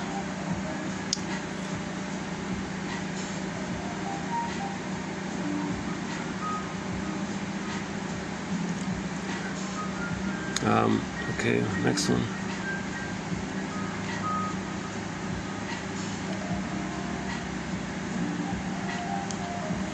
Analysts came to understand that resistances were themselves important consequences of unconscious fantasy.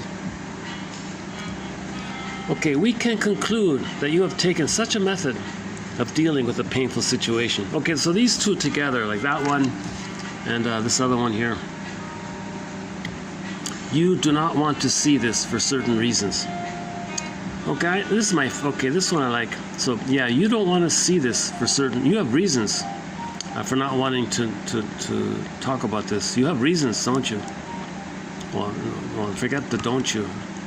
You do not want to see this for certain reasons, or we can conclude that you don't want to see this for certain reasons. Yeah, we can conclude that you do not want to see this for certain reasons, or we can conclude that you have taken such a method of dealing with a painful situation.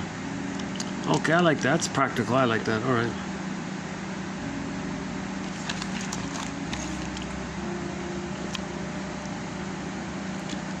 Okay. So she's stuck in the tar pit of a negative bond with the mother. All right. The anxiety one there. Okay.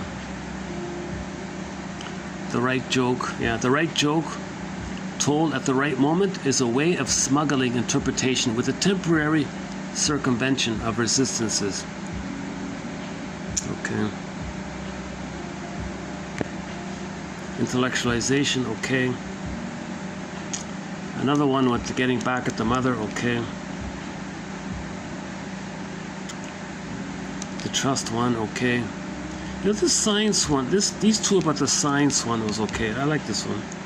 Psychoanalysis is a natural science since it applies the laws of causality to what was before considered accidental. Yeah. Like the woman who's only attracted to men who remind her of her mother. That's the unconscious. That's not an accident. There's a cause there. There's an unconscious cause behind this. Hence, psychoanalysis is a science. Okay, jargon can be a menace. Okay, yeah. Oh, look at that. Yeah, jargon can be a menace.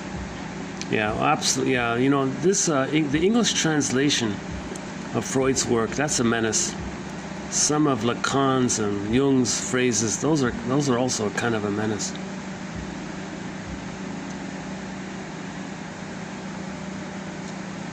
Yeah, okay. I'm gonna stick to this one.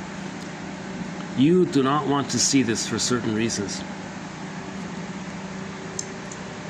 So somebody's reaching for the cupboard, looking for cookies, and you say to yourself, wait a minute, what am I really hungry for? And maybe a feeling comes up. You don't, and then you still open the door. Well, okay, you don't want to see this for certain reasons.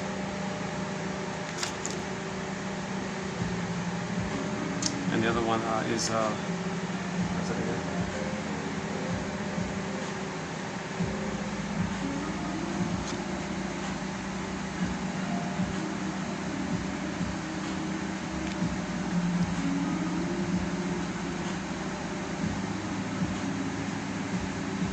Well, we can conclude that you have taken such a method of dealing with a painful situation. So yeah, you open up the cupboard eating cookies. So you're not physically hungry. You're triggered of some childhood loneliness. You eat the cookies. You ask yourself, what are you really hungry for? You pause for a second, brush it away. Continue to open the cupboard, rip open the box of cookies. We can conclude that you have taken such a method of dealing with a painful situation. Well, that's not bad. We can conclude that you have taken such a method of dealing with a painful situation.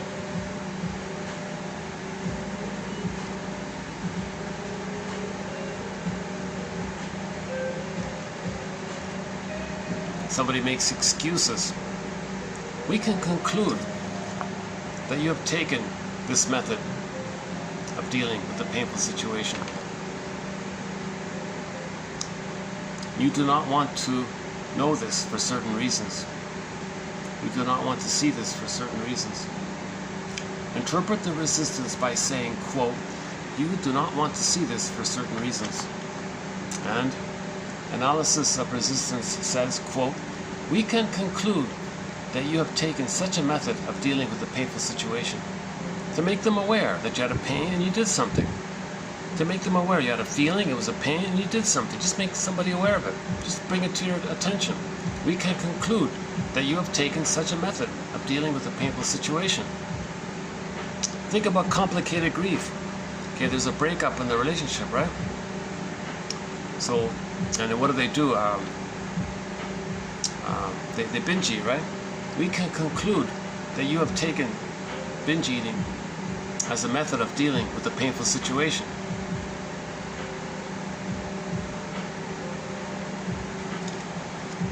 Let's see. Let's check the battery here. Okay, 33%, yeah. So although it's draining, oh, wait a second. You know, if this is working properly, I can go for 10 hours on a film, and this is still pretty much charged fully, almost fully. But the way it is now, it drained to 94. But this is not at 100%. This is down to 33%. Oh, Jesus. Is that going to be a regular thing? Okay, next video I'll make sure to reset it before I start the video. See what happens. Alright.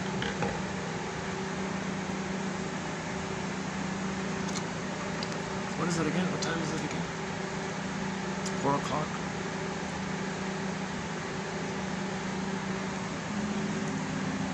We can conclude that you have taken such a method of dealing with a painful situation.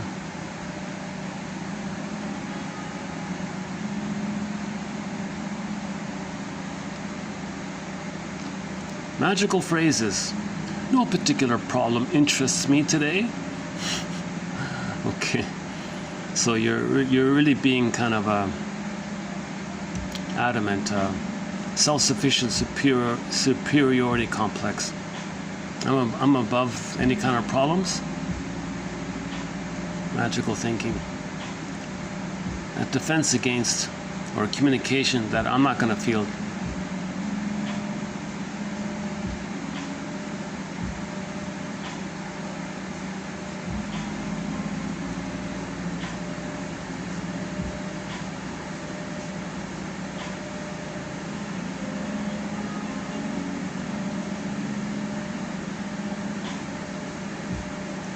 Yeah, therapeutic results hang upon the depth of the analyst's own analysis. So the more analyzed, the more self-aware your friend is, the deeper you can go with your self-awareness, right?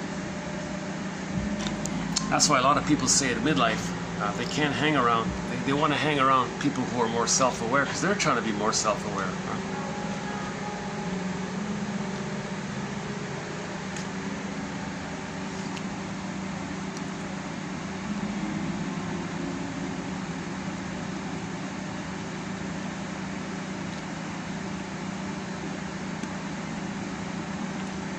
Well, I'm not sure if there's such a thing like this. Therapists with ingratiating or propitiating needs, placating, pleasing needs. Well, they're not truly a therapist, right? If the therapist still has this issue of trying to placate, mollify, and pacify, and please, like, if they have that kind of quality, that means they're still trying to win mother's love. And you're going to do that with a client who's too paranoid or something, who's projecting their frightening mother image onto you, and you want something. See, think about that. See, let's just make it like two friends or something. Or let's just make it like two people or something. Person A is a pleaser, and they want to please the parent. Oh, can I please you, parent? And the B person has the frightening monster image in their mind as a voracious entity, and sees that onto the other person. So while the first person is saying, "How can I please you?" the paranoid one says, "Oh, they're dangerous." Right? So it's not going to work. So I would assume that the more paranoid client needs a way more neutral kind of person, I guess, or more healed. The anxieties of many philosophers drive them to reject psychoanalysis.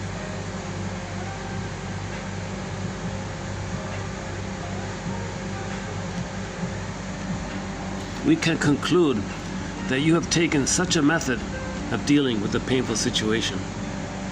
Oh yeah, so let's say your friend has a philosophy, right? Let's say your friend thinks he's a philosopher, and you mention about the topic of how to make an I statement. Something in the present, reminding you of something in your past. Oh, no, and he gets angry.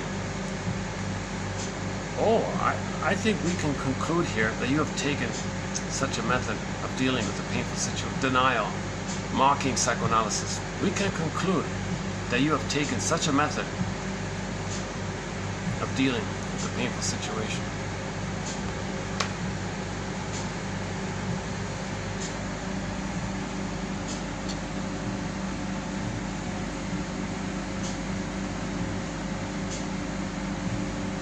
Intellectual resistance with attempt to refute the validity of analysis instead of seeking to clarify the mental life. Yeah. That's called intellectualization, that one there. A method of resistance. So if the man is a fetishist, okay, he's got a huge mother, he's got a lot of anger towards the mother, put it that way. and he can express his anger towards his mother by trying to make her feel guilty. It's not going to work. He's got to give that up, obviously. She's not going to care. Yeah, this client here who thinks he's going to make his mother feel guilty, okay, he's deluded. It's not going to work. She won't. She won't. It won't work, right? Actually, it might even be the opposite. She might be feeling sadistically gleeful. Aha, I got power over him. See the effect I have on him? See how important I am? She doesn't care. She's soul blind to the needs of her child. The child is saying, don't be so soul blind. Look how disadvantaged I am now. Can you finally see it? She doesn't see it. She only sees her need. Her need is to be important.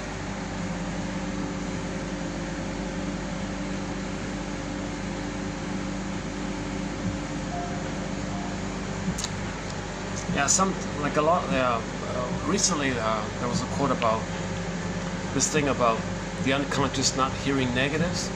Like if let's say the guy says to his mother, don't ignore me. Well, the mother's unconscious hears, oh, I'm ignoring him. Right? I have a power. By ignoring him, I have a power. He's telling me this. I want my power. So and the kid is saying, please don't ignore me. The mother's unconscious says, I'm ignoring him and I feel important. And the response tells me that I'm important. So they continue to ignore them. In other words, a lot of times you can't, oh, I just noticed this. What was up? I just noticed they have a ladder here with decorations on the steps of the ladder. Oh, I just noticed that. See that? There's a ladder here with like books on the ladder. Yeah. Well, that's a pretty good. I just thought that's a pretty good metaphor. Like you're reading books. The first rung, the second rung, you want to keep going up. Finally, so a good place to start would be the comic psychoanalysis. And then maybe James F. Masterson's book called The Search for the Real Self. And then maybe Karen Horney's book, Our Inner Conflicts. And then maybe Hart's notes.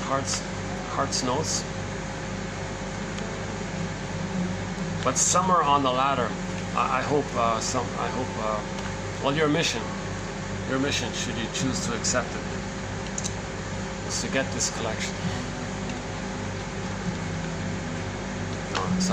Your mission, should you choose to accept it, is to know yourself. Your mission, should you choose to accept it, is to know yourself, understand yourself.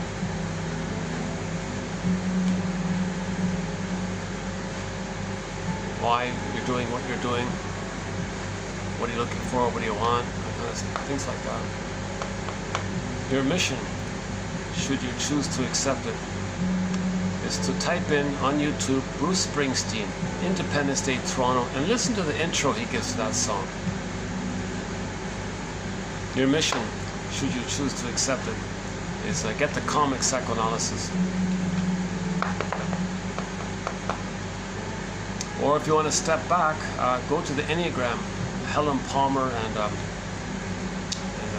Riso and Hudson about the Enneagram. Or another one called The 9 Ways of Working by Michael J. Goldberg. Not a bad book about the Enneagram. Not perfect, but not a bad book. Those are the only 3 sort of Enneagram references that I'm familiar with. It's not a thread in our topic. Just once in a while I mention the Enneagram. You know, the Enneagram is kind of interesting about the 5 and the 8. That line between the 5 and the 8. That's an interesting topic that in ancient times, like thousands of years ago, they noticed this line between the 5 and the 8. Like the 1 and the 7 and the 3, 6, 9 line and so on. So it's a circle with 9 points around the circle, and there's lines joining the points. The theory is if you tend to be at one point, if you feel safe, you go to another point. But if you feel stressed, you go to another point. So you want to study these lines on the Enneagram.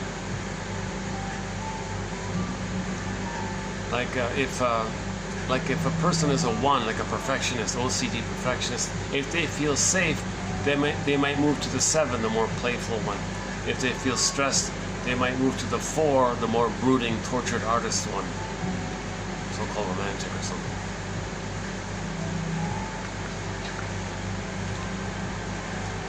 Just ballpark. It's not a perfect unified system, not at all. Far from it. But there's a few little nuggets in the Enneagram.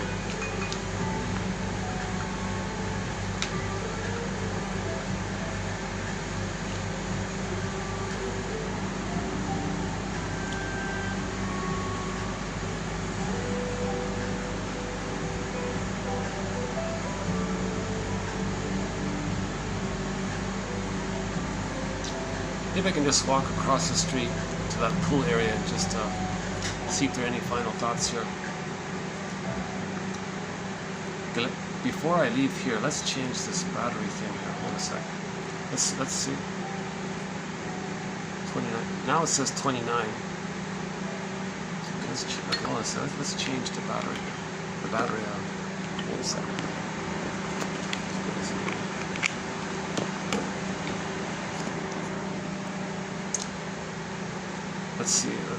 Let's see how quickly. Does it make a difference if I use this one now? So I have to hit the stop button before the battery runs out, otherwise I lose the whole video. That's happened several times. So or just finish it here.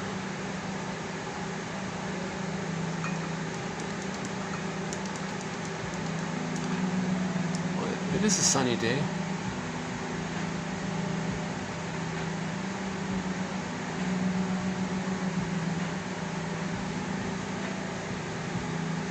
Yeah, I guess I can just finish it up here, yeah. Let's just finish here. There's the nice heart.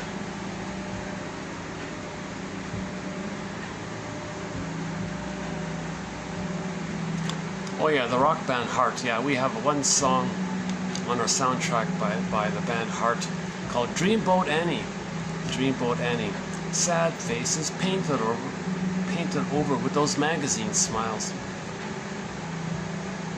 That's not a bad line, right? Sad faces painted over with those magazine smiles. So there's like a split there, right?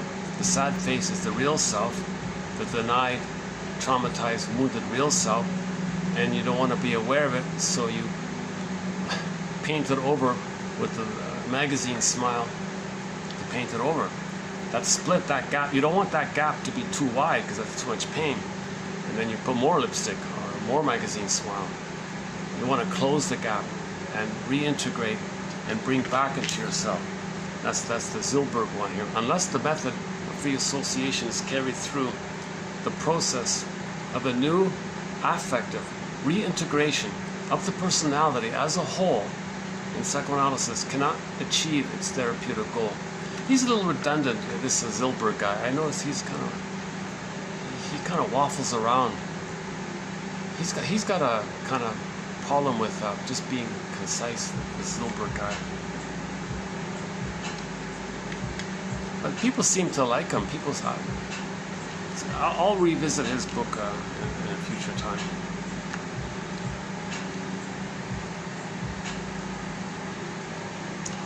And we don't really cover that serious, the medical, people in the hospital. We don't really cover that kind of area.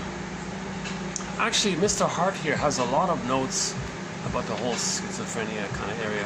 I just skipped that whole section. I'm not going to let the shrinks deal with that.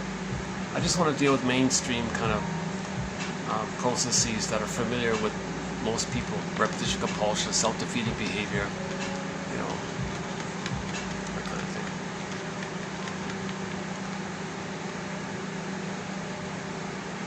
We did a 5-video special run on what's called transference love. So the baby and the mother lay down neural pathways, and the baby lays down pathways in his brain by that relationship. Human connections lead to neural connections. If the baby's neural connections, the memory is based on a problem with the mother, that's called unfinished business and the ongoing struggle. So it's set in there. Later on, if you see a person and your unconscious senses that that person has a similar unconscious like your mother, then the wiring that you laid down originally with the mother flares up. Now that means you were in a blissful oneness with the mother, but it froze when she didn't meet your needs. Unfinished business. Now in the present, somebody reminds you of the mother in the past, the electricity in your system with the mother comes up. And then you look at the person in the present and you think you're spellbound, like no, it's the emotions of being spellbound with the mother.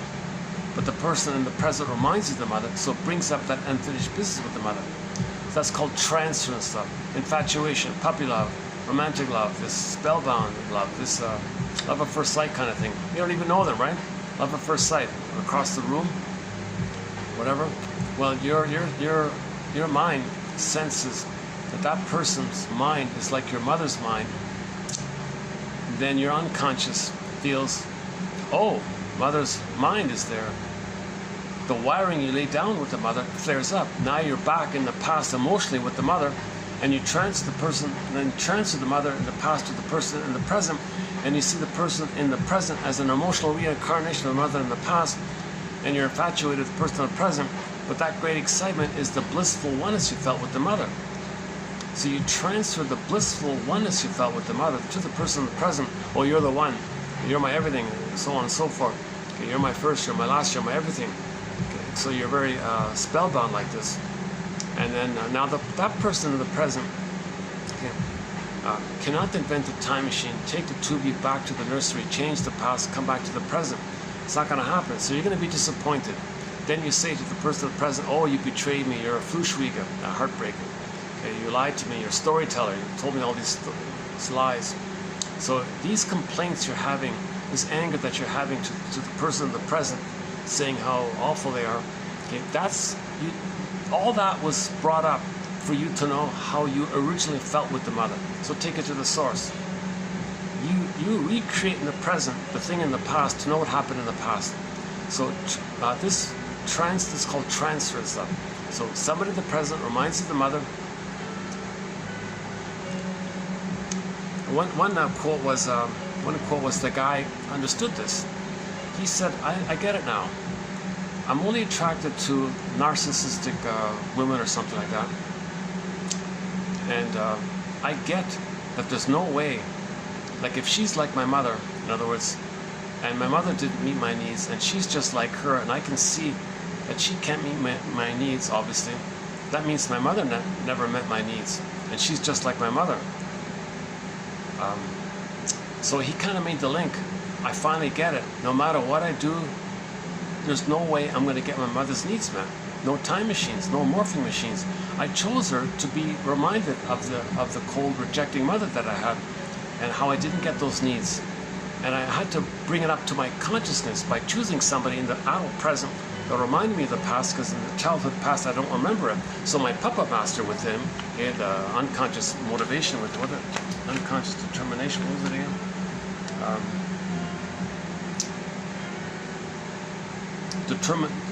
The determinism of mental processes. Well, let's just say the puppet master, unconscious motivation. Okay, this drive to get mother's love. So you find somebody in the present who reminds you of the mother in the past, and you say to the person, oh, you're perfect, but please change. Please invent a time machine. She can't. Disappointment. Now you're angry at that person. No, it's a disappointment. Your real anger is towards the mother, so take it to the source. So for more on this point, go to TQ22 91 and 2, Morton Kisen, K-I-S-S-E-N, Morton. Or go to 22 91 and 2, two important quotes in this area about taking the feelings to the source. That's why he chose her, to know how he felt with the mother, to finally get it, that he's never going to get mother's love. So he gave up the unreal hope. At that point, the image is the pregnant virgin. Now you got a potential of new life to go in a new direction.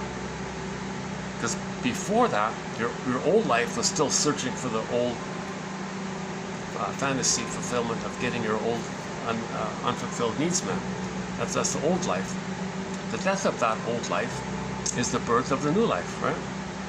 That's the metaphor. That's what they mean when you hear those kinds of things. You give up the old, relentless pursuit that something imaginary of your mother can be your actual mother. Finally get that it's not going to work, and then now you have a new life. Now you can find your real self. You had your real self, you lost it, get it back. That's the monomyth, universal monomyth. Right? Our main song for this topic was the Doobie Brothers' song, "What a Fool Believes." Yeah, good song. Yeah.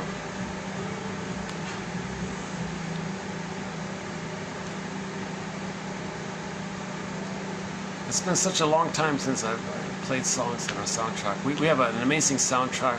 Most of the songs are in our soundtrack to link in with the topic that we're discussing, right? So, for example, in Transference Love, it's "What a Fool Believes." Plus, there's a pretty good cover of that song by a band called HSCC, I think, a guy named Jordan or something. A cover band does that song very well. Michael McDonald was the original singer. Okay. Is that right? Michael McDonald? Yeah.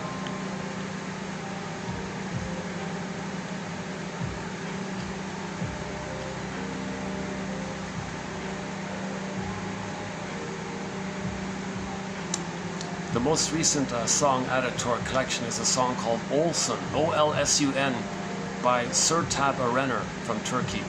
It's a song about grief, the grief process. How when her feelings came up from the loss, her mind was a rushing river of thoughts trying to attenuate and process. Now the third mind, the third brain, in this area does two parts. Cannot understand and integrate. Okay. If it can't, okay, then do something to numb you of the pain. Create some beliefs, some philosophy to numb you of the pain. Either process the pain or numb the pain. So the mind is busy like that. So she felt overwhelmed at one point, went to the pet store and bought a cat. She said that's a lyric in the song. She bought a cat, and then but the main message was she's got to admit it. Admit it. It was a loss. That was a loss. Just say those words. That was a loss. Like a connection, a hope, and all this, a relationship. That's a loss. Huh? I'm referring to her newest rendition of it. She did an updated rock and roll kind of version of it. In the music video of it, you see her in a field hugging a tree. That one. It's like a rock ballad kind of thing. I think she kind of captures the whole 5 stages of grief, bargaining, you know, what's this, what happened there, anger there, sad there. And her voice kind of, you feel both the sadness and the anger in her voice about the loss.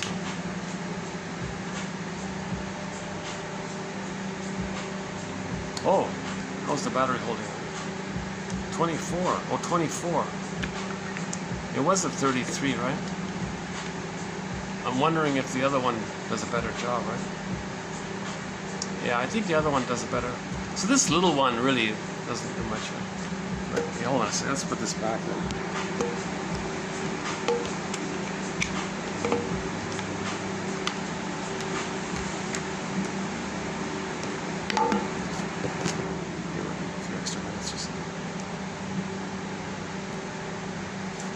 What's the time again? What is it again?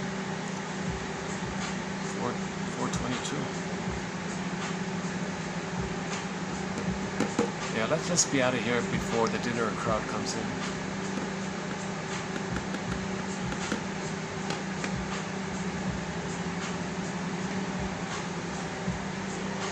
How's the lighting? Oh, how about now? How's the lighting now? Oh, the lighting's better now, right? Well, you can see my bald head in the background.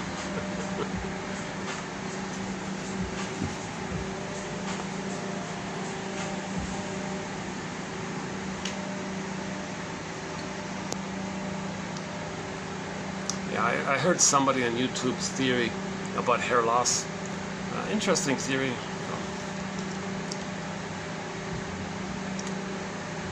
Do you want to hear it? I don't know. Do you want to hear it?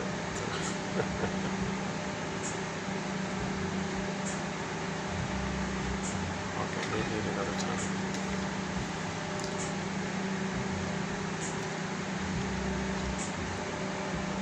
Well, okay, in a nutshell, as I understand it, he was saying that our bodies, right,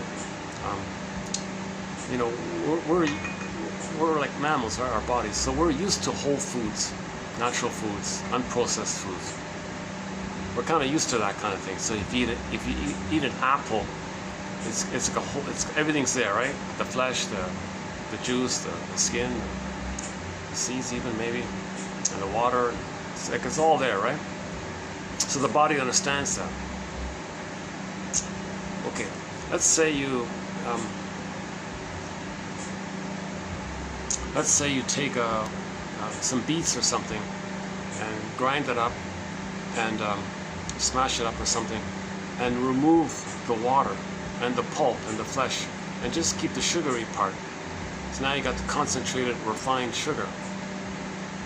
Then you take this refined sugar, your body's freaking out, going, hey, what's going on here? Well, where's the beet? Where's the rest of it? Like, where's the water from the beet? And where's the flesh of the beet? Like, I only got the sugar part here, and it's concentrated. Well, where's the water that's supposed to go with it? Help. So it panics. The system looks for water to process it. So it scans the body for water, and it may go to the follicles. Well, there's moisture there. Let's suck the moisture to divert the water to process the concentrated sugar. Now the follicles are dried out, and then the hair falls out. I don't know.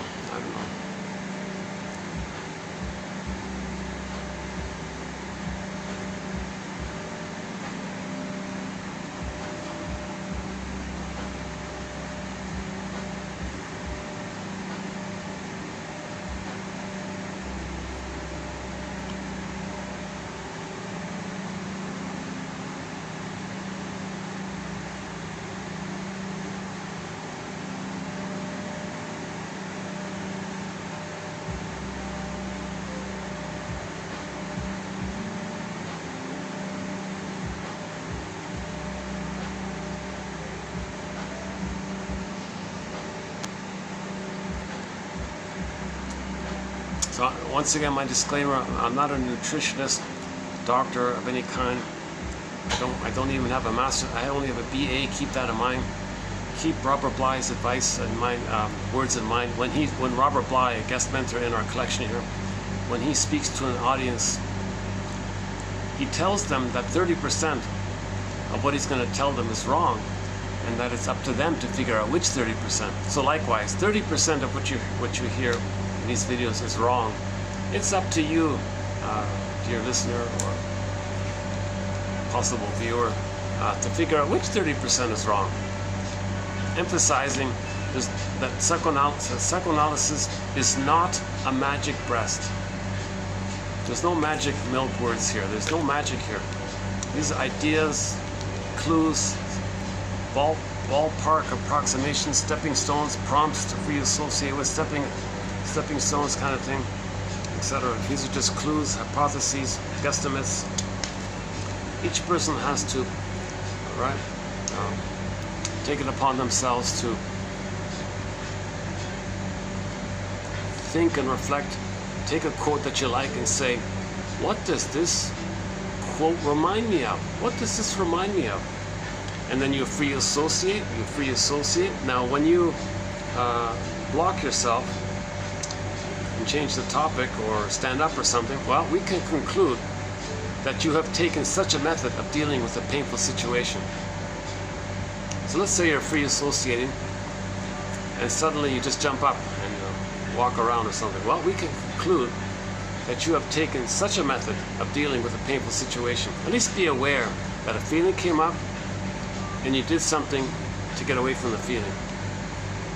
Like movement is going to get you away from the feeling, right?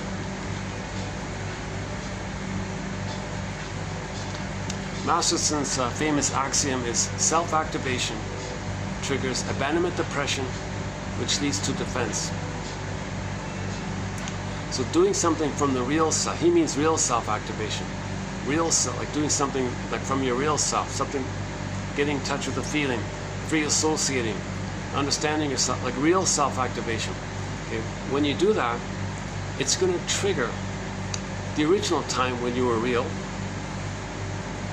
Now, in the original time when you were real, there was a time when mother betrayed you. That feeling of the betrayal is called abandonment depression, an umbrella term for rage and helplessness, powerless, and shame, etc. Now, when a lot of pain is there, we use a defense to make us unaware of the pain. So the prototype is the baby was real, okay, pain, defense. So in the present, when you do something real for yourself, you're going to trigger the old abandonment depression. When that comes up, you may engage in some kind of defense. Usually comfort foods will do it, or for some people it's smoking, or something to trick the brain to send endorphins. You're looking for the endorphins to numb the pain, right? So blaming, changing the topic, standing up, doing something else, or keeping busy. There are many things we do to get over, to distract us from the pain. Self-activation triggers abandonment depression, which leads to defense. Just keep that axiom in mind, that one line by Masterson.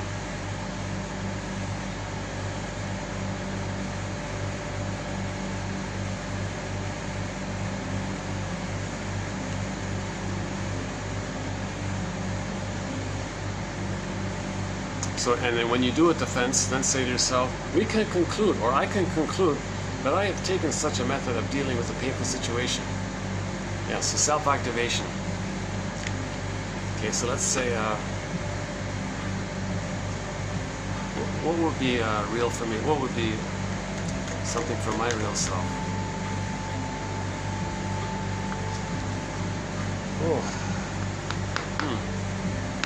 At this moment.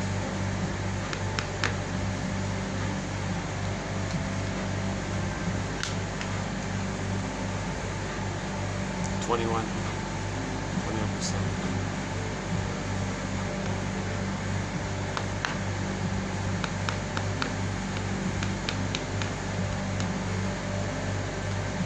Well, saying something that might be embarrassing.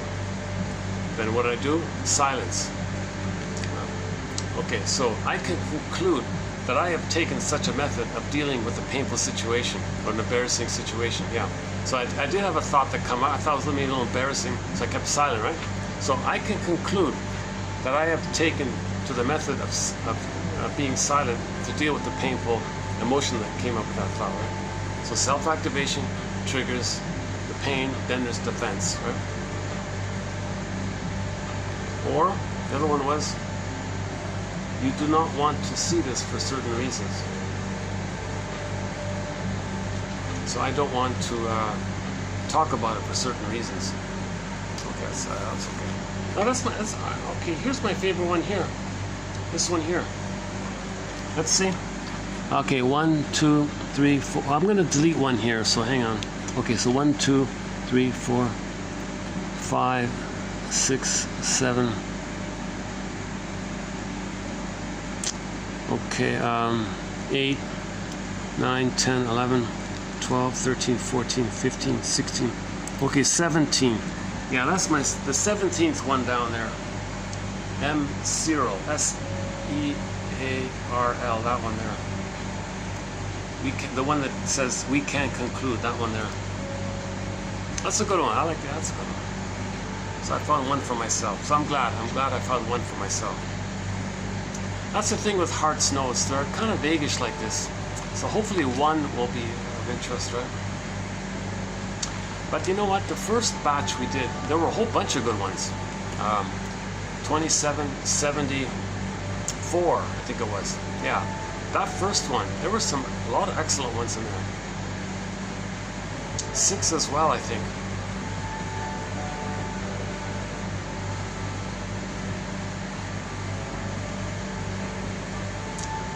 The last one, I think there's only 1 or 2 good ones. Here, there's only 1 or 2 for me as well, yeah. But this has been part 5. So we're gonna do maybe 10. I'm gonna guess maybe 10 parts all in. So we've done 4 so far. So we'll do 10 parts. You know why I'm kind of motivated? Because some of these excellent books get withdrawn and removed from the internet. You gotta be kidding me. This is like the only copy. There are no print copies of this book available. No secondhand store has it. Limited edition. Withdrawn from a library even. I can't believe a university library would actually withdraw this. One of the best resources of psychoanalysis is this thing, is Hart's notes. Hart's idbits was withdrawn. Are you kidding? So if Hart's, I want to get the best notes of his notes, just in case somehow it does get removed. Because if it gets removed, we'll have lost it. But we found some good points here. Like even this one here. Even this one here. We can conclude that you have taken such a method of dealing with a painful situation, just to make you aware that you'd used the defense mechanism, just to make you aware that you did something, that you felt pain, and you did something to deal with that pain. We can conclude that you adopted this method to deal with a painful situation. We can conclude that you have taken such a method of dealing with a painful situation.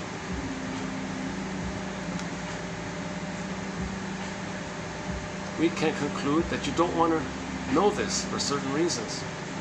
Variation of it.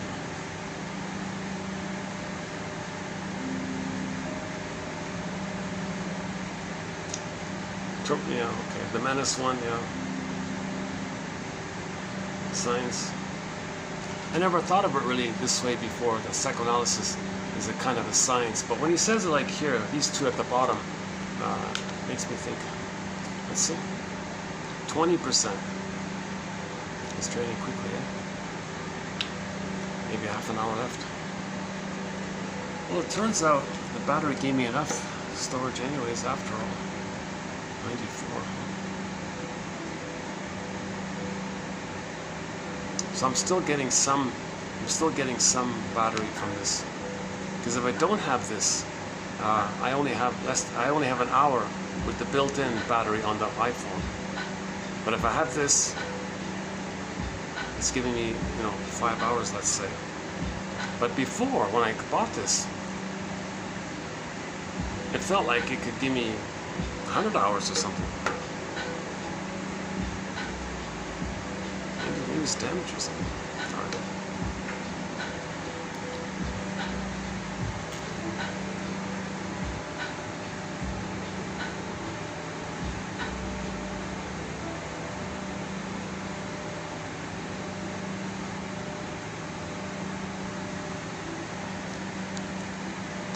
These guys are pretty good with the decorations, yeah. A lot of cactus trees. This has a real nice living room, comfortable feel to it. This area.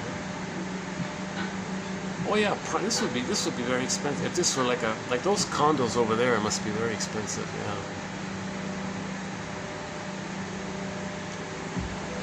It takes me a bit of a while to get to this area, but this is the area where the restaurants and hotels are. Plus, I want to get my guava juice. What are the just a fun little thing I'm doing. What are the companion beverages? Companion beverages to 1001 Windmills of the Mind is guava juice. Another one is tangerine juice. Another one is Polliners 0.0% non-alcoholic beer from Munich. Another one is a tea called Egyptian licorice mint. That specific flavor, Egyptian licorice mint from the Yogi Tea Company. Hard to find. Oh, the companion birds. Oh my God, the blue jay, the crow, the loon, the heron, the pigeon. We've got the mosquito, the bee, the cat, the gecko.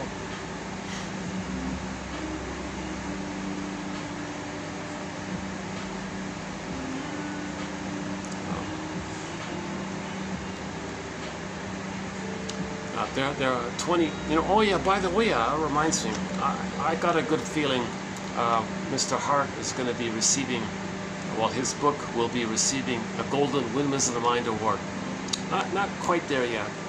If this continues, if I do get 10 batches of 20, let's say 200, if I can get 200 quotes like, sort of like this, or even better, I think he's gonna. I think it's fair to award Hart's notes of psychoanalysis a Golden Windmills of the Mind Award, because he's the only guy that did this. His collection, his notebook is the only notebook of its kind. Now, 1001 Windmills of the Mind gives you the best quotes directly from the authors. He doesn't quote the authors, he just summarizes in his own little notes. But some of them are good, some of them are excellent, especially when he quotes Edmund Burglar. One of them is, it's the stalemate between your wish and the inner critic, your need and the inner critic, the I wish and the I forbid, the inner critic. Sometimes the inner critic just means your own memory that you didn't save the mother. Did you save the mother? You're supposed to save the mother. Remember? You needed a good mother. Your mother didn't love you, right? So she was crying for love. She didn't have love, so she was crying for love. You said, don't worry, mother, I'll save you. Well, did you save her? No, you can't. The memory that you failed is the inner critic. Or another version is, if mother didn't love you, then she hated you. Now, the way she treats you, it's set in the neural pathways. Then you treat yourself that way. So her hate, internalized hating you, that's the inner critic. So it's kind of harsh like that, right? And it's hard to detox that or clean that out. You gotta forgive her and modify it by forgiving her and understanding her. You gotta add understanding to the past and all this. Then you modify this detox, the inner critic. Oh yeah, so the quote was, it's the stalemate between your unmet need and this voice saying no or whatever that leads to a corrupt compromise in the form of dysfunctional living, psychosomatic symptoms, which analysis can clear up. I'm not quoting exactly. It's in a recent video. Let's see. Down to 19.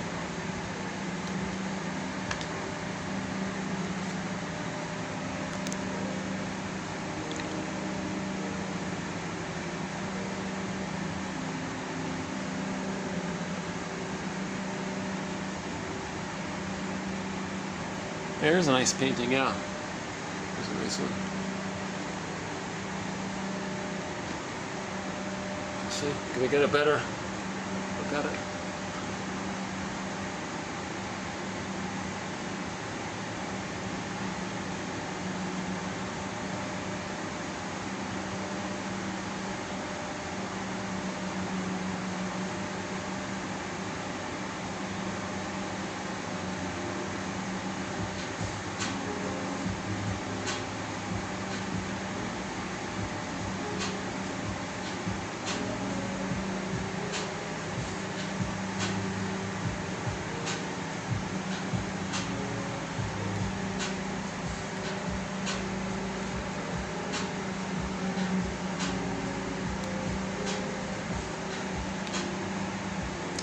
I looked at the art paint. Once again, Masterson's book, The Search for the Real Self. That final chapter there about the artists. I'm pretty sure it's the Thomas Wolfe guy, Edward Munch guy, and the Jean Sacre, that one. Jean-Paul Sacre or something.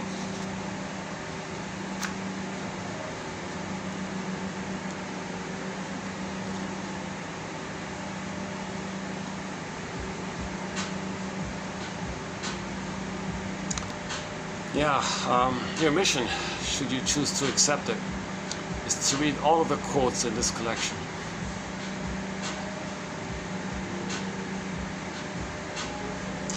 Once I get all of the Hart's notes, once I finish with his collection, it's a massive 4-volume collection, and they're kind of written small like that.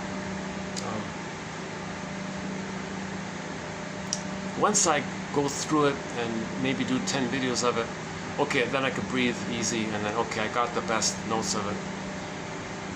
But actually, that's one way to get a feel for psychoanalysis for the past 100 years. Now, his book was published in 1970, so he's only quoting people prior to 1970, right? So you kind of get a good feel of things prior to that time. And I'm seeing names that I've never seen before, you know, like there's a lot of like Fenichel and Ferenczi, you know, those guys. And actually, we have a lot from this Ella Sharpe woman. Quite a few came from her. Ella, is that right? Ella Sharpe, right? And a couple from Menninger. He was a big name back then, Menninger, right? He was sort of like the head of the department or something. A lot of, he's got a good, he's very good summarizing Edmund Berger. Well, here's a new name, yeah, Paul Schilder. That's a new one for me. I'll have to look this guy up here. Paul Schilder. Theodore Reich. Okay, he's famous with the phrase, listening with the third ear. Listening with the third ear. Okay, well that's kind of like seeing the two sides, maybe. Conscious, unconscious. Listening more deeply, I guess. Listening to what's not being said, maybe. Or listening with the third ear. Like, don't immediately just take things at face value. That's the manifest. That's like a front for something behind. That's the person is doesn't want to know, right?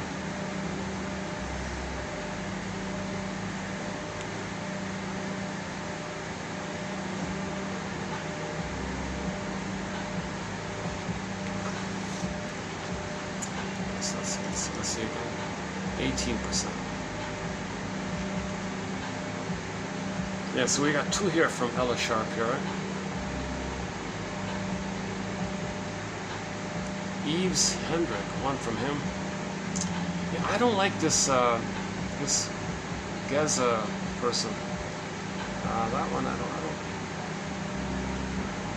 Often she talks a lot about. Yeah, let's forget that one.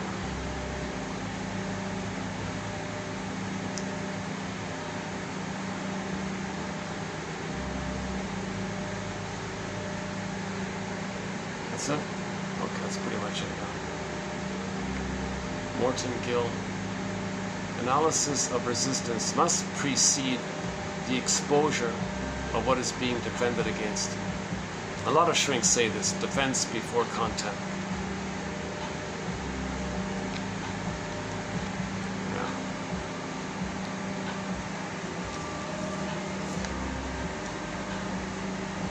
The first one here. For the sake of winning her love, he learns to love himself and give up his resistance to getting well.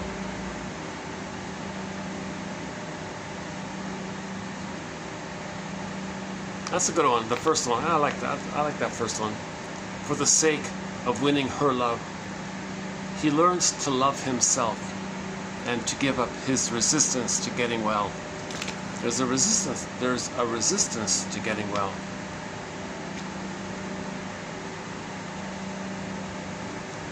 You have to face that pain you couldn't feel originally. You got to kind of quote, go back to that flash frozen, step into it, and then the feelings that couldn't be released, the catharsis there in some form or another. Most people think it's just in small doses, bit by bit kind of thing. Some people claim to have like a genuine fuller release, so-called primal. Janoff's theory about the primal.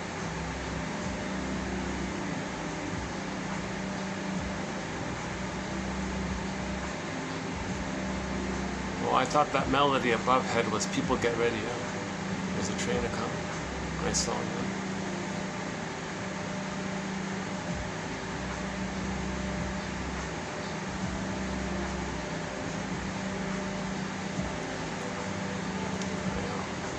Yeah. Okay, I could talk about the soundtrack. Okay, let's just maybe wrap it up here. Our theme song to 1001, Windmills of the Mind, is Katja Epstein's German cover of the song Windmills of the Mind. Begins with the tuba. My favorite English rendition of the song is the one done by Barbara Lewis. That's pretty much it. You know, hundreds of people have tried to sing that song. Those are the only two that I kind of go with. So if you want to hear the English lyrics, look up Barbara Lewis, Windmills of the Mind. But our theme song is Katja Epstein's German cover. Okay, I'll see you in the next video. I think in the next video, which will be 2781, I think we'll be doing part 5 of Hart's notes, or Hart's bits. Just little summary statements by Mr. Hart of what he came across in his readings. He must have been a voracious reader. He must have been a real jeepers. Let's see, 1,000. At least 10. He must have read. There's 1,000 pages, right? At least 100 notes per page, right? Wait a minute, is that right? 1,000 pages. Oh my God, really? One second. 1,000 pages. About 100 a page, let's say. Oh my God, really? 100,000 articles? Did he read 100,000 articles? Am I getting that right? Oh my God. Oh Jesus.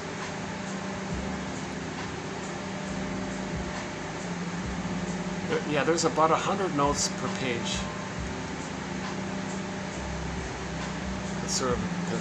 Conservative estimate.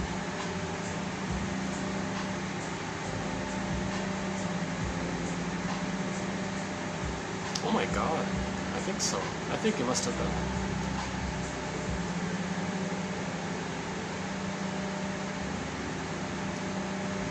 it. It must have been a lifelong hobby of his. He must have had access to all the journals, and every day skim and scam them or something, make a note about it. So that's quite a treasure, this book, I think. Even if only, like for me personally, maybe only, let's say 200 notes are of interest.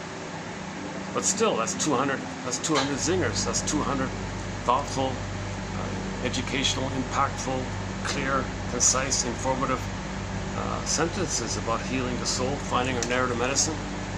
I think that's a huge contribution. Almost got lost. Oh my God. Jesus. And the comic almost got lost. Thank goodness that comic got digitized. Once again, the comic Psychoanalysis, Dark Horse Publishing, digital edition, branch, or whatever. And you have to type in the search engine Psychoanalysis.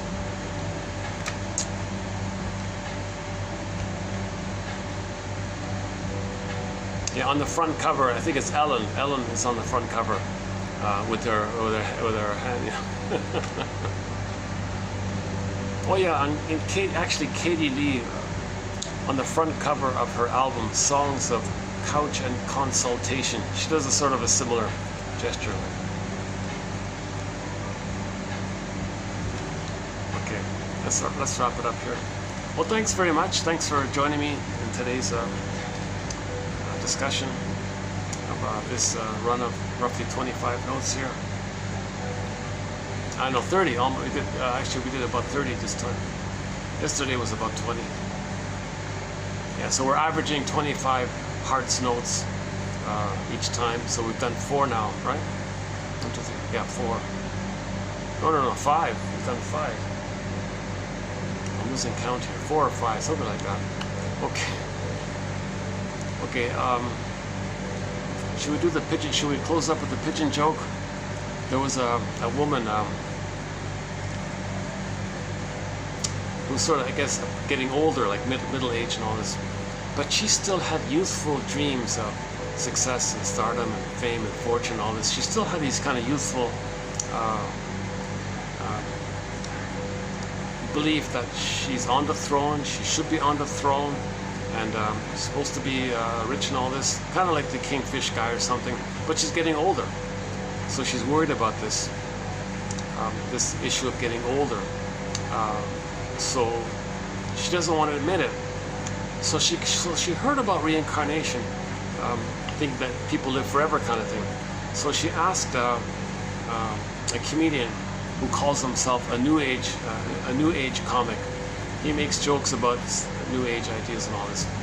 So she asked him about reincarnation, and he, the comedian, sensing that she was really concerned about her narcissism and getting older and not being rich, and the fear of getting older, the fear of admitting that you're not going to be successful, i.e. the fear of admitting the pain of not getting love, and that's why you're searching for fame, to stay on the throne, to live forever, and thinking that reincarnation makes you live forever so you don't admit mortality.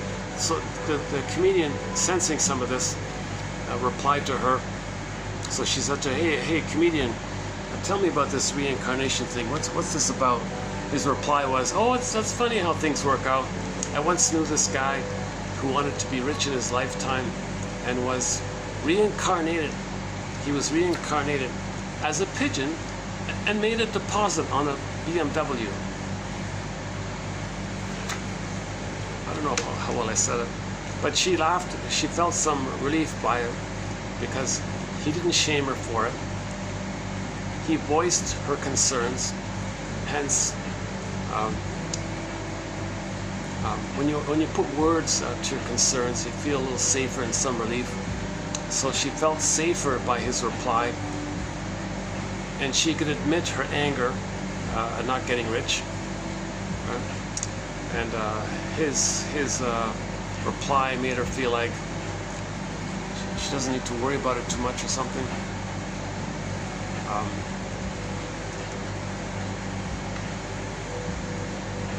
So she had anger at not getting rich, right? Hence the pigeon part, and but acknowledges her wish to buy a BMW or a fancy car, right? So it was a pretty good joke. That same lady asked, in another sequence, she asked him an either/or kind of question.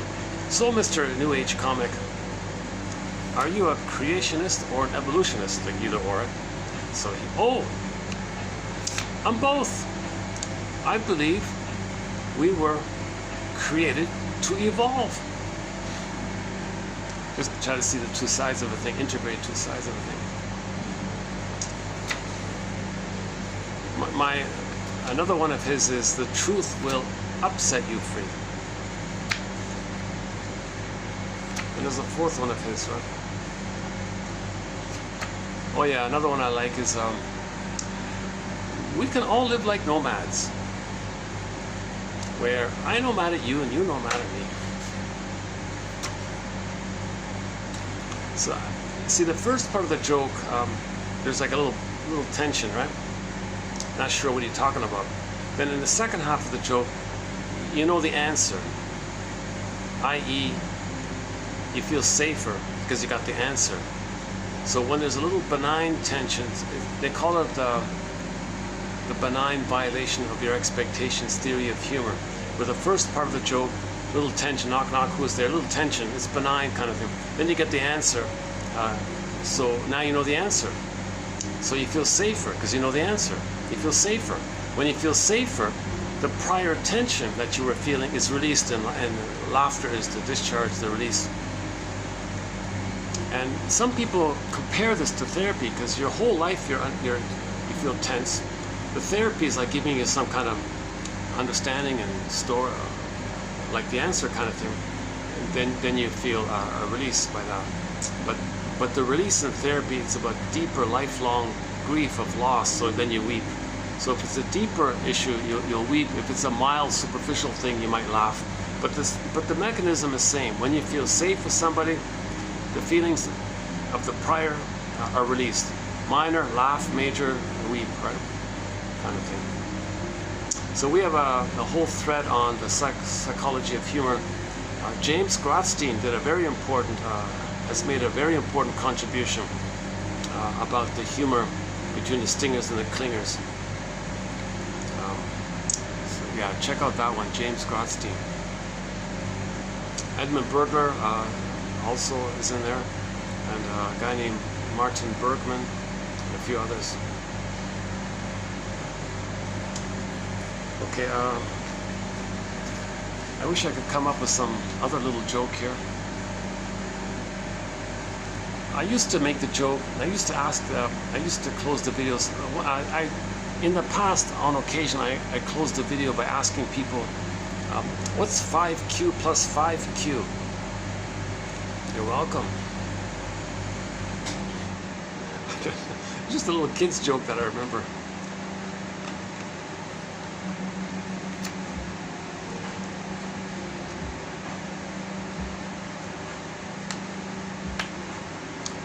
Oh yeah, we have a quote about gratitude. One shrink said, if you don't feel grateful for anything, now we're not talking about cynical grateful, I'm grateful, I'm glad this bad thing happened, we don't mean it that way. If you don't feel like genuine, heartfelt gratitude for something in your life, then make it up in your mind that there's something wrong and you gotta get help. If you don't feel any kind of gratitude, like a warm, loving feeling that something good is there and you can accept it, and that's love. Right? Gratitude and love are kind of pretty much the same thing, really. Gratitude is sort of a feeling of love, right? When you feel grateful, that's like the feeling of love, right? So yeah, the shrink said, if you don't have that, if you don't feel like warmly grateful, make it up in your mind, he said, that there's something wrong and you need help.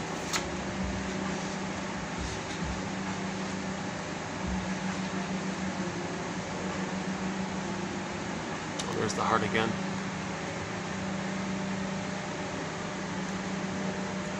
So be like Dorothy. Be like Dorothy and help give the scarecrow a brain. Then the heart and the embodiment, mind, heart, and body can all line up, and the four of them can skip along the golden brick, yellow brick road, golden brick road, gold vibrancy feelings, that whole area. Okay, let's see. How's the battery? Down to 14%, eh? So as it is, I'm getting 5 hours as it is like this. All right. If I keep that in mind, that's okay.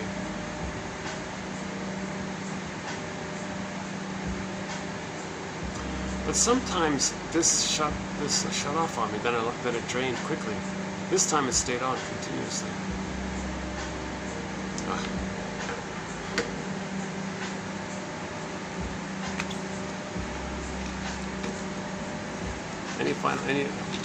I'm still looking for an original funny thing to say at the end. Well, I don't know who Henry Hart is or was. But in 1970, he published his notes.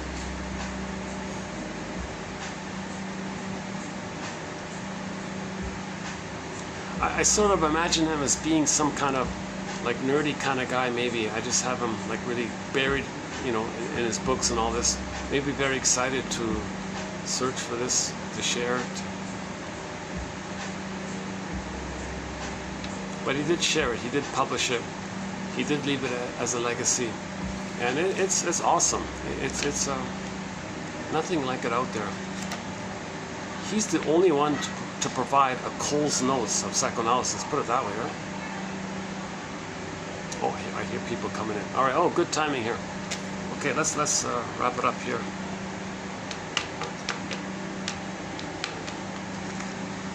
It's not a bad little spot in here, eh?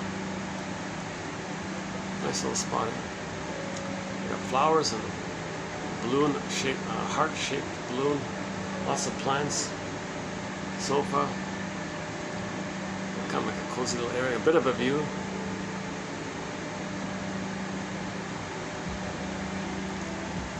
I'm reminded once again. I'm reminded of an episode from the comedy show called I Married Joan, starring the comedian Joan Davis. There was an episode, not about her so much, about her husband, who played like a local judge or something, a domestic judge or something. And the story was, the case was, he got a case where some wealthy guy passed away, and in his will gave everything to his pet monkey, which Joan had to babysit. It was a funny one. Anyways, so here's this judge that has the thing here. Give all my money to my pet monkey. What's he going to do with this, right? So some distant relative came and tried to argue this. Long story short, the conclusion was the judge bought a zoo. He bought this massive zoo with the money and put it in the monkey's name and let the monkey run freely around, owning the whole zoo, and everybody had to take care of the monkey or something, thinking that's what the guy would have honored. So I had this little fantasy, geez, you know, I wish I could buy this whole venue here, this whole restaurant here, and have this whole, like the monkey. Okay, I'll see you in the next video. Thanks again. Yeah, so this has been 2780, and I'll see you in 2781. Your mission, should you choose to accept it,